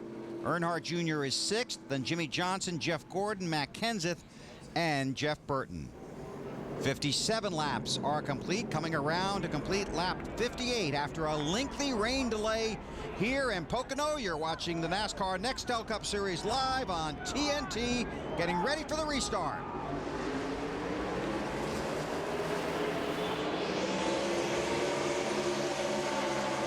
Now somebody's got their hand out the window way back there, right where those two cars fanned. Somebody had his hand out the window for a long time, telling the guys behind him he's got trouble on the restart or something. Field tries to funnel its way through turn 1. Now toward the tunnel turn.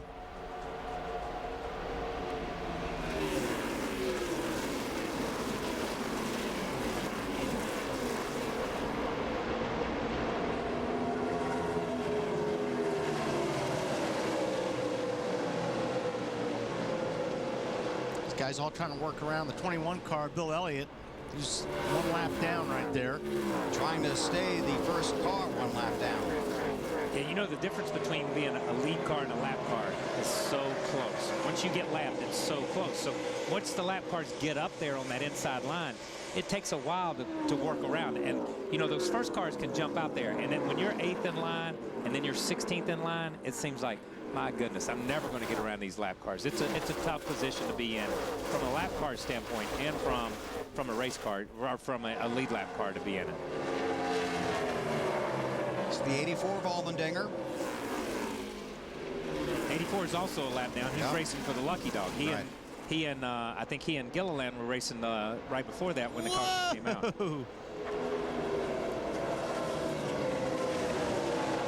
And Elliott realizes that he does not want to be in the way right here. I mean, he knows that, you know, these guys are all racing for position. And I mean, he's trying to run a race pace here, but he also doesn't want to make anybody mad because these guys are racing for a spot and he's a lap down. Yeah, and as many races as he's won up here, he's been on the other side of that coin. Right. He's been the guy lapping and splitting these guys, so he knows how to get out of the way, and he knows what he's doing everything he can do. He's just in a bad place right now. Bill Elliott in the 21 car this week. There's Martin Truex Jr. and Kyle Busch. That's for 4th spot. Drag race down into turn 2. Truex will take it.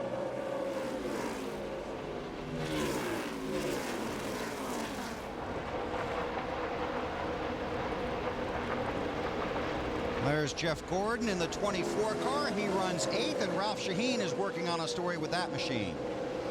The 24 of Jeff Gordon just a year ago right here at this very racetrack. Jeff had one of the worst crashes of his Nextel Cup career. Brakes went away on the 24 as he screamed down the long front straightaway. And the result was a heavy hit, one that Jeff has not forgotten. Just a few moments ago, Jeff got on the radio to his crew. Brake problems, an issue again here today. Here's what he said. My biggest problem is brakes. I know you say they're bad getting into the tunnel. When you get into 1 and 3, or when you do pump them up, you have a good hard pedal, or is it spongy? They started vibrating a little bit after we used them hard at the beginning, and everything was pretty good. And then all of a sudden I went into the tunnel, and the pedal went down about 4 inches, and then it was hard. I mean, I felt like I could go. You know, I was being real easy because of the brakes, so I think the car's pretty good.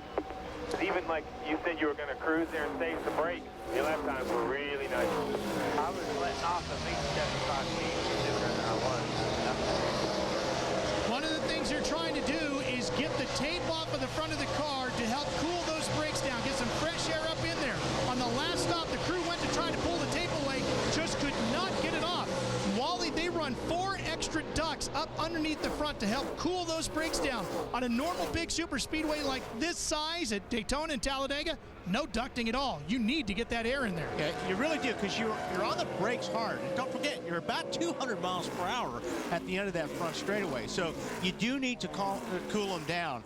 And one thing, no matter who you are, even a guy that's as good as this guy, Jeff Gordon, when you hit the wall that hard because you lose brakes, that's going to be in the back of your mind for a while. That's in the back of his mind. And we saw during happy hour yesterday, you know, he brought it up during the happy hour yesterday.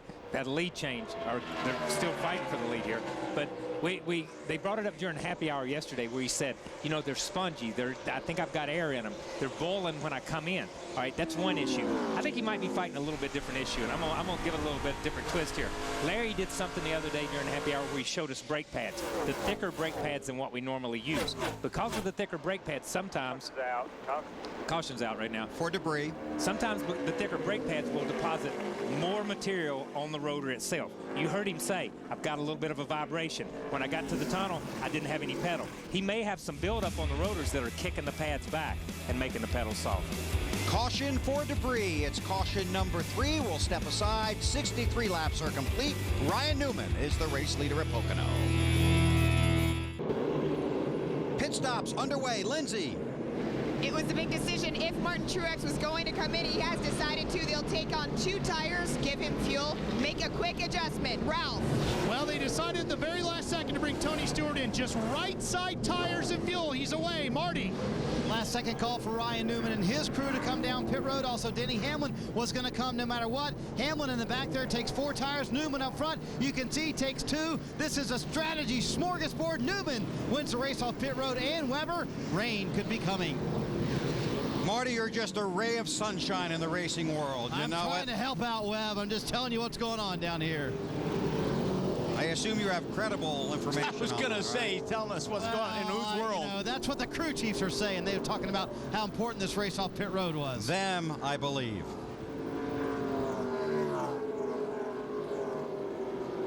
Well, various strategies here.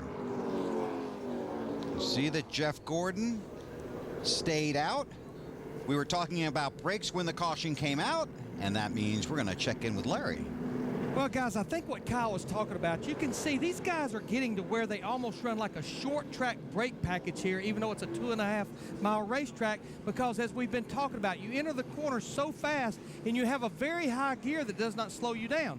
So they're running rotors of this size and brake pads like this. And what Kyle was talking about, that this pad will actually form almost like a material on this rotor, and it will put a little bit of pulsation in Jeff Gordon's brake pedal and make it feel like it's vibrating. But I feel like Steve Letarte thinks he needs to cool it down some.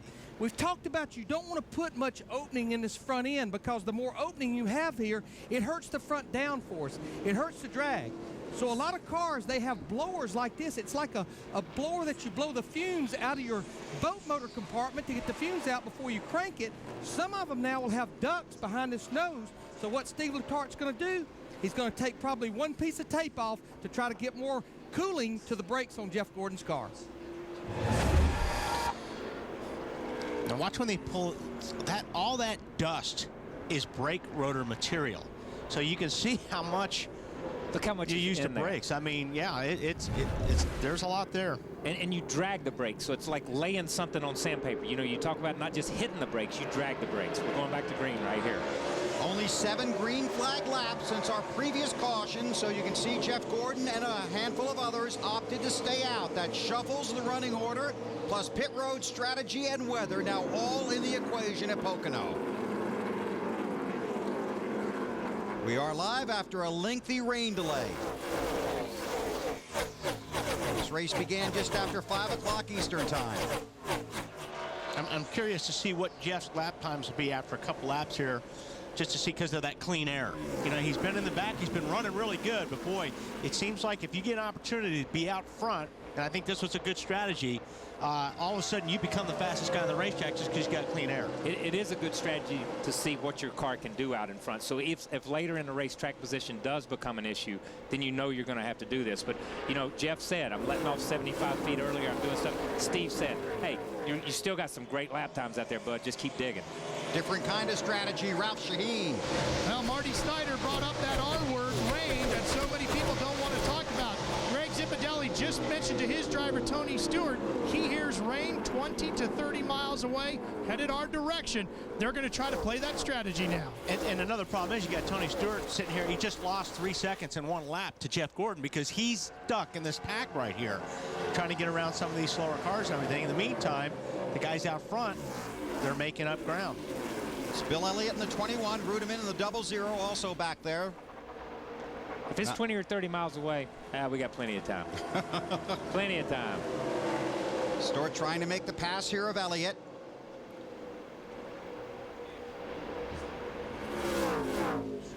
And Bill not on the lead lap.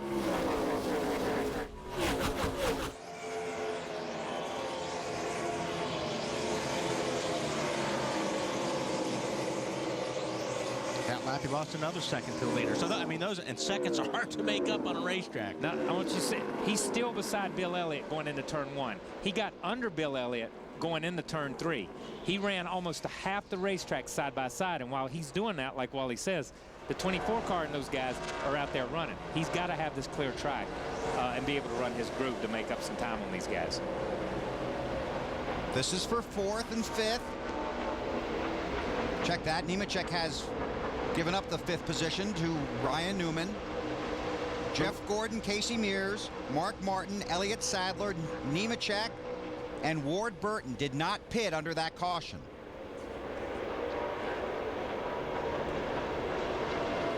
An update on Gordon from Ralph. Well, Jeff Gordon has had a very hectic day. He is leading the race right now, but still not comfortable with the brakes, and it's definitely affecting how he's driving his race car. Here's what he said just moments ago about how he's driving the 24 compared to his teammate Jimmie Johnson behind the wheel of the 48. Just looking at Jimmie's car, I don't think he's quite as tight as I am, but he could drive in real deep and get on those brakes and get their car rotated, and then you know, he gets up off the corner real good. For his car, you're saying where ours laying tight and on the brakes is tight, his is changing direction right there better. Plus, I can't drive in deep enough to turn it with the brakes. Brakes are just real inconsistent. It's the biggest problem. One time they're there, the next time the pedal moves 4 inches, 5 inches. Quite the challenge with the brake pedal for Jeff Gordon. He really wanted to get some tape off the front end. They stayed out. He's the leader. Truex got 9th there from Matt Kenseth. I don't know how you drive a race car at Pocono with that in your head. Well, actually, I mean, you know what?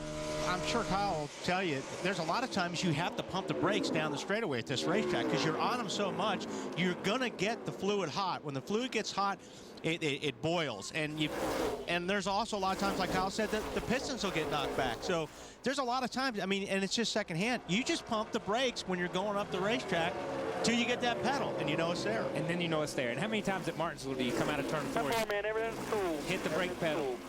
Hit Catching the 13, the 19, and the 01 coming up pretty quick here. Hit the brake pedal at the start-finish line just to make sure you got it. Come off turn 2, hit the brake pedal to make sure you got it when you get to 3. That just becomes part. But I want to say to everybody listening and watching this race on TV, the one thing that you need to take from part of that conversation is these guys not only use the steering wheel to drive the car, they use the brake pedal and the accelerator to drive the car. I can't help the car turn with the brake pedal. I can't use the brakes to make the car turn. You know, so many people think you just sit there on your rear end, mash the gas, mash the brake, mash the gas. It's a combination of using your feet, dancing in these things, and making these things work. And when you get used and you set your car up to drive with a little brake and drag a little brake off into the corner to set the front end, and then you don't have it, you're in trouble. It changes the way your car drives. Exactly. Look at the front valence right now. See how it's up in the air? Well, when you get to that corner, you apply the brake. It slams down the front valence on the car, which gives the front tires grip.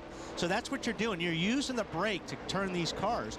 And I'll tell you what, like Kyle said, if you have that extra pump you need to make when you go to Martinsville or you get down into turn 1 at Pocono, if you missed it by 1 pump, you're wrecking. You're wrecking. Yeah, you're out of your rhythm and you're in the wall. But once you get into that rhythm, you can drive like that all day long. The problem is when you actually boil the fluid. And once you boil the fluid, you might as well just go to the garage area and flush the system and start all over. Ryan Newman gets a position from Mark Martin. Martin Truex Jr. also on the move. But right now it's Hendrick Motorsports out front with Gordon and Mears.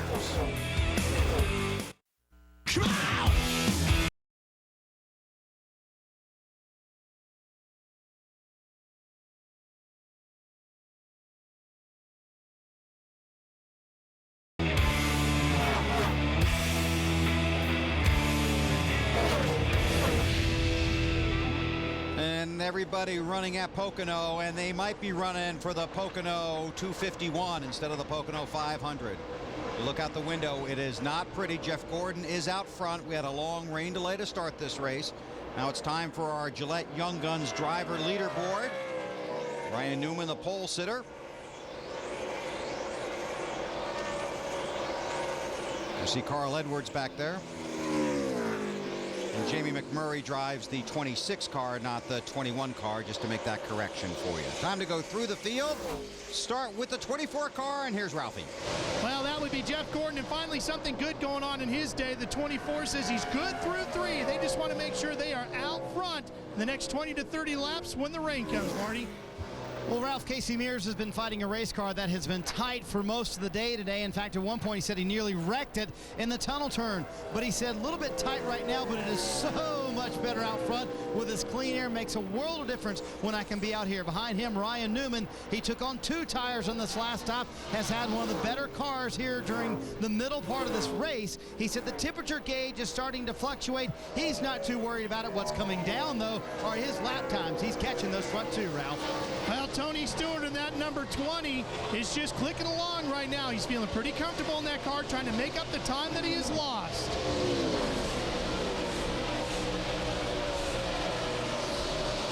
Martin Truex Jr. in the number 1 car. His spotter just said, Martin, you're the fastest guy out there in the field. This team is working so well together right now. Martin said, doesn't matter if our car's good, if it's decent, they find a way to make it better. Ralph.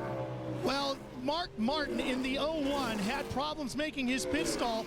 Right now, he's moved himself up to 6th. He smoothed everything out. The 01 coming towards the front, Lindsay. Joe Nemechek right behind him in the 7th position. Nemechek happy with how his car's running better right now. It was a little bit tight earlier. He was 24th fastest in practice, trying to keep that pace. To Matt. Matt Kenseth spent about the first 50 laps or so just inside the top 15. Now he's cracked the top 10. His biggest issue, turn 3. He's been looser all day. Now he says, that's the place I have the most grip. To Lindsay. Kyle Busch right behind Matt Kenseth. Kyle's entire crew just checking out the radar because they too are worried about rain. Kyle also was reporting tight conditions before. Feels better now. Going to Snyder. Lindsay, before this last pit stop, Denny Hamlin said he was just toying with Ryan Newman running in 2nd. When they hit pit road, they decided to take 4 tires, which meant Hamlin restarted 21st. But he has that FedEx Chevy flying. He is up to the 10th position and trying to get to the front to beat the rain and everybody else. Matt? Kevin Harvick running in the 11th position, 2 tires on the last stop. A few moments ago, he came on the radio and told Todd Berrier's crew chief, all of a sudden, my car has gone from pretty good to loose in. Snyder. Matt, on the last stop, Jeff Burton took 2 tires on that stop. They put the air pressure back where it was in the right rear. He was just too loose. He was a little concerned early in this run. He said in the middle of all the chaos, he hit the curb and may have damaged the left front fender, Matt. And while everyone did the gas only, stayed out, or 2 tires, Jimmie Johnson coming with some good fresh tires. He has climbed all the way up to the 13th position. Meanwhile, while he says his car is a little bit free and tight, Dale Earnhardt Jr. on his way up. Remember, gas only for driver 8. Steve Neal came on the radio when Jr. was on pit road and said the rain is 20 minutes away. All of a sudden, Tony Gibson made a crew chief call and went fuel only. Marty? Matt, Kurt Busch has finished 1st or 2nd in his last 3 Pocono races, and he's got some ground to gain if he's going to do that today. Currently in the 15th position, tied on this run on that last stop. They took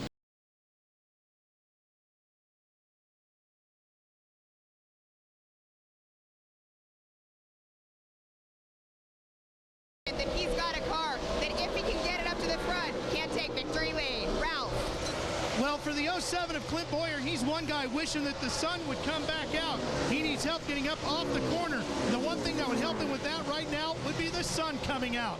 As far as the guy right behind him in Elliott Sadler, he just hit the wall, but they said everything's okay with the car. Keep digging, Matt. Really loose on entry is what J.J. Yeley is complaining about at the 18. The last stop, they made a track bar and air pressure adjustment. But everybody, you can hear on the scanner, their spotters telling them how far the black clouds are just off the tunnel turn. They better worry about gas mileage, right? Well, I don't. Some of them? Yeah, for sure. Now 3 wide, that's what you're looking for at Pocono. That's the front stretch.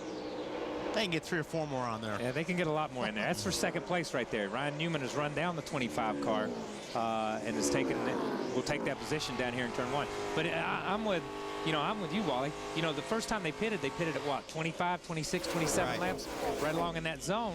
Right. And that caution was at like 72 or 73 laps, which puts you 28 or 30 from halfway. So you may have to pit right around the halfway mark. Well, the last caution stop started on lap 65. Yeah. So you might barely make it to halfway, but the guys that didn't pit then definitely aren't going to make it. So there's no reason to root for weather now because they're not going to make it if we get to halfway. Unless they come in right now. I mean, if it rains right now, and here they come. So So Jeff Gordon dives onto pit road. Boy, if this thing stays green, this is gonna hurt. It's gonna hurt these guys. Yeah. And it was. Come on down. Ralph. Well, all of a sudden things went very bad for the 24, and Jeff Gordon must think it's really bad because he's been driving the majority of this race without brakes. But he said all of a sudden, I turned the car and it is so tight, it just slides up the racetrack. He finally had to come in, Marty. Ralph talked to Darian Grubb, crew chief for Casey Mears, and they said they just couldn't take a chance. They thought they might be able to go one more lap on the fuel, but now is not the time to risk it. Casey's car still a little bit too loose. They put a round of wedge in the left rear and back off pit road. Right about now, those teams are thinking we probably should have stopped under the last caution. Ryan Newman, the pole sitter, is the race leader at Pocono. You're watching NASCAR on TNT. Ryan Newman is the race leader, and I'm telling you, it is a race right now. 85 laps of 200 scheduled laps have been completed. But right now, everybody is thinking about lap 101, getting just past the halfway mark. And this is a car that these two guys, Dallenbach and Petty, have had their eye on all day. The one car, Martin Truex Jr. Yeah, I mean, he's been fast all day. The car's been running good. I mean, he just took over the 2nd spot, and he's after Newman. I mean, if they time this thing right, they're going to be in good shape. Their pit stops have been great. I mean, these Bass Pro Shop guys have been on today.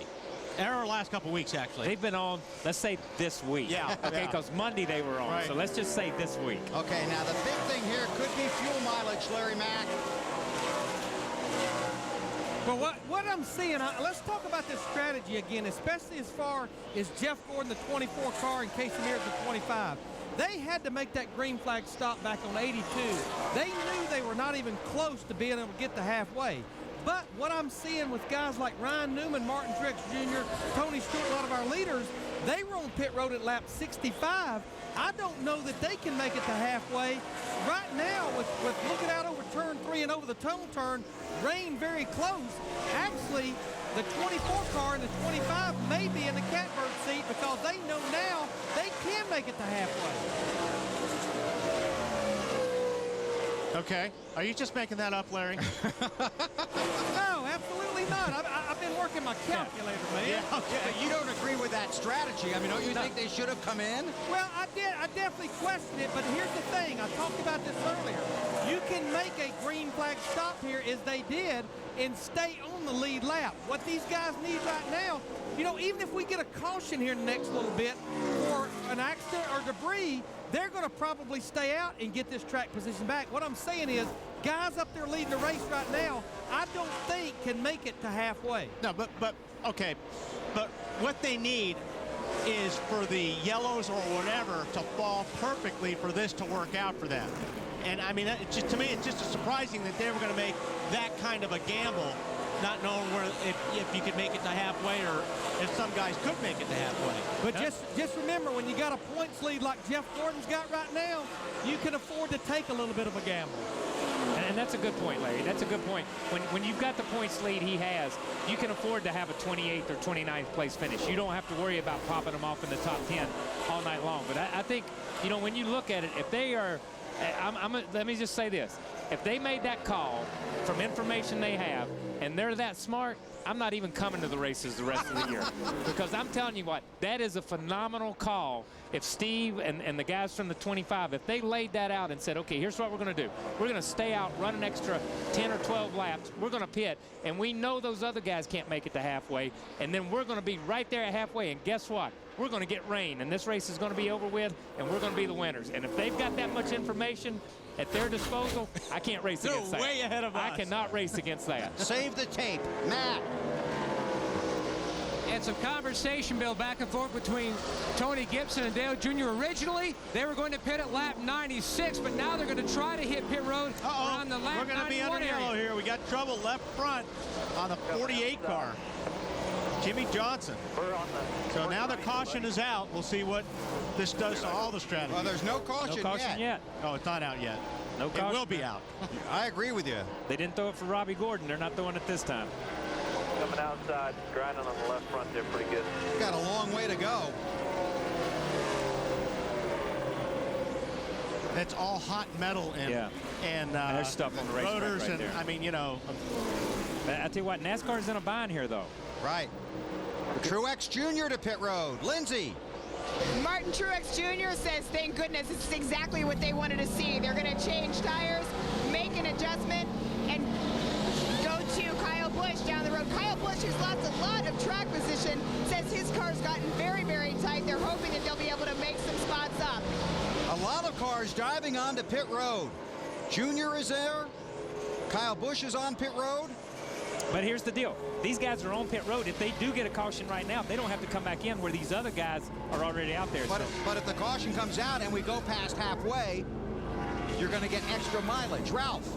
I just spoke to Greg Zipadelli, crew chief for Tony Stewart. They could not make it all the way to halfway. It was going to be too close. They have called Tony Stewart to pit lane. He is making his way down pit road right now to pit the number 20 machine. The Home Depot crew is up on the wall, ready to go. Tony's still not 100% perfect with the setup on this car. Says he can't free up the back end of the car. The front, however, is getting better on turn-in. Over the wall they go. They go to service the car.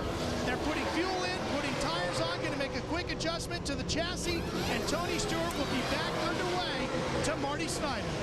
Well, Ralph, this goes to support Larry Mack's theory. The leaders who pitted on lap 64 could not make it all the way. Here's Ryan Newman, your leader. His car just a little bit too loose. In the tunnel turn, they go down one round on the track bar and give them 4 fresh tires. Now the question is, when does the rain come? And can they cycle all this through for Ryan to stay out front? I tell you what, the rain may never come. Yeah. But this is drama. Yes. This is drama right in the middle of the race. We haven't had a race this exciting at this point in a race at Pocono in a long, long time. Bill, Kevin Harvick and Dale Earnhardt Jr. have already pitted, but right now Chad Canales is looking at a very beaten up race car after that flat left front tire. Unbelievable. That car, remember, they took out 4 tires on the last stop. Go. Yeah, you don't know what.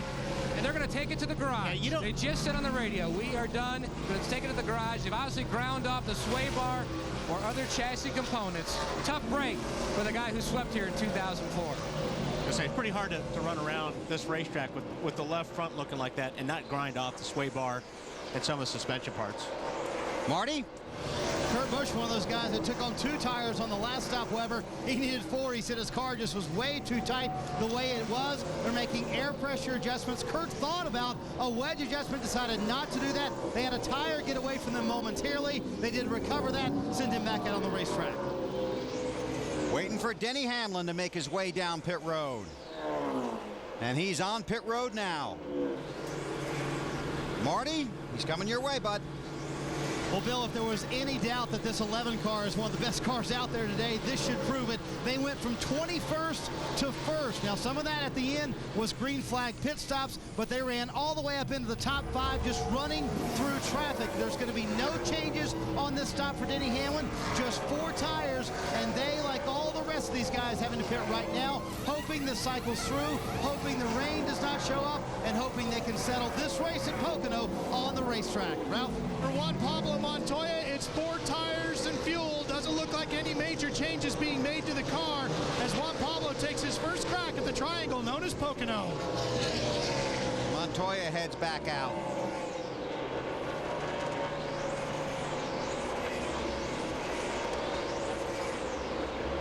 Jimmie Johnson back on pit road is going to make the left-hand turn, go to the garage, Matt.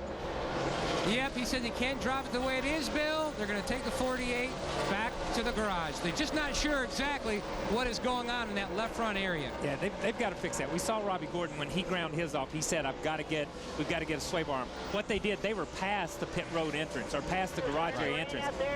With so many. Yeah, they're talking about rain here. If you're up front, it's raining. It's raining. I got water on my windshield. Carl Edwards is the race leader. Just really quick, your point that NASCAR is in a bind because they didn't want to put out the caution was because we're good. For halfway. Right. For halfway. They didn't want to put out a bind. They didn't want to put out the caution for the 48 like they did for the 7 because they're close to the halfway point. And they know when the rain comes, this day is over with. Right. This day's over. It's too late in the day to dry the racetrack and start again. So what's the radar looking like? Yeah, oh, it's pouring down here. But it doesn't make any difference. He can scream rain all he wants to. Let it rain. You're not the halfway. You're going to have to pit and take yourself out of this thing. What's wrong with the... Oh, that's just tape on the 16 car right there. that is the 99 radio we're listening to. Carl Edwards. Yeah, but they must think they've got enough gas to cruise under yellow. If it comes out right now, I'm going to stay out there and let it run out. But I'm not even sure how they would have enough gas to cruise around on the yellow at this point in time with everybody else pitting and those guys still being out there. The 48 car a minute ago, he just rode around a racetrack because pit road was so congested he couldn't back up pit road. There's your race leader, Carl Edwards. 95 laps are complete. Ricky Rudd has scored second, and then Gordon and Mears, who stopped under the green before this last rash of green flag stops.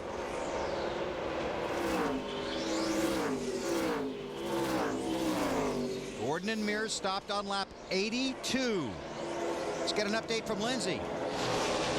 Carl Edwards says he absolutely is thrilled with the car as of right now. It would be funny, guys, if he was able to pull this off because, of course, like we talked about earlier, his last win was his first start here at Pocono back in 2005. He said he feels like he's learned so much about driving since then. And just to note, you guys, all the teams are putting up their tarps down here on pit road, so guys are hoping that their fuel strategies are going to play out.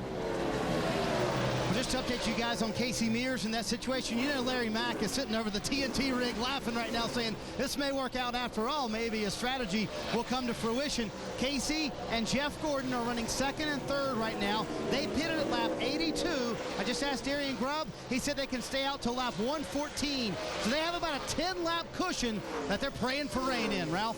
Marty, Jeff Gordon told me earlier today, he says, you know, we haven't always been the fastest race car this year, but sometimes we've just been the best and in the right position at the right time to get the win. And right now, they are pushing hard to catch Carl Edwards in that 99. Their strategy is working out just the way they had hoped. They are 2 laps away from halfway, and they are telling him, go as hard as you can. You got the better car. You're the better driver. Go get this guy. Go get us another win. So, Kyle, if you don't go to Michigan next week, what are you doing? I don't know, man. I'm telling you, this thing is absolutely, I mean, this is the most exciting 15 or 20 laps that we've had all season long, because the race could be coming to an end halfway because of rain, because of all the pit strategy, and because of everything. Jeff Gordon and those guys may have put themselves in that position. Hey, guys, I want you to look at the scoring monitor and notice the 99 has really slowed their pace down. He's running almost a second slower than Jeff Gordon. By the way, I think he's on pit road.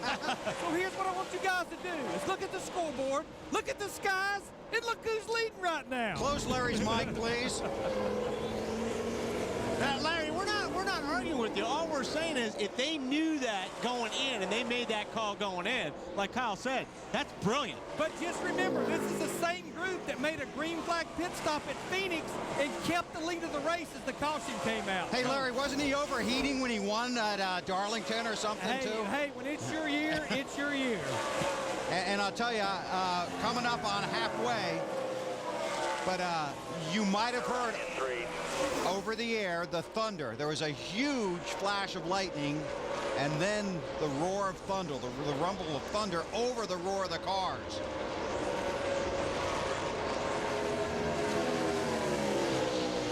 Bill, what you heard was not the thunder, but the cheer from the pit down here in Jeff Gordon's crew, because when he went by and they heard that thunder as well, they said, we told you, we got it, keep it going. And remember, they're doing this without good brakes. 99 laps are complete. Working lap 100 halfway next time by. I'll tell you what, he's got to still run hard, because he's got Ryan Newman and Martin Truex second, third right now, who are running quite a bit faster laps than Jeff Gordon, and there they are. They're about a half of a second. Both those cars were half a second faster than Gordon that last lap. And Larry made a great point. What was so exciting there was that Carl was going slower so he could win the race, hopefully, and with his strategy. And these guys were really hustling so they could get up front and try and win the race. Marty. Well, guys, remember, too, these cars have to pit about lap 114. Casey Mears among them, so they don't have a very big window here. They need rain, and they need it fairly quickly if this is going to work out. Now, Larry McReynolds has another whole strategy for that, I assure you. But unlike most racetracks, 114 or 115 is 10 or 15 minutes away. It's not instantly like it is at a Martinsville or a place like that. So there's some time here, not only lap-wise, as far as being 10 or 12 laps, there's a time element here. So if it's going to rain, I'm telling you, man, it may blow past. Who knows? That's the kiss of death. It's getting ready to rain any minute now that I said it may blow past. But I'm going to tell you that the 1 and the 12 car, Newman and Truex Jr., have run down the 24 and the 25 during this pit stop sequence and have put themselves right back in the race. They were right behind them, but they've run them down. And Newman's coming, and so is Truex. Truex has been coming since they dropped the green flag. And here comes Kyle Busch around Matt Kenseth. That's for the 8th spot. Jimmie Johnson coming out of the garage back onto the racetrack. Johnson has currently scored 42nd. He came into this race second in the championship standings. He's already fallen to 4th.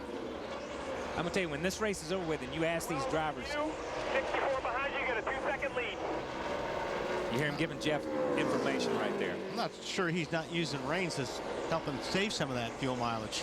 Especially drafting a little bit. Drafting a little bit, running in a straight line. But when this race is over with and you ask these drivers, how hard did you drive from lap 85 to lap 112 or 114, they're going to tell you they drove their guts out, man, because these guys, everybody out there is running like it's the last lap. And we are past halfway, so if the rain was to come, this race would be official. Lindsay. Crew Chief Kevin Mannion did believe that they would be up to 3rd place by the time that the pit cycles would come through. I just talked to him and I said, does he have anything for Newman and Gordon? And he says that's the plan, but those guys are truly, truly fast. kinds of strategy playing out now. And this is what racing's all about. I think so many people think it's just about cars going out there and riding around in circles and everybody running as fast as they can, but it's not. It's about fuel mileage, it's about tires, it's about pit, it's about everything. And when it all comes together, it makes for such an exciting race. It's a high-speed chess game, and guess what? Right now, Jeff Gordon is in the driver's seat at Pocono. You're watching NASCAR on TNT. Caution is out at Pocono for rain. And I want to tell you, it was razor close. There are 12 scoring loops around this track. It reverts to the previously passed loop. And it's going to be close between Jeff Gordon and Ryan Newman. Okay, here you see Newman. This is in between turn 1 and 2. And it's raining hard right here. I think that's why Gordon jumps out of the gas. Yeah. And Newman charging hard. And right here is about where the caution came out. And you see Newman just let off and let him have it. And there's a scoring loop right there. And Wally, they were showing a shot. You can see the rain right here. Yeah. This is a shot they showed, and Wally picked it out the lap before. Like Wally said, it is raining hard over there. And when they got back over there, that's it, man. And if it rains, they're not going to ride around under caution. So we're not going to get to a 114 or a 115 and have to worry about it. Yeah. Because when it's here, it's here. Yeah. And they're not going to get this place dry again if it rains that much. And that was a good call by NASCAR because we got to come at 114. I'll tell you what, you could wad up a lot of cars going into that corner as hard as it was raining. That is the worst corner in the world to get wet in that turn in the tunnel corner. And you heard them say, 114, we can go to 114. So that's their mark. That seems to be everybody's mark. I think Larry made a great call on that. Larry said 114. So when you look at it, that's where it's at. Let me just go on record once again and say, if it rains this thing out, Jeff Gordon, I would officially like to announce my retirement from the sport of NASCAR auto racing, okay? Because I cannot compete against that. That's phenomenal. Amazing. Time for our Subway Pit News Report, and here's Ralph Shaheen. Bill, Ryan Newman has no idea how close he came to winning this race, because not only did he come awful close to making that pass, but Jeff Gordon had just come on the radio just before that pass was attempted and said, the tires are shot, I'm done, I've got nothing left. They said hang in there, and the caution flag came out, and Jeff Gordon holds on to the lead. This thing would not have made it another half a lap with Jeff Gordon out front. As you said earlier, sometimes when it's your year, it's just your year, and everything goes your way. No brakes, no tires, and you're still leading when maybe that last caution comes out to help take you to the checker. See how it all plays out. Yeah, you know, if it comes across here, if it just rains over there, they may be able to dry part of it out. But if it soaks the racetrack again, you know, we saw how long it took us. I know I'm wearing you out. Keep conserving that gas. I know I'm wearing you out. That's Letard talking. Look how hard it's raining. Oh, yeah. Forget it. My goodness, Marty. Oh, sorry. Marty, go ahead. Well, I was going to say now the dilemma, who pits and who doesn't. Ryan Newman came on the radio when his crew asked him that, and he said, guys, I want to go for the win and not track position, but the win may be a moot point at this point. It looks like it's raining a little too hard over there, fellas. Yeah, again, we had a long rain delay before this race went green. Supposed to go green about 2:20, went green a little after 5 o'clock Eastern time. Some point here, so we'll see. And you know, but that's one of those deals. Where's he at on his window? I think that's Ryan asking where Jeff's at on his window, worrying about when he's going to pit and are they going to run that long. It's Chrissy Newman, Ryan's wife. Yeah.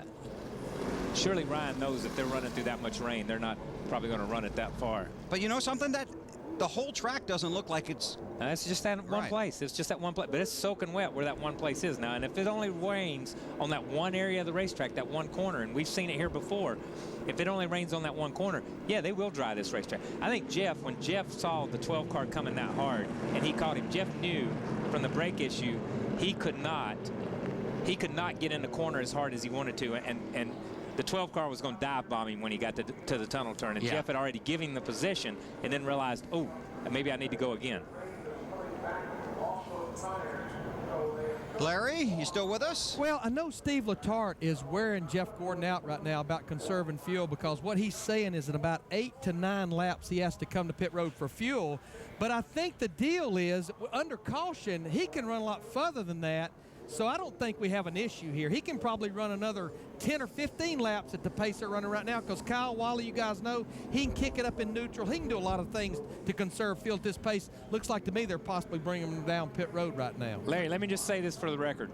Drivers can't do anything. It's all crew chiefs. I'm seeing that now from this side. You guys from that this, for years. From this side, I realize that now. Listen, McReynolds got a big enough head. Let's not get crazy. Ralph is with the crew chief. That is Steve Letarte. Steve, that's some incredible strategy. How concerned are you right now about fuel? Well, now that we're red flagged, I'm not too concerned with fuel, but I mean, to everyone in the DuPont Chevrolet, they fight year in and year out, week in and week out. We didn't have a very good car. We still missing some stuff on the brakes, but he drove his tail off, and you know, if we get a little lucky with the weather, maybe we get some wind.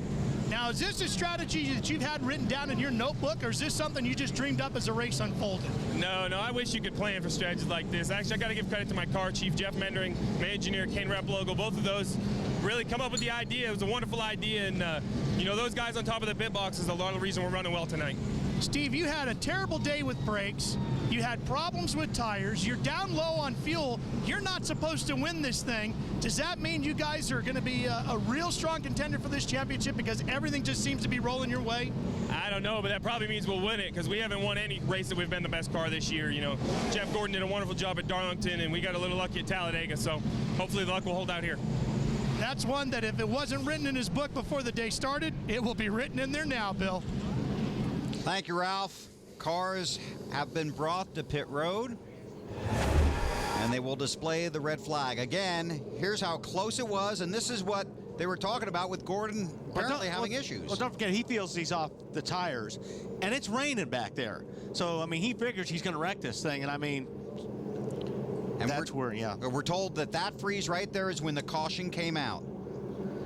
Ryan Newman in second behind Jeff Gordon, and on pit road, Chrissy's reaction. It has been a long time between wins for Ryan Newman. But you got to feel good for about as good as they've run today. I mean, he had a... And Dover. Yeah, and Dover, yeah. Right. So they're turning their deal around. They have definitely turned it around. That entire group, not only the Ryan Newman and that team, but the two-car also. They've turned a lot of their stuff around. I know Kurt had a bad week this week, but they've turned their stuff around over the last 4 or 5 weeks. That's amazing. So the car's getting covered up.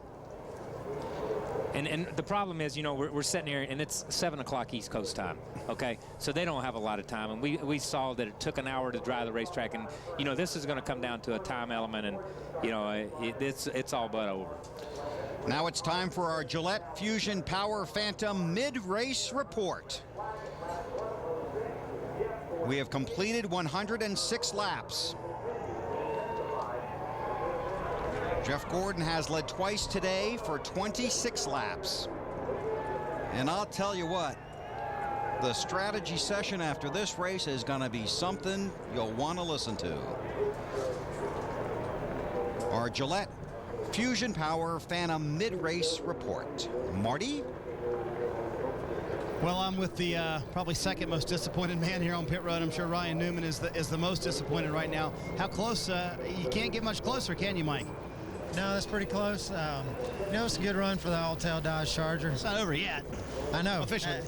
Yeah, I mean, you know, we're happy. You know, we had a good run here, so we're just a little shy of getting the lead. I'd like to be leading right now, but that's the way it goes. How do you beat strategy like that, though? You know, I thought we had a pretty good strategy too. You know, we're second, so just a half a lap away. Ryan doing okay in there? Yeah, he's fine. Yeah, you know, our spirits are good. We got a lot of momentum. We're real happy. You know, I'd like to thank everybody back at the shop for doing such a great job. So we're happy where we're at. We know the wins will come if we keep doing this. Yeah, on the bright side of things, that is the case because you finished second last week. If this is called second here today, so it certainly seems as though you guys have turned a corner, Mike. I think so. It's been a good effort by everyone, you know, just working together to get this thing back in the right direction. You know, maybe we'll go back to green. You know, we'll see. That'll give us a better opportunity here. But if it doesn't, we'll be happy with that and take it to the house. Very disappointed. Ryan Newman sitting in the car, waiting this one out, has not put the window net down yet, guys. Well, we'll see how it plays out here. You could hear the jet dryer firing up in the background during that interview. Ryan Newman sits in his car, second under the red flag behind Jeff Gordon. From blue-collar comedy, Billing Ball comes an all-new comedy series on TBS. You want to argue about this? Then let's argue naked. Fine. Okay, sure. Anything to move it along. The all-new TBS comedy series, The Billing Ball Show, premieres July 17th, only on TBS. All right, there it is. The race red flagged after 106 laps, and two guys who right now are happy about it because they might wind up 1 and 2. Jeff Gordon and Ryan Newman, and boy, we didn't get 500, and again, I'm not sure we're not going to get more laps in yet. Interesting. Alongside Larry McReynolds here, and Larry, you're getting lots of props from the guys up in the booth about the strategy and calling this. I wanted to point out, it's dry over here. How big this track is, dry right here down the front stretch, and of course, way in the back of the track, very, very wet. Iffy if we're going to get anything else in here. Well, I promise you, they will not give up on it. They will keep going until they feel like they just cannot get it dry or it's getting too dark to race. They do not want to cut this race short. And trust me, there's several guys out there, including Ryan Newman, they don't want to see it either. Right. Well, if we only get in 106 laps, that 106 certainly was not boring. Let's take a look at what happened. And this early really didn't have a lot to do with it, what's been the ultimate outcome here. But Robbie Gordon early going front left tire, and we get a little fire there. Yeah, that was the very first caution back on lap 48. Took them a little bit, but they finally put the caution out. Everybody hit pit road for 4 tires, and pretty much adjustments, big major adjustments for the day. And here's where the big strategy started to come into play with Gordon. Well, Steve Letarte and their group decided to stay out on the caution before this on lap 66. Just about 12 laps later, on lap 82, they decided to come to pit road, pit under green, with hopes of it staying green through the cycle stops, and that's what ended up happening. Yeah, and leading to Kyle Petty's retirement, by the way, which we later found out. Jimmie Johnson, he has issues now. They kept it green after this lot, wondering if they'd go to caution with this situation with Johnson. Well, it's like the boys in the booth said, NASCAR was in a box. This was with 10 laps before halfway, and they wanted to keep going. Johnson got out of the way, and we stayed green. All right, and then, of course, the caution came out. Here it was, right about there is when it came, and Gordon was in the lead, and that's where we stand right now. We're now going to send it down to Ralph Shaheen. He's standing by downstairs with, I'm assuming, one of the drivers. Ralph, who do you got? Jeff is watching those clouds roll over here, and Jeff, I'm assuming you've never prayed so hard in your life for rain right now. Yeah, I've never looked at clouds as much as I am right now, trying to figure out what they're going to do. Great call by Steve Letarte, all the guys on this DuPont Chevrolet. We've got a great race car. We just need a track position. We're having some problems with the brakes, so not able to drive up there. So what a great call to get that track position. I don't know what's going to happen here. It came down hard, and it's going to take them a little while to dry it, but I think it's going to need to rain a little bit more before they call it. Our entire crew was questioning that call and wondering what Steve Letarte had up his sleeve. Were you wondering as well, or did you trust him? No, I trust him. I thought out in clean air with a few cars behind us we'd be in good shape, which we were. The thing just took off. That shows you just what clean air will do. But the problem is with the brakes, it starts vibrating. The right front starts losing grip, and then we fade right there at the very end. And it feels like something's getting ready to break, which I've had brake issues here before, and it's no fun. I don't think the brakes are going to go away. They just pick up some pad buildup and a lot of vibration. So the car's great for the first half of a run, and we'll see if we need to come back in and get some tires here in a second. So you think it's a pad problem. What's causing that? Do you have any idea? Well, the way I brake the car is not good for certain pads. I don't like to jump on them real hard and get straight off them. I carry the brakes down in the corner, and we found the same issue at Richmond. We fixed it there with a little bit different pad than this, and we had a few issues yesterday, but we thought it was brake temp. And then today, I don't think it's brake temp. I think it's a pad. So it's something that we're going to have to revisit. We know what our other teammates have on for pads, but Jimmie, I know Jimmie for a fact, he brakes so much harder and different than I do. We can't always run the same as him. So far, you've weathered a lot of challenges today. If this race goes back to green, how much trouble are you in? We're in a little bit of a hole. Just depends on what these other guys do. You know, they're about halfway through a run or close to it maybe. So it might, you know, they might decide that they want to come in too, and then we won't be in too much trouble. If they stay out like we did, then yeah, we got a big hole to dig ourselves out of. Lap 65 was the key there when you didn't come in, and that was all a part of playing out the strategy. Is that correct? You need to talk to Steve Letarte about that. He's the guy that made that call. You know, I think that he was looking at this being a 100-lap race, and you know, getting to the halfway point, which was really smart. I think he was looking at the radar, knew the rain was coming any time, and you know, we weren't getting any farther up than 9th, having brake issues. So you know, it's a gamble worth taking. Let's check in with Matt. And his teammate Casey Mears, he had a chance to debrief with Darian Grubb. What a great call by your crew chief.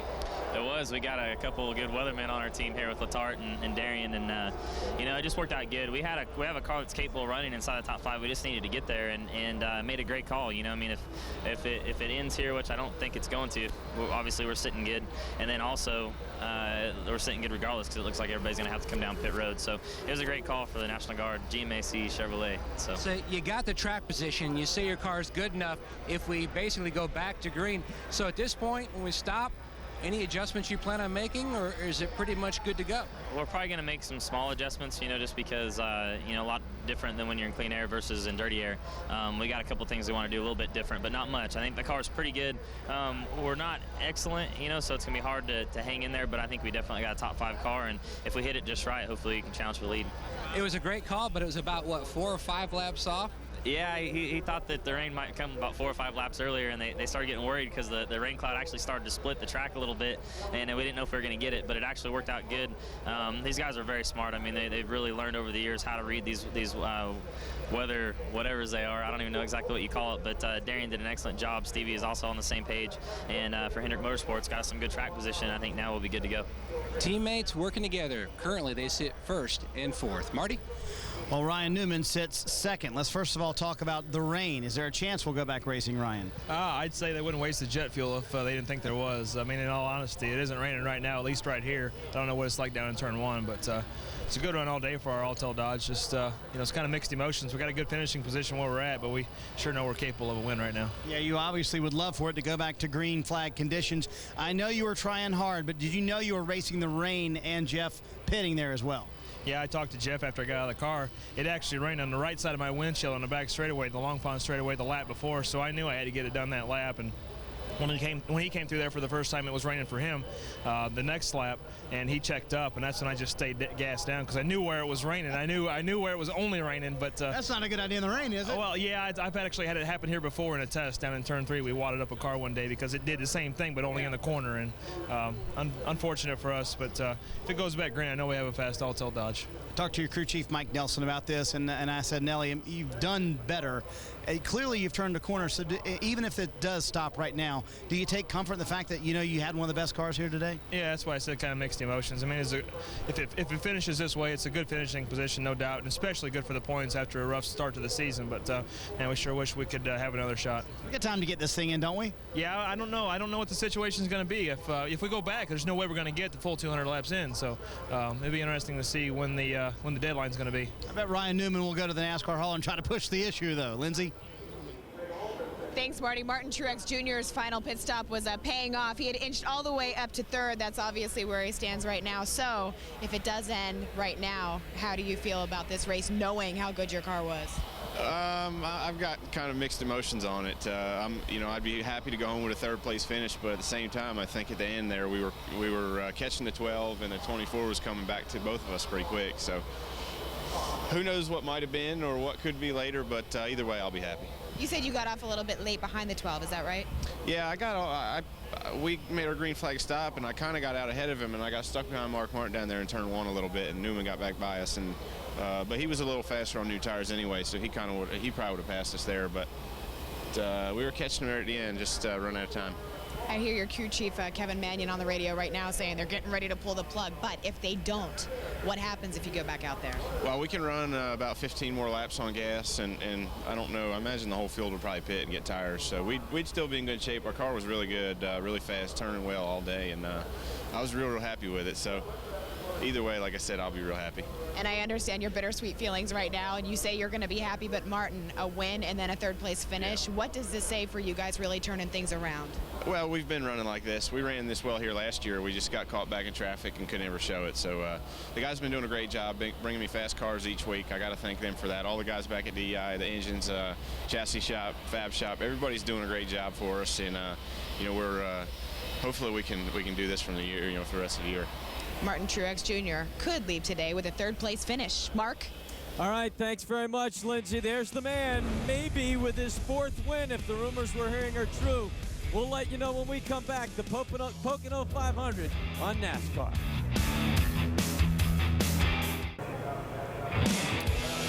Back with you in Long Pond, Pennsylvania, the Pocono 500. Wondering whether it's going to be 500. Well, probably won't be 500. Just how many will it be, and will we get any more racing in as we wait to find out if the rain will end this race after 106 laps. Right now, we're going to send it back up to the booth. Bill, Kyle, and Wally standing by, guys. Thanks, Mark. And we are hearing that NASCAR is definitely making an attempt to dry this track. Obviously, for it to be a 500-mile race, the headlights on those cars would have to be real. But that's not going to be the case. But there is a possibility, and if you look at that, a decent possibility that they could get this race resumed. We've completed 106 of the scheduled 200 laps. Jeff Gordon is the race leader, using some interesting pit strategy to get the lead. Then it's Ryan Newman, Martin Truex Jr., Casey Mears, and Tony Stewart, your top 5. Denny Hamlin is 6th. Then it's Mark Martin, Kyle Busch, Matt Kenseth, and Clint Bowyer, the top 10. There are 36 cars currently scored on the lead lap, and a lot of water down in turn 1. The one advantage that they do have in turn 1 is there's not any fans down there, so they can blow down the racetrack, then they can turn around and come back and blow up the racetrack, and they can continue to try to drive, and that is the most banked corner on the racetrack. So they've got a couple advantages. The problem right now is, as you see on this on the TV camera here, it looks kind of light, but around this area it's going to get dark quick. Okay, darkness is not going to be 42 other guys' friends out there. It's going to be Jeff Gordon's. He's going to love the nighttime, okay? Because, you know, rain was a problem, now darkness is a problem. So one problem leads to another. It's a ripple effect, and it just keeps compounding itself. So even if they get it where they think it's close enough, by that time, there's not enough to run but 10 or 12 laps, and do you really want to start it up? Be interesting to see how it all plays out. You know, if it does end like this, just the numbers for Hendrick Motorsports and Chevrolet just continue to improve. But we'll hold off on all that until NASCAR makes a decision or sends the cars back out. Look how wet that is right there. You know, you don't like think it's still raining too. Yeah, it really did. From that camera angle, it really did look like it was still, you're right. Still raining down in that area. And when it's I just, turn the windshield wipers on, then yeah, I mean, that's going to be tough. Well, we've got our summer series of 6 NASCAR Nextel Cup races on TNT. It's been an interesting beginning here in Pocono, a lot of fun. We're in Michigan on Father's Day. Then we go out west to Sonoma, and Kyle's actually going to be in that race, and we'll be bothering him from time to time. On his, I can't retire until after that race. I'm sorry. Yeah, that's I messed up. Okay, I messed up, man. That beeping sound you hear is Kyle That's backing me up. backing up, man. That's me backing up. I'm not retired. Then it's up to New Hampshire, the Pepsi 400 down at Daytona, and on to Chicago on July 15th. We're going to have a lot of fun in the summer series. Been an interesting day at Pocono. How's it going to play out? Hey, you got to stay if you want to find out. The Pocono 500 is brought to you by Gillette Fusion Power Phantom. Fusion power is so advanced you barely feel the blades. Visit GilletteFusion.com to learn more. By Sprint, NASCAR Nextel Cup fans get things done with Nextel. By Papa John's, order pizza online 24 hours a day at papajohns.com. And by Pepsi Racing, visit PepsiRacing.com and link to play Pepsi Fantasy Racing for free today. Under the red flag at the Pocono Raceway in Pennsylvania, you can see they are making an effort to dry the track. We've completed 106 of 200 laps. Let's check, see if we can't work in our Aflac trivia question here. Aflac! Who is the only Nextel Cup driver to complete every lap this season? Come on, Kyle.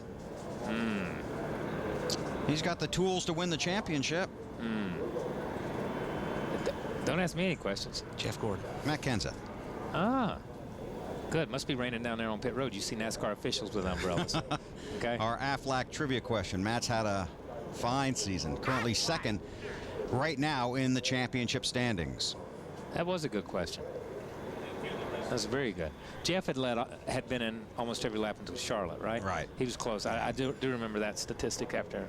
Boy, and that was a hard hit. That was a hard hit. That was a hard hit, and it looked bad too. You know, a lot of times guys will hit, and it doesn't really look that bad, but they take a really hard blow. But Jeff, that was a hard lick that looked hard, and they were very, very fortunate, very blessed at all the safety stuff. You know, and I was going to go back when Jeff ran out of brakes here last year, and they showed that photo of that car. He took a left side blow there, and that seat was twisted around. But that shows you how safe these carbon fiber seats are, and how safe the construction of some of this stuff, and the soft wall. All those things come together in the right place at the right time. Jeff gets out of the car and walks away, and I think that's a tribute to these racetracks. All these racetracks that have put in the soft walls, and to NASCAR for kind of mandating that and all the safety features that we have. Well, I know and your family's been a part of the safety business in this sport for a long time, Wally, but you guys both know, doing the Pride of NASCAR pieces, how far the sport has come safety-wise. Oh yeah, I mean it's funny. You talk to Pearson and talk to Daddy and stuff. They used to give them bottles that had a liquid in it that they would pour in a 5-gallon bucket and then soak their clothing in it, and it was supposed to make their clothing fireproof. Now, what they did, they still drove in short sleeve shirts and blue jeans, and but no gloves. And no gloves, but it was supposed to be fireproof. Right. So, you know, it's amazing how But how if you far look safety inside the come. cars, though, like when Oh, your yeah. dad drove back in the 60s and the 70s, if you just look, all you got to do is put your head in the window and then look, and you've got to be kidding me. Yeah, it's totally different. But I think that's, you know, that's just how far that industry has come, the automotive industry with Dodge and Chevy and Toyota and Ford and all those people forcing it. But at the same time, NASCAR has taken the lead in that effort. Again, under the red flag here at Pocono, they continue to make an effort to dry the track. And as we've been discussing up here, light certainly becomes an issue at this point. See, these are for me. I gotta say something. These are the days that I miss Dale Earnhardt Sr. the most. Because he'd be out the tunnel. If you saw him going to the tunnel, you knew the race had been called. Yeah. He knew at least 15 or 20 minutes before anybody else, and he was headed out. He was the gauge. We would watch Dale Earnhardt Sr., and wherever he went, by God, that's where we went to. If he got in his car, we were headed out. So we don't have that guy. We don't have that leader now to kind of follow us, to follow him around to let us know when it's going to be close. Got a little bit of a recap here for you to set the stage for where we're at under this red flag. Here's the field coming down pit road. And this is where Jeff Gordon and Casey Mears and a couple of other guys decided to stay out. The caution came out on lap 65. Then they came down pit road under the green. Just about everybody stopped. Gordon inherited the lead. They're basically racing here to a caution flag, and it comes out right about there for rain. And that's first and second. Gordon first, Ryan Newman second. And after they brought the cars to pit road, put out the red flag, that's where we stand right now. With Gordon in first, Ryan Newman second, Truex Jr. third, then it's Casey Mears and Tony Stewart. I do want to point out who's in 25th position. Chad McCumbee. And that goodie's number 45, and he's done a great job. And I want to point out somebody else too. Chad's done a great job for us today. I've watched them. They're pitting right here in front of us. I've watched him on the racetrack. He's just drove a nice, clean race, followed guys like Ricky Rudd, followed guys, and tried to learn from people. And that's when he came up here, that's what we told him that was the main objective. So he's done a great job. And I want to say something. You know, we talked about Hamlin dominating this race in early going. They changed 4 when everybody else changed 2. Yeah. Okay, they dropped way back. Everybody else stayed 14th, 10th, 9th. They dropped all the way back to what, 21st, 22nd? Yeah, 21st. And he's driven himself back up to 6th place right now. Now, I know if this doesn't go, he's got nothing to show for it, but that does a lot. That says a lot. And I don't know, we're just a tick off of the 12 and the 1 and the 11 that's behind us. So we've been talking about what we want to change, and we want a shot at this thing. I mean, we're good. We're just a tick off. And the thing is, this place is one that if you pick up anything, you've picked up a bunch. It's just such a big momentum track. You gain a lot of time if you can make a change that helps you. So I don't feel like we're far off. I just feel like we need a little bit of help. So just need a little help from up there. This is the weirdest daggone weather I think I've ever seen. It's like Zippy said, we could be standing here and the sun could be out over over here and it would be downpouring on the other side of the racetrack. But that just shows how big this place really is. How much of a concern is daylight as we get closer to the darkness? I'm nocturnal, so I mean I've slept half the day with the blinds closed, so I don't mind it getting dark. So doesn't bother me. I've raced in the dark before.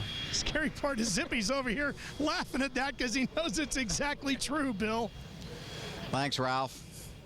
Guys pretty relaxed down there right now. There's Steve Letarte, crew chief. That's Ryan Pemberton on the right. Mark Martin's crew chief. See Jeff Gordon and Ryan Newman. And the blow dryer is still working on the track here at Pocono. 106 laps of 200 complete. Jeff Gordon scored as the race leader. As of right now, here's a look at the championship standings. An underscore, that's a big if. But you can see Jimmie Johnson falling back to the 4th spot. And Mark Martin, who this week again reiterated he has no desire to run for the championship after 14 races, remains in the top 12. And of course, the top 12 drivers after Richmond will be the 12 drivers in the chase for the Nextel Cup championship. I'm tired of hearing him answer that question. I mean, I am too. They asked him in January. Mark Martin has never lied to anyone. That's right. Okay, and he said, no, I'm not doing it, so let it rest. So we're not asking him. Okay. I'm not asking him. All right. I'd never ask him. All right, we're hearing from NASCAR. The race has been called.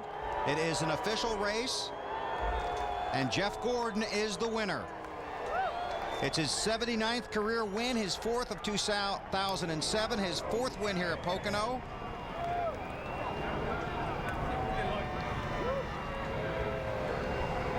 I think Steve Letarte's the winner. I'm not sure Jeff's the winner. I think Steve's the winner. Marty? Oh, man, this has been a crazy, anxious moment for these guys waiting this one out. Have you ever won crazy races like this crazy fashion? You win Phoenix because of the pit call. You win today because of the pit calls. Has this ever happened in your career before, Jeff? You have to remind me. We need John Edwards in the He's right there. statistician there. Steve Letarte. You need to be talking to him, not me. He won this race today. We had a great race car, but without track position and without a great risky call like that, I can't believe we just won this race. Wow. I don't know what to say. Woo! Hi, baby. Let's wrangle the truth. You got to stay here, Jeff. Let's wrangle the truth out of your crew chief. Now, when you left him out there, was that your strategy, or was it just, tell us the truth? Well, our strategy changed.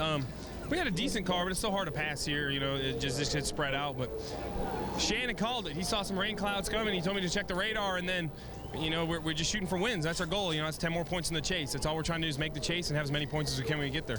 Do you have a connection somewhere?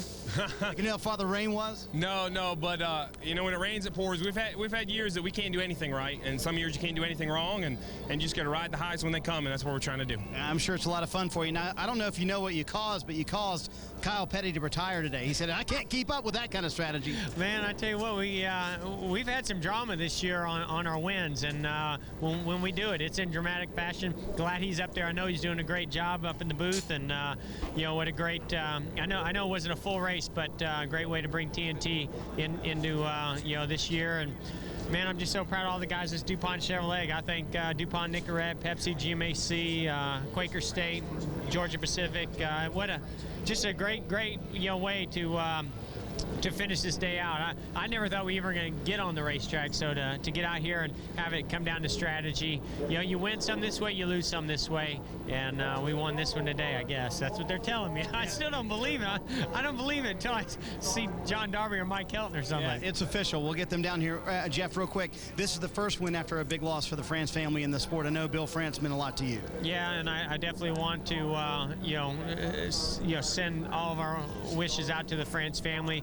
I mean, Bill and his entire family did so much to get this sport where, we wouldn't be here with these sponsors all over the cars, all the fans in the stands, and be this excited about, pit strategy and wins if this sport wasn't as big as it is. And that would never have been possible without Bill France Jr., without Bill France Sr., and without the France family and Brian and Lisa. I know they're going to continue this sport on, and we're going to play our part to do the best we can to keep it going as well. Victory lane, my friend, is that way, okay? All right, Jeff Gordon headed to Victory lane. He'll walk this time, Bill. Thanks, Marty. The 4th time in his career that Jeff Gordon has won a rain-shortened race. Ryan Newman had 1 top 10 finish in the first 8 races. He has 5 top 10s in the last 6 races. 5th consecutive top 10 finish for Denny Hamlin. Chevrolet has won 13 of the 14 races this season, and for Rick Hendrick, his 11th win here at Pocono, the most of all the owners. And you see the rest of the unofficial results here in the rain-shortened Pocono 500, the first of our 6 races in the Summer Series on TNT. So Jeff Gordon wins again and maintains his lead in the championship standings. Tough day for Jimmie Johnson, finishes 42nd. Well, a wild and wacky day, but we do have a race winner, and Chevrolet and Hendrick Motorsports remain strong. Unbelievable. I think somebody said it earlier. When it's your year, it's your year. I mean, and like Jeff said, you lose a lot of races that way, but these guys can't do anything wrong. And you're really going to keep coming back, right? I'm going to keep coming back. Because they changed their strategy. They changed their strategy. But I want to say this. You know, great drivers win dramatic races. Richard Petty is 200th at Daytona with the president there. You've seen Darrell. You've seen Dale Earnhardt Sr. Teams like that put themselves in position. And Jeff and those guys did it today. All right. Looking forward to next week. See you guys at Michigan, okay? Yeah, man. Let's send it down to Mark. All right, thanks very much, Bill, alongside Larry McReynolds. And, hey, a crew chief, you got to be happy with the way this thing ran. Quick final thoughts on what was short but very exciting. I love strategy races, Mark. You know, it's something that I thrived on for a number of years as a crew chief, was trying to create strategy. And to see those guys that has had good runs the last 2 weeks, Martin Truex Jr., Ryan Newman, Casey Mears, who won at Lowe's a couple of weeks ago, it's great to see those guys working right now off momentum. I bet you've never done a 7-hour baseball game, have you? Hey, with plenty of fun. All right, next week it's NASCAR's Nextel Cup Racing from Michigan. We want you to join us Sunday on Father's Day. Coverage begins at 12:30 with NASCAR on TNT Live, followed by All-State Countdown to Green, and then the race from Michigan International Speedway. Now, coming up next on TNT on the East Coast, it's Cellular. Out west, Law and Order. For Bill, Kyle, Wally, Larry McReynolds, and our entire crew, I'm Mark Fine. Thanks for joining us for our first of 6 races. We'll see you again next week.